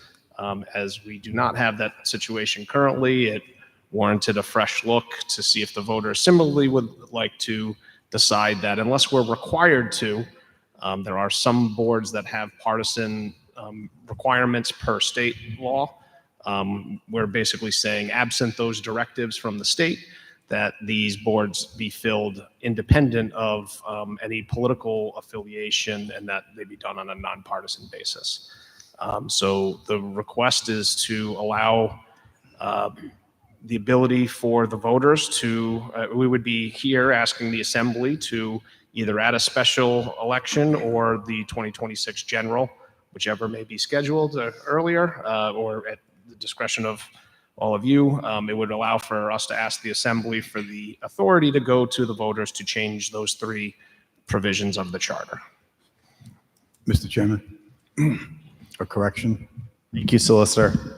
Go ahead. Thank you. There apparently is a typo on this. If you look at the actual legislation, I am the primary sponsor. Council President is co-sponsor and Councilman Muto is co-sponsor. So I would like that corrected, please. You would like to be removed as a co-sponsor? I am the co-sponsor. Oh, you are, okay. So it's a typo in the resolutions title are of it. correct, the agendas are missing. Correct. The Councilman Lattiser is the prime sponsor. That was a clerical error, and we can, without objection, the committee can have that be updated accordingly, and we can do that similarly to the council. So noted. But the item itself is proper. Okay, so noted. Any members of the committee? Councilman Napa. Through the president to the solicitor, just as a point of clarity, the notice that we're changing is only for the active city council members and not having to do anything with the public, and that will also stand to save the city paying constable fees to actually get us physically served, which is illogical because of our means of communication. Is that my understanding of this intent? Yes, section 210 only speaks to how the 9 members of you and the mayor are served when a special meeting is called. It doesn't change any other protocol or requirement under law. So in addition to streamlining the process, we're also saving the city money by waiving the necessity of paying an outside party to come and physically serve us, which I think is probably, well, I know for our constable, it's anywhere between $50 and $90, depending on how expeditious he needs to be. So I think it's a no-brainer to do that. Thank you. Agreed. Anything else? Councilman Ricks. Thank you. So first, one general thought on this. I do not object to this on the basis of it coming directly to the city council as opposed to going through a committee, or rather, more particularly talking about some sort of a charter review commission or the like. Obviously, this is currently in committee, but I'm a little bit leery about having 3 different items when it comes to a charter change, all docketed together in this particular fashion. I'm not saying that I would vote against it for that particular reason, but just want to put that thought out there on people's radars, that I really do think that charter changes, each one, especially if it's separate topics, should be docketed separately in my personal opinion. Obviously not a legal problem there. Okay, so taking each one, I'll start with the one change to section 6-12. I agree with this. I have no issue with this whatsoever. Second, I'll jump back to the first one, 2-10, notice of special meetings. I like this in concept, but I would add a little bit of language there, because when we're talking about an electronic service, that could mean many things. It's good that it's phrased that way because technology changes over time. It's more flexible, but the whole concept of service by constable in person or at the address where the person lives is to really, as best as possible, guarantee that the person, this member of the city council, is in fact receiving this. So electronically, there's less certainty if we just leave it at that word alone that the person in question is in fact receiving the notice of a special meeting, and that opens up the possibility of people playing games here. So obviously that's not the intent of any of this. So what I would suggest I'm not necessarily making this an amendment at this moment, but what I would suggest potentially for an amendment brainstorming here is instead of it simply saying electronically, put in a phrase to the effect of electronically in a manner that that particular member of the city council has previously approved of. That can be shopped around, wordsmithed a little bit, but if I say that, yeah, I'll take service electronically by email, that's different from, say, somebody sending out to me electronically through a tweet and attachment that way, and I might not ever check my Twitter account or whatever technology is out there. Yeah, so then on 10-24, minority representation being replaced with nonpartisan appointments, I can understand the draw of that.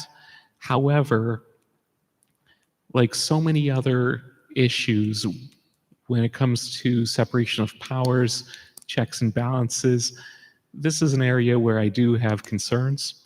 You may remember members who served several years ago.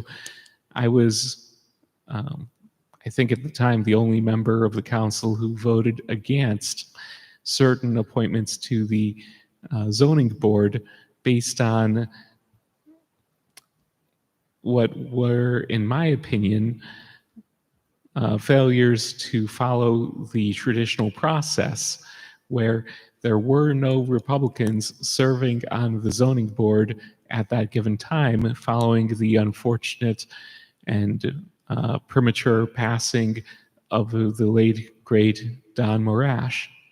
So I voted against various nominees because there were no Republicans on that committee and that board, very important zoning board.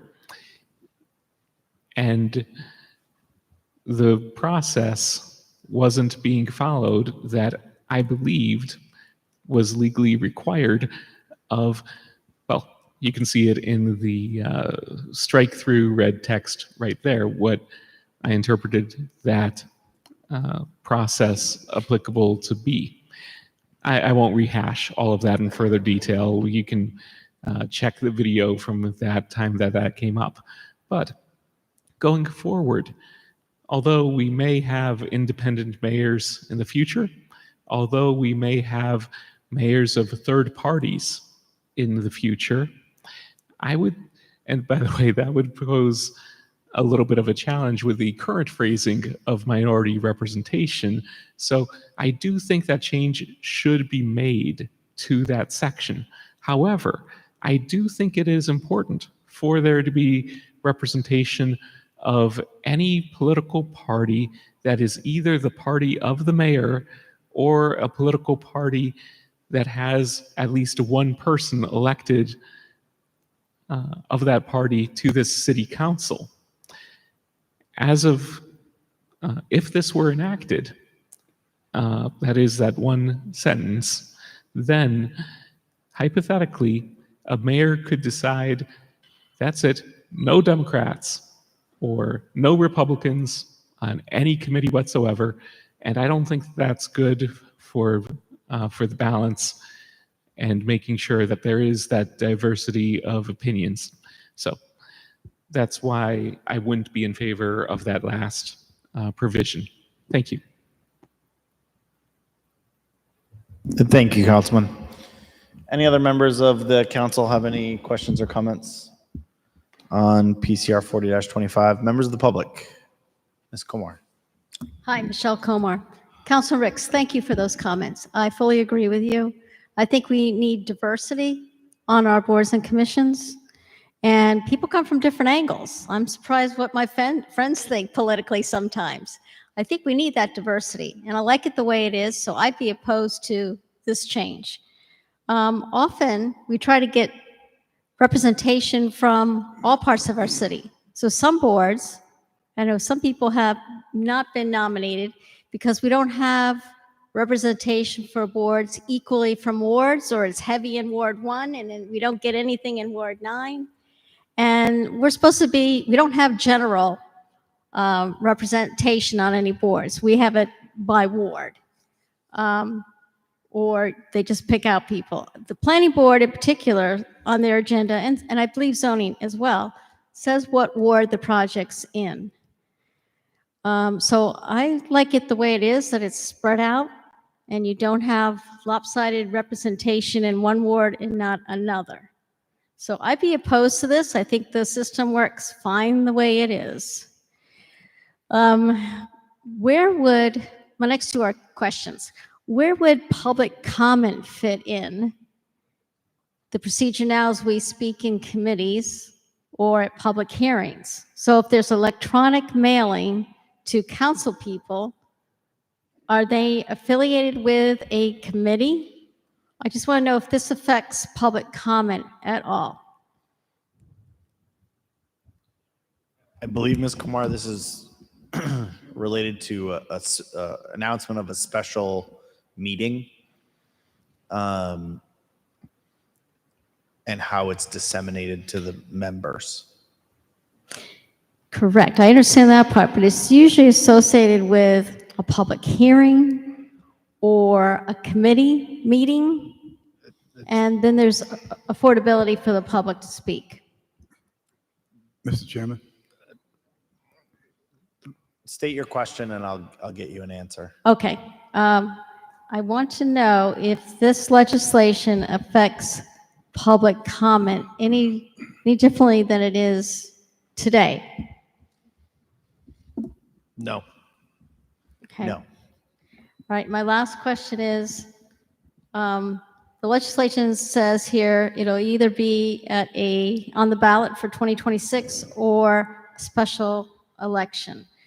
Is there a cost to the Warwick taxpayers for calling a special election? Ms. Comer, I think the idea was that if there's already going to be a special election on the high school bonding, that this would be, it would be worthwhile to tack this on. And I think the solicitor earlier said if there were not to be such a special election, that it would be put onto the 2026. Okay. Are we making a new rule here that's going to last the test of time, or is this a special case law? It's 2026. I think it should say on a ballot.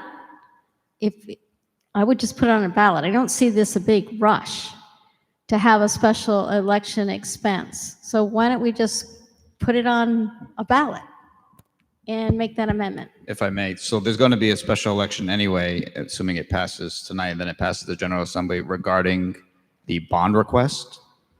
And so as a result, the thought is, well, if it's happening anyway, so the expense is going to be incurred regardless, then this could be added to that, not just for convenience sake, but also with the hopes that it encourages further turnout. Because the last thing you want with a special election is to not have enough people turn out to vote. So hopefully when people see, oh, there's not just the schools, there's a charter change as well on there, it further encourages additional people to come out and actually vote.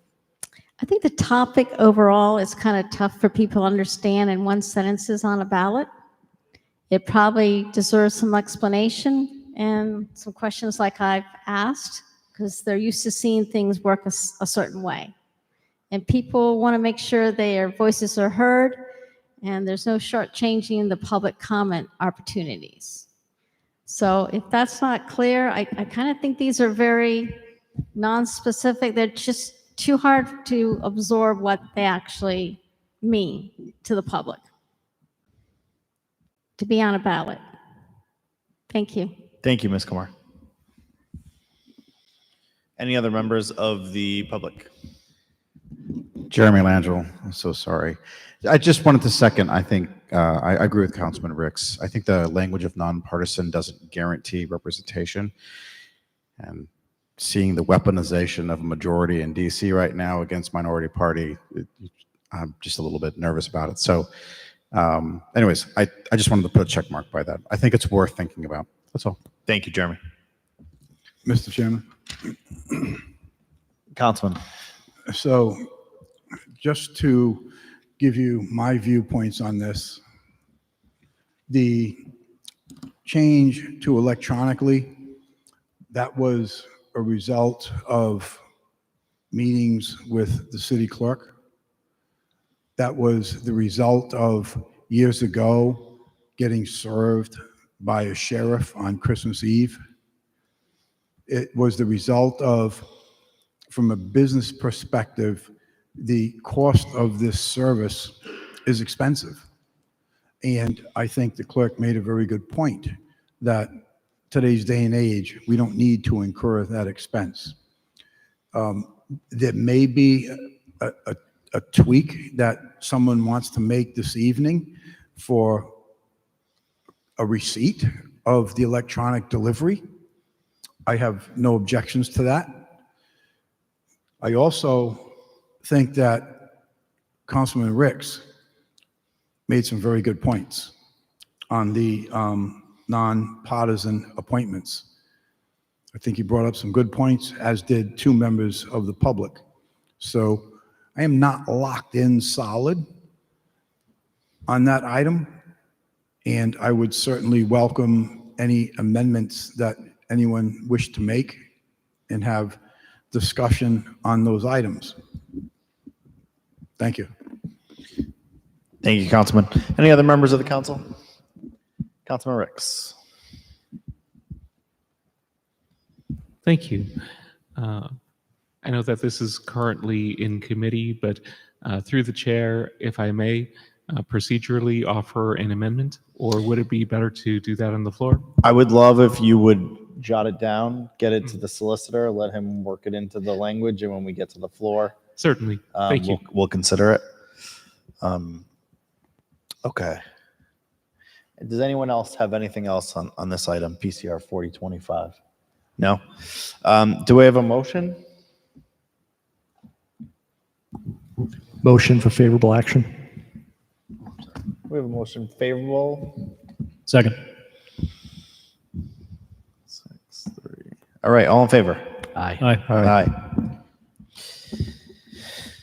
Okay.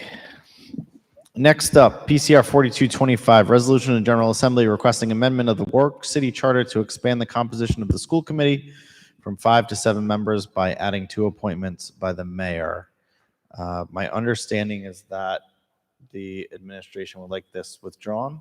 Correct. At the request of the sponsor, this is to be withdrawn. The sponsor being the administration. I have a motion to withdraw. Second. 6-3. All in favor? Aye. PCR 4725, a resolution to the Rhode Island Department of Transportation and the State Traffic Commission requesting a traffic study of adding a left turn arrow to the southbound travel signal of Warwick Avenue where it intersects with Narragansett Parkway. Councilman Foley. Thank you. This was at the request of a constituent. If you're going on Warwick Avenue heading north, there is a left turn like toward Pilgrim. There is no subsequent one coming in the other direction, and that causes traffic to back up. So we're asking with this resolution for the department.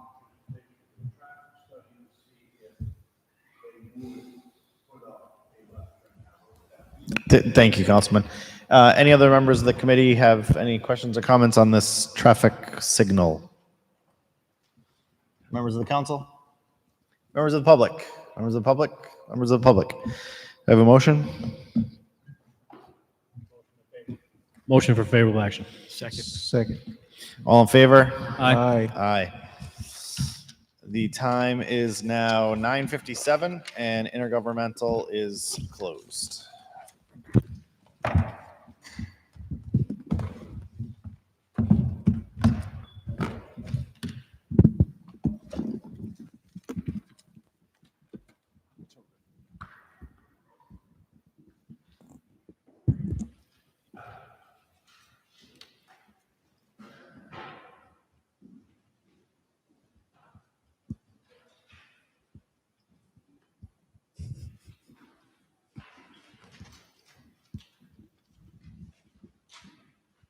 All right, so we're back to the full council as of 9:58 PM. The next up for us is appointments requiring confirmation. The Warwick Public Schools Budget Commission, we have 3 appointees. First, it's Mr. Almonte, intergovernmental. Committee recommend favorable action. For action, Move Councilman, move favorable. Second. seconded by Councilman Lattiser. Are there any questions or comments on the proposed appointment of Mr. Almonte? Seeing none, clerk will call the roll. Council President. Oh, my apologies. Councilman Ricks? Pardon me for not being a little bit quicker. I'll just, trying to be very brief here, state that while I voted against the Budget Commission and I still do not approve of this Budget Commission, it has passed. The mayor has named a qualified appointment, so certainly I'm going to vote in favor of this highly qualified person to fill this seat. Thank you. Anyone else? Seeing no one, clerk will call the roll. Mr. Sinapi? Yes. Mr. DeLuise? Yes. Mr. Foley? Yes. Mr. Gephardt? Yes. Mr. Kirby? Yes. Mr. Lattiser? Yes. Mr. Muto? Yes. Mr. Napa? Yes. Mr. Ricks? Yes. 9 yes, appointment passed. Next, we have the potential appointment of Mr. Champagne, again, intergovernmental, Committee recommends favorable action. for action. Move favorable action. Second. Seconded by Councilman Lattiser, Councilman Muto. Any comments or questions on this? Seeing none, clerk. Council President. Councilman Foley. I will be recusing myself on this appointee because of a relationship, personal relationship with him. Any further comments or questions? Clerk will call the roll.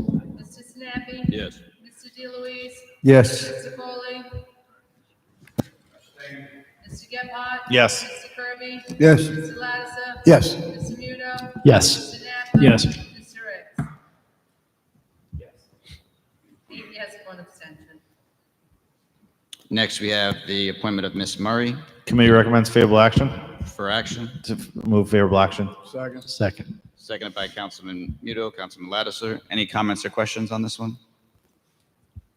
Seeing none, clerk will call the roll. Mr. Sinapi?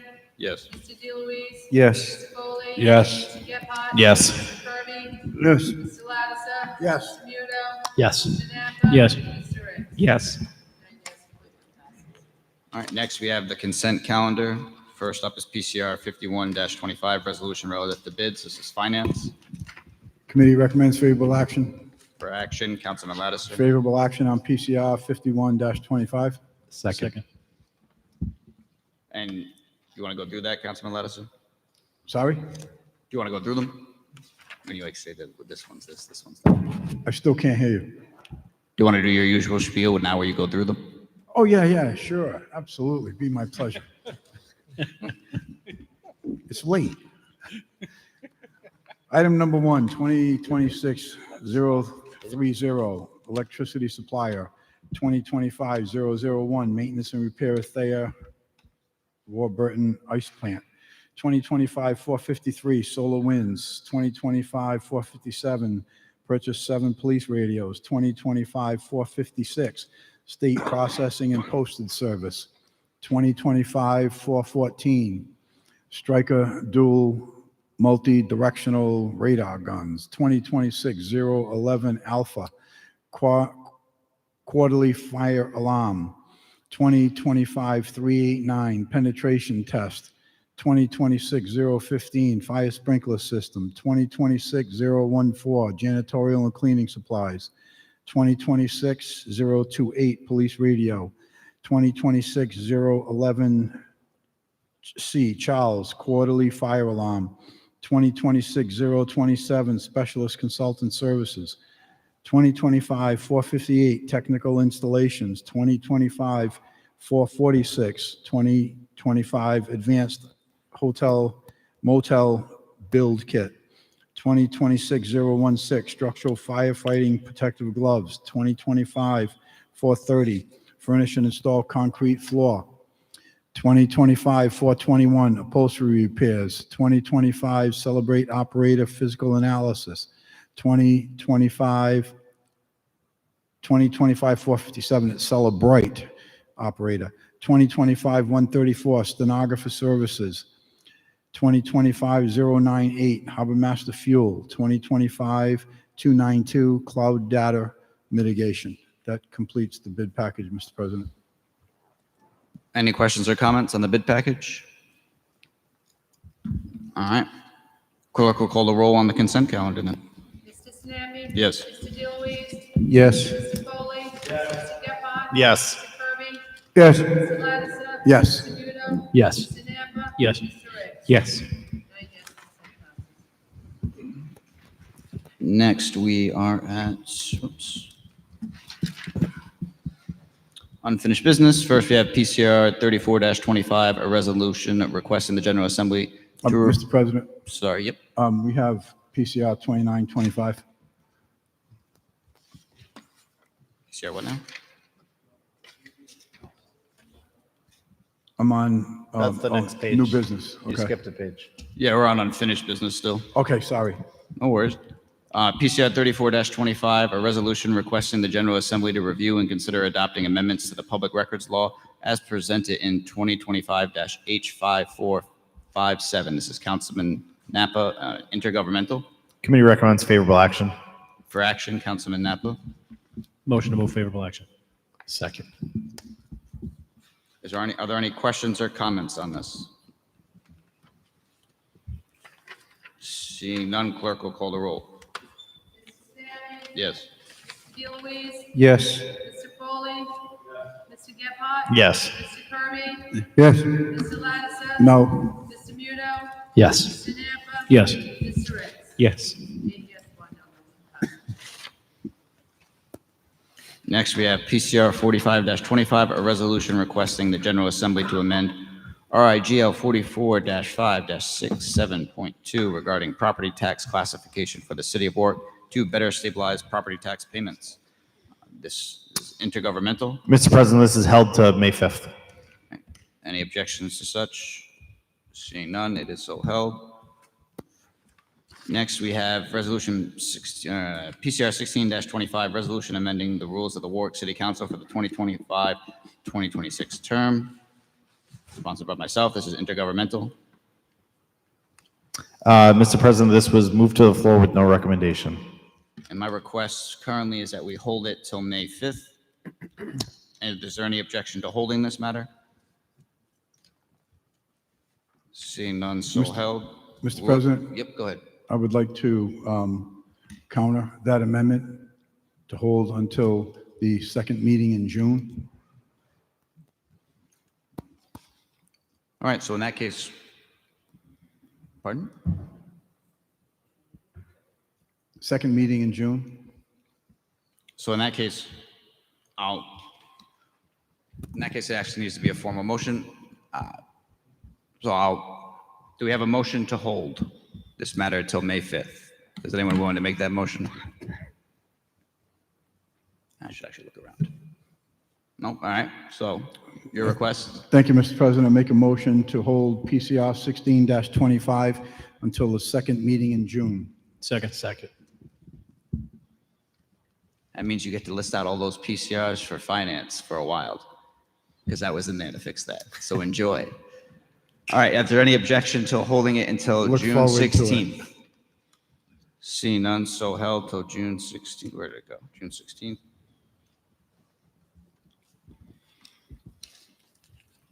Next, we have PCR 29-25, a resolution memorializing the General Assembly to enact legislation authorizing the city of Warwick to finance the construction, renovation, improvement, alteration, repair, landscaping, demolition, architectural costs, engineering, furnishing, and equipping of 2 new high schools and on-site athletic fields and recreation and athletic facilities throughout the city, and approving the issuance of bonds and notes. This is Finance Committee. Yes, sir. Finance Committee recommends favorable action. All right, for action, Councilman Lattiser. Move favorable action on PCR 29-25. Second. Who seconded that? My apologies. Councilman Napa. All right, any questions or comments on this? Mr. President, Councilman I'm Lattiser? not going to belabor the issue. I think the points were well spoken at the committee meeting. Everyone's well aware of my objections to the basic concept. However, I will be supporting this resolution to get it back to the voters. Any other questions or comments on this? Seeing none, clerk will call the roll.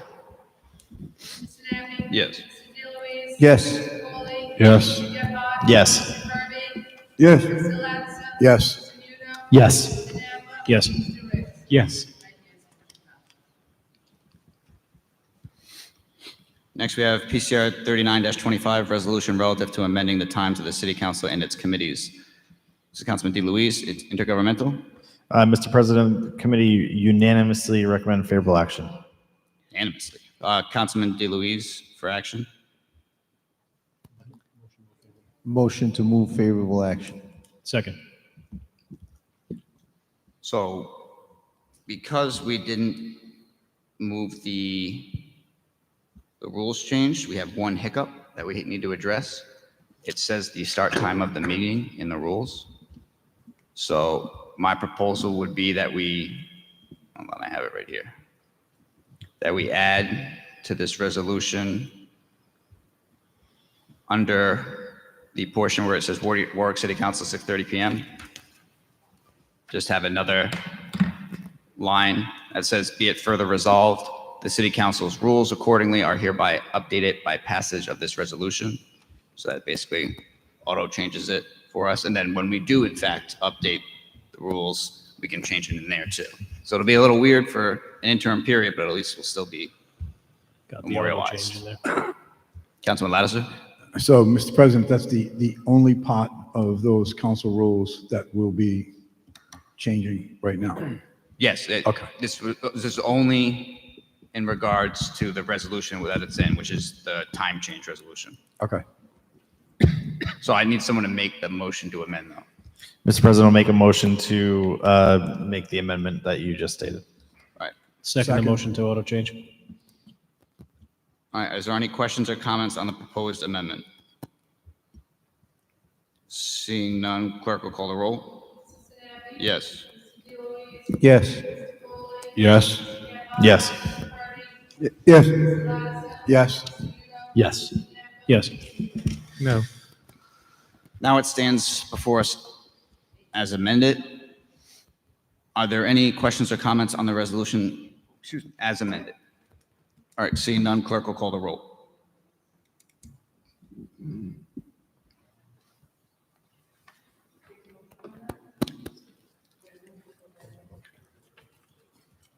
Move favorable action.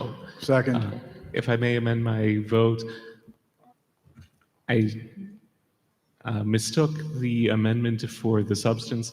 If I may, by unanimous consent, just alter my vote to be yes. Is there any objection to Councilman Ricks altering his vote as it would not change the outcome? No. Seeing none, so noted. And then the resolution as amended was moved by Councilman Gebhardt, and seconded by Second. Councilman Lattiser. Any further discussion?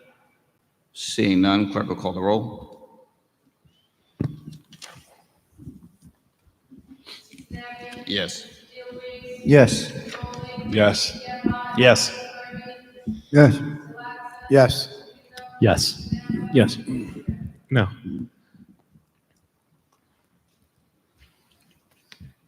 All right, PCR 40-25, resolution of the General Assembly requesting amendments to the Warwick City Charter to allow for electronic notice of special council meetings, raising the small procurement dollar threshold by ordinance, and requiring the board and commission appointments to be nonpartisan. This is, Mr. President, the committee recommended favorable action, but there was discussion of a floor amendment. I was gaslit. All right. For action, Councilman, oh, wait, I guess it's me. Huh? Oh, no, Councilman Lattiser. Move favorable action on PCR 40-25. Point of order. I believe there was a discussed amendment or someone looking to make one. Yeah, right after the Correct, second, we'll we're make the going to go right amendments into it. after. Okay. We just need a second for. Second.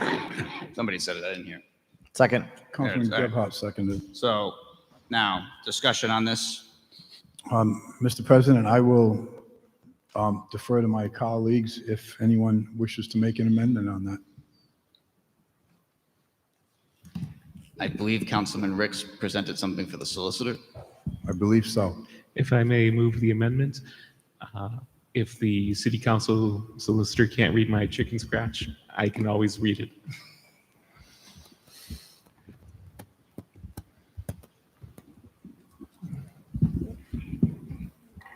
Do you want to take these separately or one at a time? I think, yeah, let's do it together. And if it fails for one but not the other, then we can have, that second vote if necessary.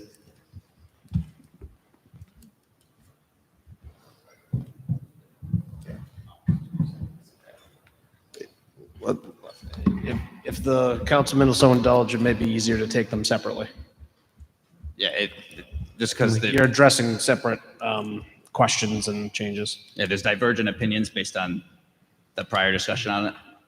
So I don't want to delay things just for the sake of delaying them. I'll defer. So Councilman Ricks moves, seconded by Councilman Lattiser, an amendment to the proposed change to the notice of special meetings on page 2, line 10. He is seeking to insert after the word electronically the words in a manner previously approved by the member of the council for such purposes.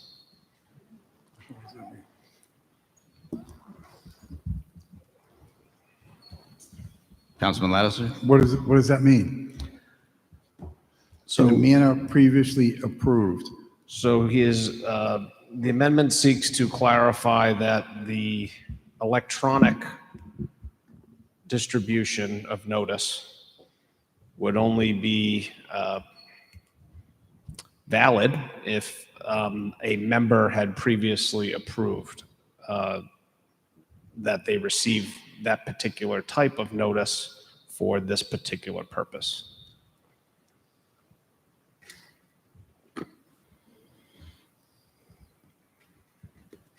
Would it help if the solicitor weighed in as far as whether or not it Please.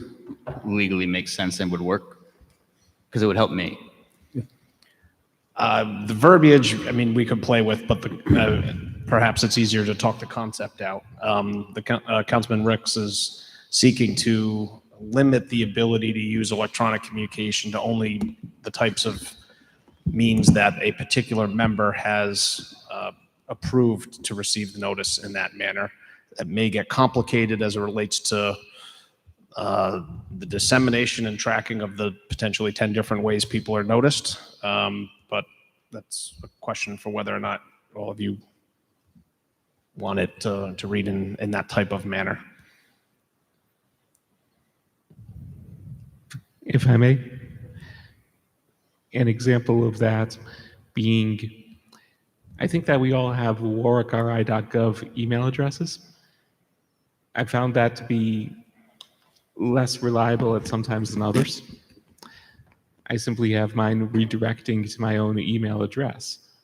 So for this purpose, maybe if I'm going to be served by email, I want it to be sent to my own particular email address, and maybe I have multiple email addresses. I want it to sent to one particular email address. I don't want to, just because someone's aware that I have some other email address that I might or might not check, I don't want that person to say, oh, Jeremy has that email address too. I'll just send it to that one.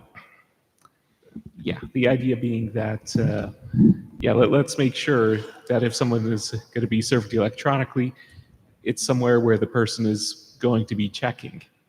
Could this be simplified by simply requiring acknowledgement of receipt? So it's just electronic transmission with acknowledgement of receipt. That way, regardless of the electronic transmission type. As long as the person says, I'm in receipt of such, then you're good.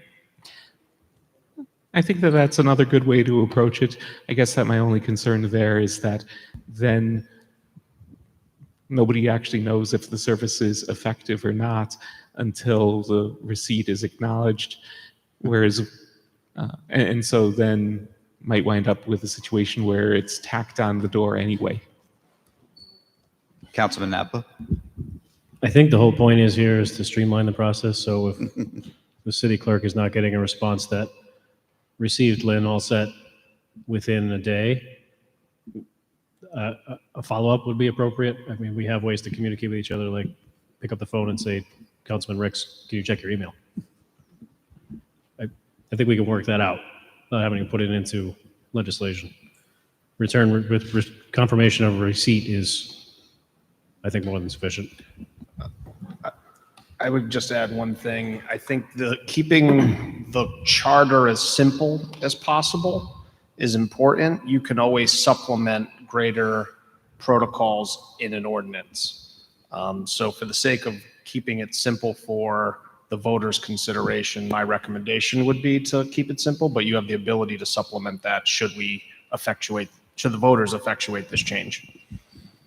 Yeah, that's a good point, especially how there'll be a lot of lead time before this actually could even come into effect, because it still has to go to the General Assembly, then it still has to go to the general public. And only if and then it passes would it actually matter. So we would have plenty of time to docket and debate and pass twice an ordinance further fleshing this out. Councilman Muto? Yeah, I just want to, hopefully clarify that the city email is reliable, but I get what you were saying. But second, just to add on, you keep it simplified, but just like servicing something in person, we can, if it is by email, we can have the system track if it's been delivered instead of relying on somebody replying back saying they received it, because that may happen a little later. So just a thought. You can actually set the systems to track automatic delivery and automatically read receipt once somebody reads it. So, Councilman Lattiser? Yes, thank you. I tend to agree with the comments of keeping it simple. And I think, as Councilman Napper has also expressed, we can deal with this by simply having a preferred email address provided to the city clerk. I don't think we need to make this more complicated than it needs to be. So for that reason, I would not be able to support the suggested amendment. I'll withdraw this amendment. Councilman Ricks has withdrawn the proposed amendment to 2-10. Councilman Ricks also has a second amendment for your consideration, seconded by Councilman Lattiser. This is related to the third proposed change, item 10-24, related to the minority representation change to nonpartisan appointments. The proposal is to, would you say the proposal is just to not make a proposed change? Yeah, to Keep strike the status that quo? language, if I may explain. Thank you. So my thought process on this is that that particular change is a little bit more controversial than the other two. I think that it would be prudent to have a discussion and further consideration on that one item, but at the same time, I don't want to hold up the other two proposed amendments. Councilman Lattiser? Thank you, Mr. President. I would concur with Councilman Ricks on this, and I would support essentially just taking out the blue line, unless required, blue underline line, and go back to the original language in that amendment. I think that both he and the members of the public that did speak on it, I think they made some very good points that initially I may not have considered. So for the council's consideration, the Rick's amendment is to effectively remove any change from the resolution before you, so that the only changes remaining would be pertaining to the special meetings and the small purchases. It would remove page 2, lines 34, or essentially would remove it from the entity here, leaving the charter the way it currently reads. It would also remove question number 3 regarding the asking of this question. So a question on this is just brainstorming. So this one, I don't necessarily disagree or agree, but my concern is that this won't resolve the currently existing problem. And that problem will continue to exist for at least roughly over 3 years, because that's how long the mayor will be around at a minimum. So would it make sense to potentially put after the end of this paragraph, let's pretend it goes back to normal, would it make sense to add a line, another clause thereafter that simply says something along the lines of, notwithstanding the above, should the mayor not be a member of any party, the above shall have no effect, or the above shall basically mean nothing? Because that's the current problem, is because he's not part of a party, it effectively means nothing, but it makes a conflict with the fact that it's supposed to, as opposed to if we change it so that it does in fact mean nothing, then the only time abuse could happen, as such was presented and mentioned, would be if a mayor came in, another independent, and basically only appointed from one party or another. Because, I mean, if we really want to be forward thinking on it, as far as, well, what if they go to one party? I mean, there could be an infinite number of parties in the long run. So trying to cover all our bases isn't really possible, but we could at least solve the current problem without creating a new one if we make it so that when they are an independent, this doesn't apply. That's just a thought. I came up with it on the spot, so I've been very much open to being critiqued here. Councilman Lattiser. And I agree with you. This is kind of gets down into the weeds, but Mr. President, could you provide us with an example as to what the problem is when there's an independent mayor and making or not making these appointments? So this came up, but Councilman Ricks mentioned it when there was supposed to be an appointment. I forget to which board. He had mentioned the one, and there was somewhat of a kerfuffle amongst, I believe it was the Republican City Committee, about the fact that, well, we want an appointment. You know, this statute says blah, blah, blah. And I said, well, that unfortunately doesn't apply because our mayor is an independent. But then the open question is, well, how's it supposed to work then? And frankly, it was never written with the intent for this situation to exist. So it just creates conflict and problems as opposed to actually addressing anything. So how would your amendment resolve that, where in that particular instance where a member of the Republican Party would have to be appointed? So if the same thing came up where, let's say, tomorrow Mayor Bokosi wanted to appoint someone to whatever board, and the Republican Party said, no, we want somebody. If we had changed this already, they wouldn't have a right to it, or even an argument to have a right to it. They would be like everybody else, where, hey, we want this person to be appointed. The mayor would consider him and do whatever it is he does, and he'd pick whoever he picks at the end of the day, as opposed to a weird legal quagmire. But if it was not Mayor Bokosi, or let's say he changed his party and now he's a Republican, then the Democrats would still be able to say, hey, here's our list in accordance with the charter, and everything would still function. So he couldn't just say, no Dems get on ever, which is the exact thing that was raised by members of the public as far as their concern of abuse. So it would prevent the abuse still while resolving the legal quandary at the same time. At this point, I'll defer to my colleagues. The city solicitor seems eager. Hold on. The more we've dwelled on this, and given the discussion we had on the electronic piece, it dawns on me that it may be similarly prudent to unconstrain you from the prescriptive nature of this charter provision, but let you guide that via ordinance as well. Because the situation that we have is very unique to what was, conceived decades ago as only two parties.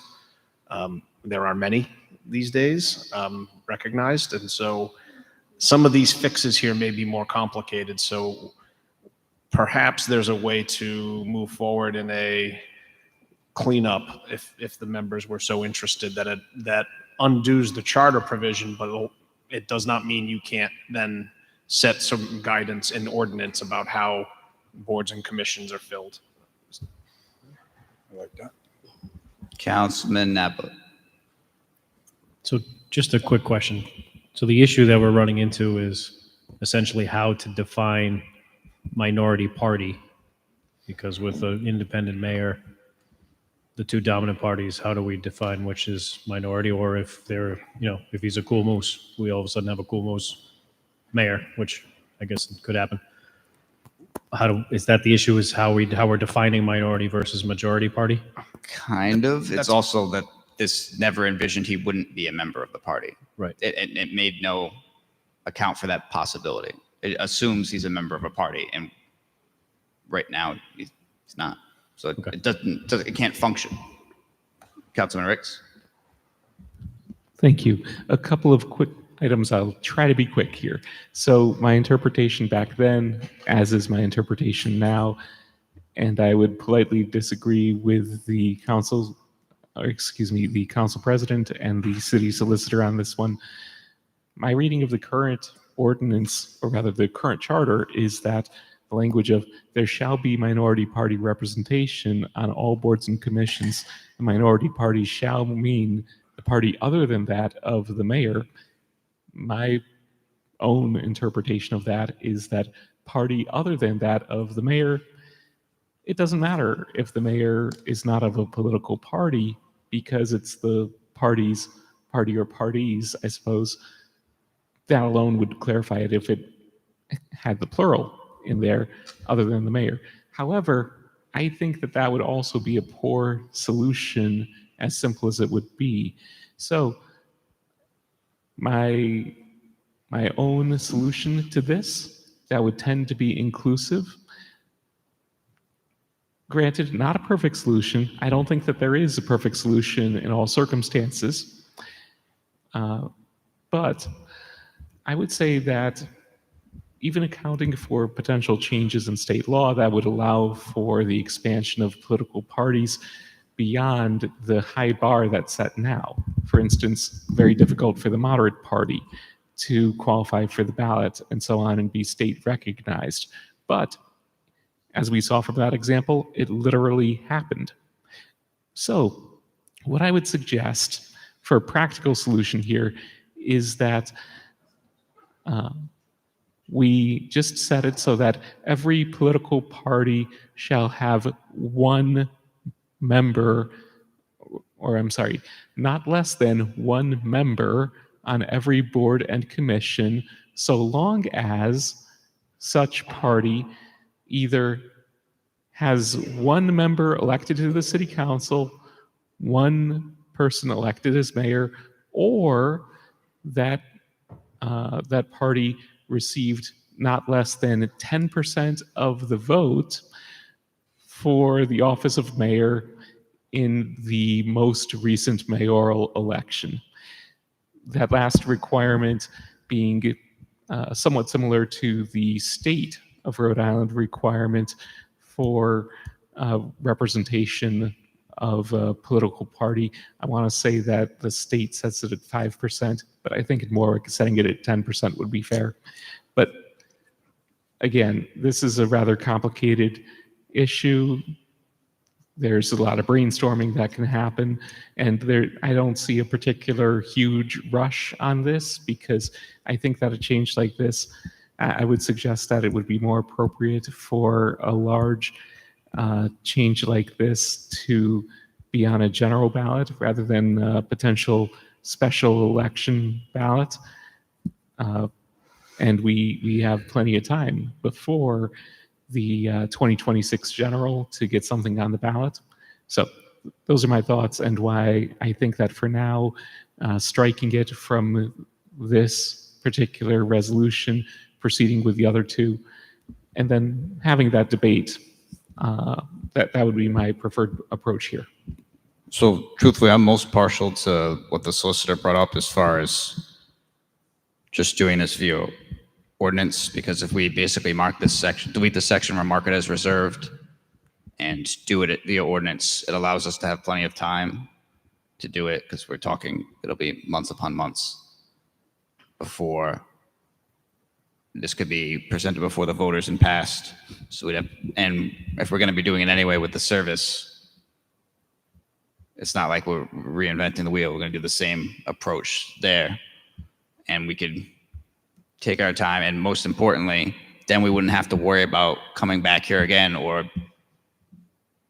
kicking the can down the road for somebody else to have to deal with it later on. Like, oh, now we got to change the charter again because the layout changed. Instead, if it's via ordinance, it's much simpler to fix down the line. But what's your pleasure, Councilman Lattiser? So are you suggesting that the language stays the way it is currently, and then we make a change through ordinance? Is that what the solicitor was speaking to? So my understanding is that, well, I don't want to speak for him, so go ahead. An alternate suggestion that the council president is articulating and is to make an amendment to the resolution before you that simply deletes section 10-24 of the charter, the current provision. So it would keep all the red as you see it, or all the strike through, but also remove the proposed new language about nonpartisan appointments, and changing the question to some effect to align with the fact that we are asking the voters whether or not they would like to end that practice. And then we would, or we could write in something that said, shall we determine this by ordinance? that would be I'd prefer that. That way they know it is going to be addressed, and that way we hold ourselves accountable. So we could make an amendment that deletes the existing language and proposes something to the effect of, boards and commissions are encouraged to have minority representation, which shall be determined via ordinance. And again, that holds us accountable as far as to make sure, one, that we are going to address it, but two, that we're going to address it by making sure representation still is handled by it when we do address it. And it gives us time to do it, to Councilman Rick's point, to make sure we do have time and we don't rush it. So I'm clear. What you're suggesting is remove the new language, or proposed new language, nonpartisan, unless, well, the blue. Get rid of the blue. The red goes back to what it was, with an addition or an amendment to the existing language at the end. So it would all be deleted. Everything, the red and the blue, everything. Yep. And instead it would basically be something along the lines of what Solicitor Walsh said, as far as making minority representation is important, and it would be addressed via ordinance. Solicitor, could you just repeat that one more time, please? So, doing this in real time. The proposal would be to, on line 24, keep the title minority representation and undo the nonpartisan appointment language. You mean, you're talking line, mine is line 34. Okay, I thought you said 24. Sorry. And then delete the unless required by the state language and replace it with something like boards and commissions are encouraged to include diverse representation, comma, as may be set by ordinance. And then if that language is acceptable, we can align the question on page 2 to match the intent of that change. So it would be, shall the provisions of minority representation be set via ordinance or something? Yeah. Okay, so I think that, I'll need a little latitude to do this in real time. But. yeah, so just do it again as the proposed amendment would So we would state. make 10-24, the only change, it would be deleting the existing language in the charter that says there shall be a minority party representative, everything that's currently proposed for deletion. But the new language that would be in there would say, boards and commissions are encouraged to include diverse representation as may be set by ordinance. Hold on, I'm writing this down, and you talk faster than I can write. Boards and commissions are encouraged, go ahead. So, to include diverse representation as may be set by ordinance. So the big picture is right now, the charter is giving us a very just prescriptive lane about how we get there. It is outdated based on the multi-party factor and independent mayor and other recent experiences. That flexibility could be better executed by this or future councils as they see fit to meet the goals of minority representation without necessarily needing a particular person to provide a list of names. That also, people do change their party affiliation somewhat regularly these days, so that could be a hard thing to track as well. So there is a consideration to update the charter, but still find a way to fulfill the goals of minority representation. Okay, Mr. President, if I may, I would make a motion to do what he said. I'll withdraw my motion. I'll second Councilman Lattiser's motion. That works. So are there any further questions or comments regarding the proposed amendment? Councilman Napper. Councilman Napper. So my only thought on the proposed amendment, I like the theory, is that the may language, I don't necessarily think gets it done. Perhaps it should be shall language, because if the amendment's going to state, if we're getting rid of all this minority representation language and we put in as may be prescribed by ordinance, there's nothing that holds us to the fire, because we may decide not to do anything. So if the goal here is to ultimately protect minority representation, however we're defining that, then it should be shall be prescribed by ordinance, not may. I'm fine with that. I offered flexibility. It's whatever you would like to do with it. Does that make sense coming out of my mouth? What it does in my head? Yeah, it makes sense to me. Again, it goes to it forces accountability. It forces us to address it rather And than then every later on saying council can make their decision as how they're going to define. That's my motion, shall. I would suggest that we're using, or at least as drafted or proposed at the moment, we're using the words encouraged, diverse representation. There's no definition of those things. So that's subject to some discretion anyway. But that would be potentially filled in with the ordinance details. With the ordinance. But at least that binds us to actually making an ordinance to fulfill that. Is it fair to say that putting shall does not hinder us, right? Just basically forces us to do our job. All right, yeah. Well, makes sense to me. Yeah. All right, so Councilman Lattiser's motion is as stated, except that may is a shall. Correct. He clarified for us. Are there any further questions or comments on the proposed amendment? Seeing none, clerk will call the roll. Yes. Yes. Yes. Yes. Yes. Yes. Yes. Yes. All right, so now the resolution stands before us as amended. Are there any questions or comments to the resolution as amended? Need a motion? Make a motion for favorable action as amended. Second. Any further questions or comments? Seeing none, clerk will call the roll. Yes. Yes. Yes.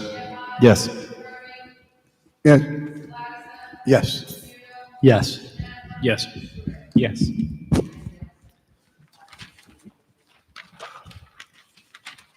All right. Next, we have PCR 42-25, resolution to the General Assembly requesting amendment of the Warwick City Charter to expand the composition of the school committee from 5 to 7 members by adding 2 appointments by the mayor. This is at the request of the mayor, and then intergovernmental. This was withdrawn per request of the sponsor. All right, this is withdrawn at the request of the sponsor. For action,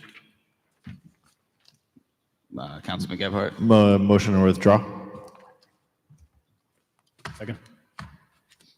Second by Councilman Lattiser. Any questions or comments? Clerk will call the roll.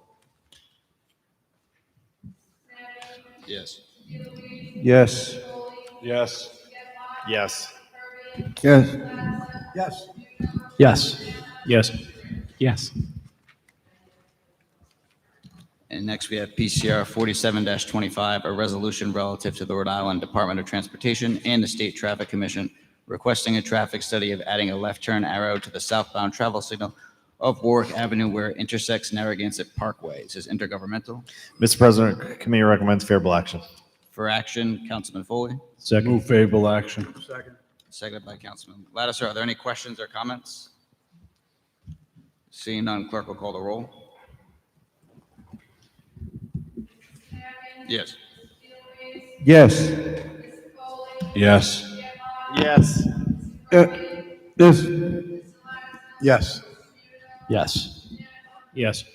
Yes. All right, we're on to unanimous consent. Does anyone have anything for unanimous consent? All right, seeing none. The docket session, who wants to fight to be the one to motion for it? I move, since there's no further action in front of this honorable body, we move to a docket session. Seconded by Councilman Lattiser. Good move. All in favor? Aye. Aye. All opposed? Didn't we somebody oppose this one? That doesn't matter. All right, we're now in the docket session. Ward 1. Pass. Ward 2. Pass. Ward 3. Pass. Ward 4. Pass. Ward 5. I have one. It's a resolution, and the title is Opposition to, but not limited to, House Bill H 5436 and Senate Bill S 359. So intergovernmental. All right, Councilman Muto. I have one, I'd like to do an establishment of a Warwick City Council Financial Oversight and Budget Forecasting Committee.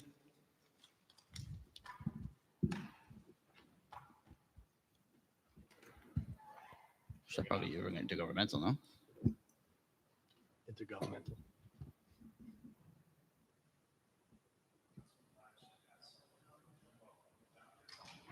Mine's better. I'll withdraw mine, and I'll co-sponsor Councilman Muto's. How's that?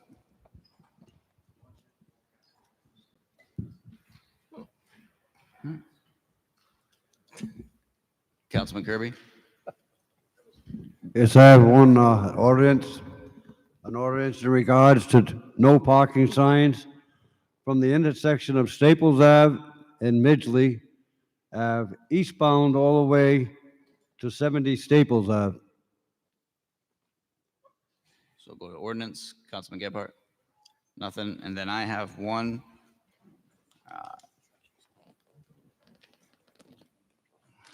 Can can I say simply installation of stop signs, or do you want me to be more detailed?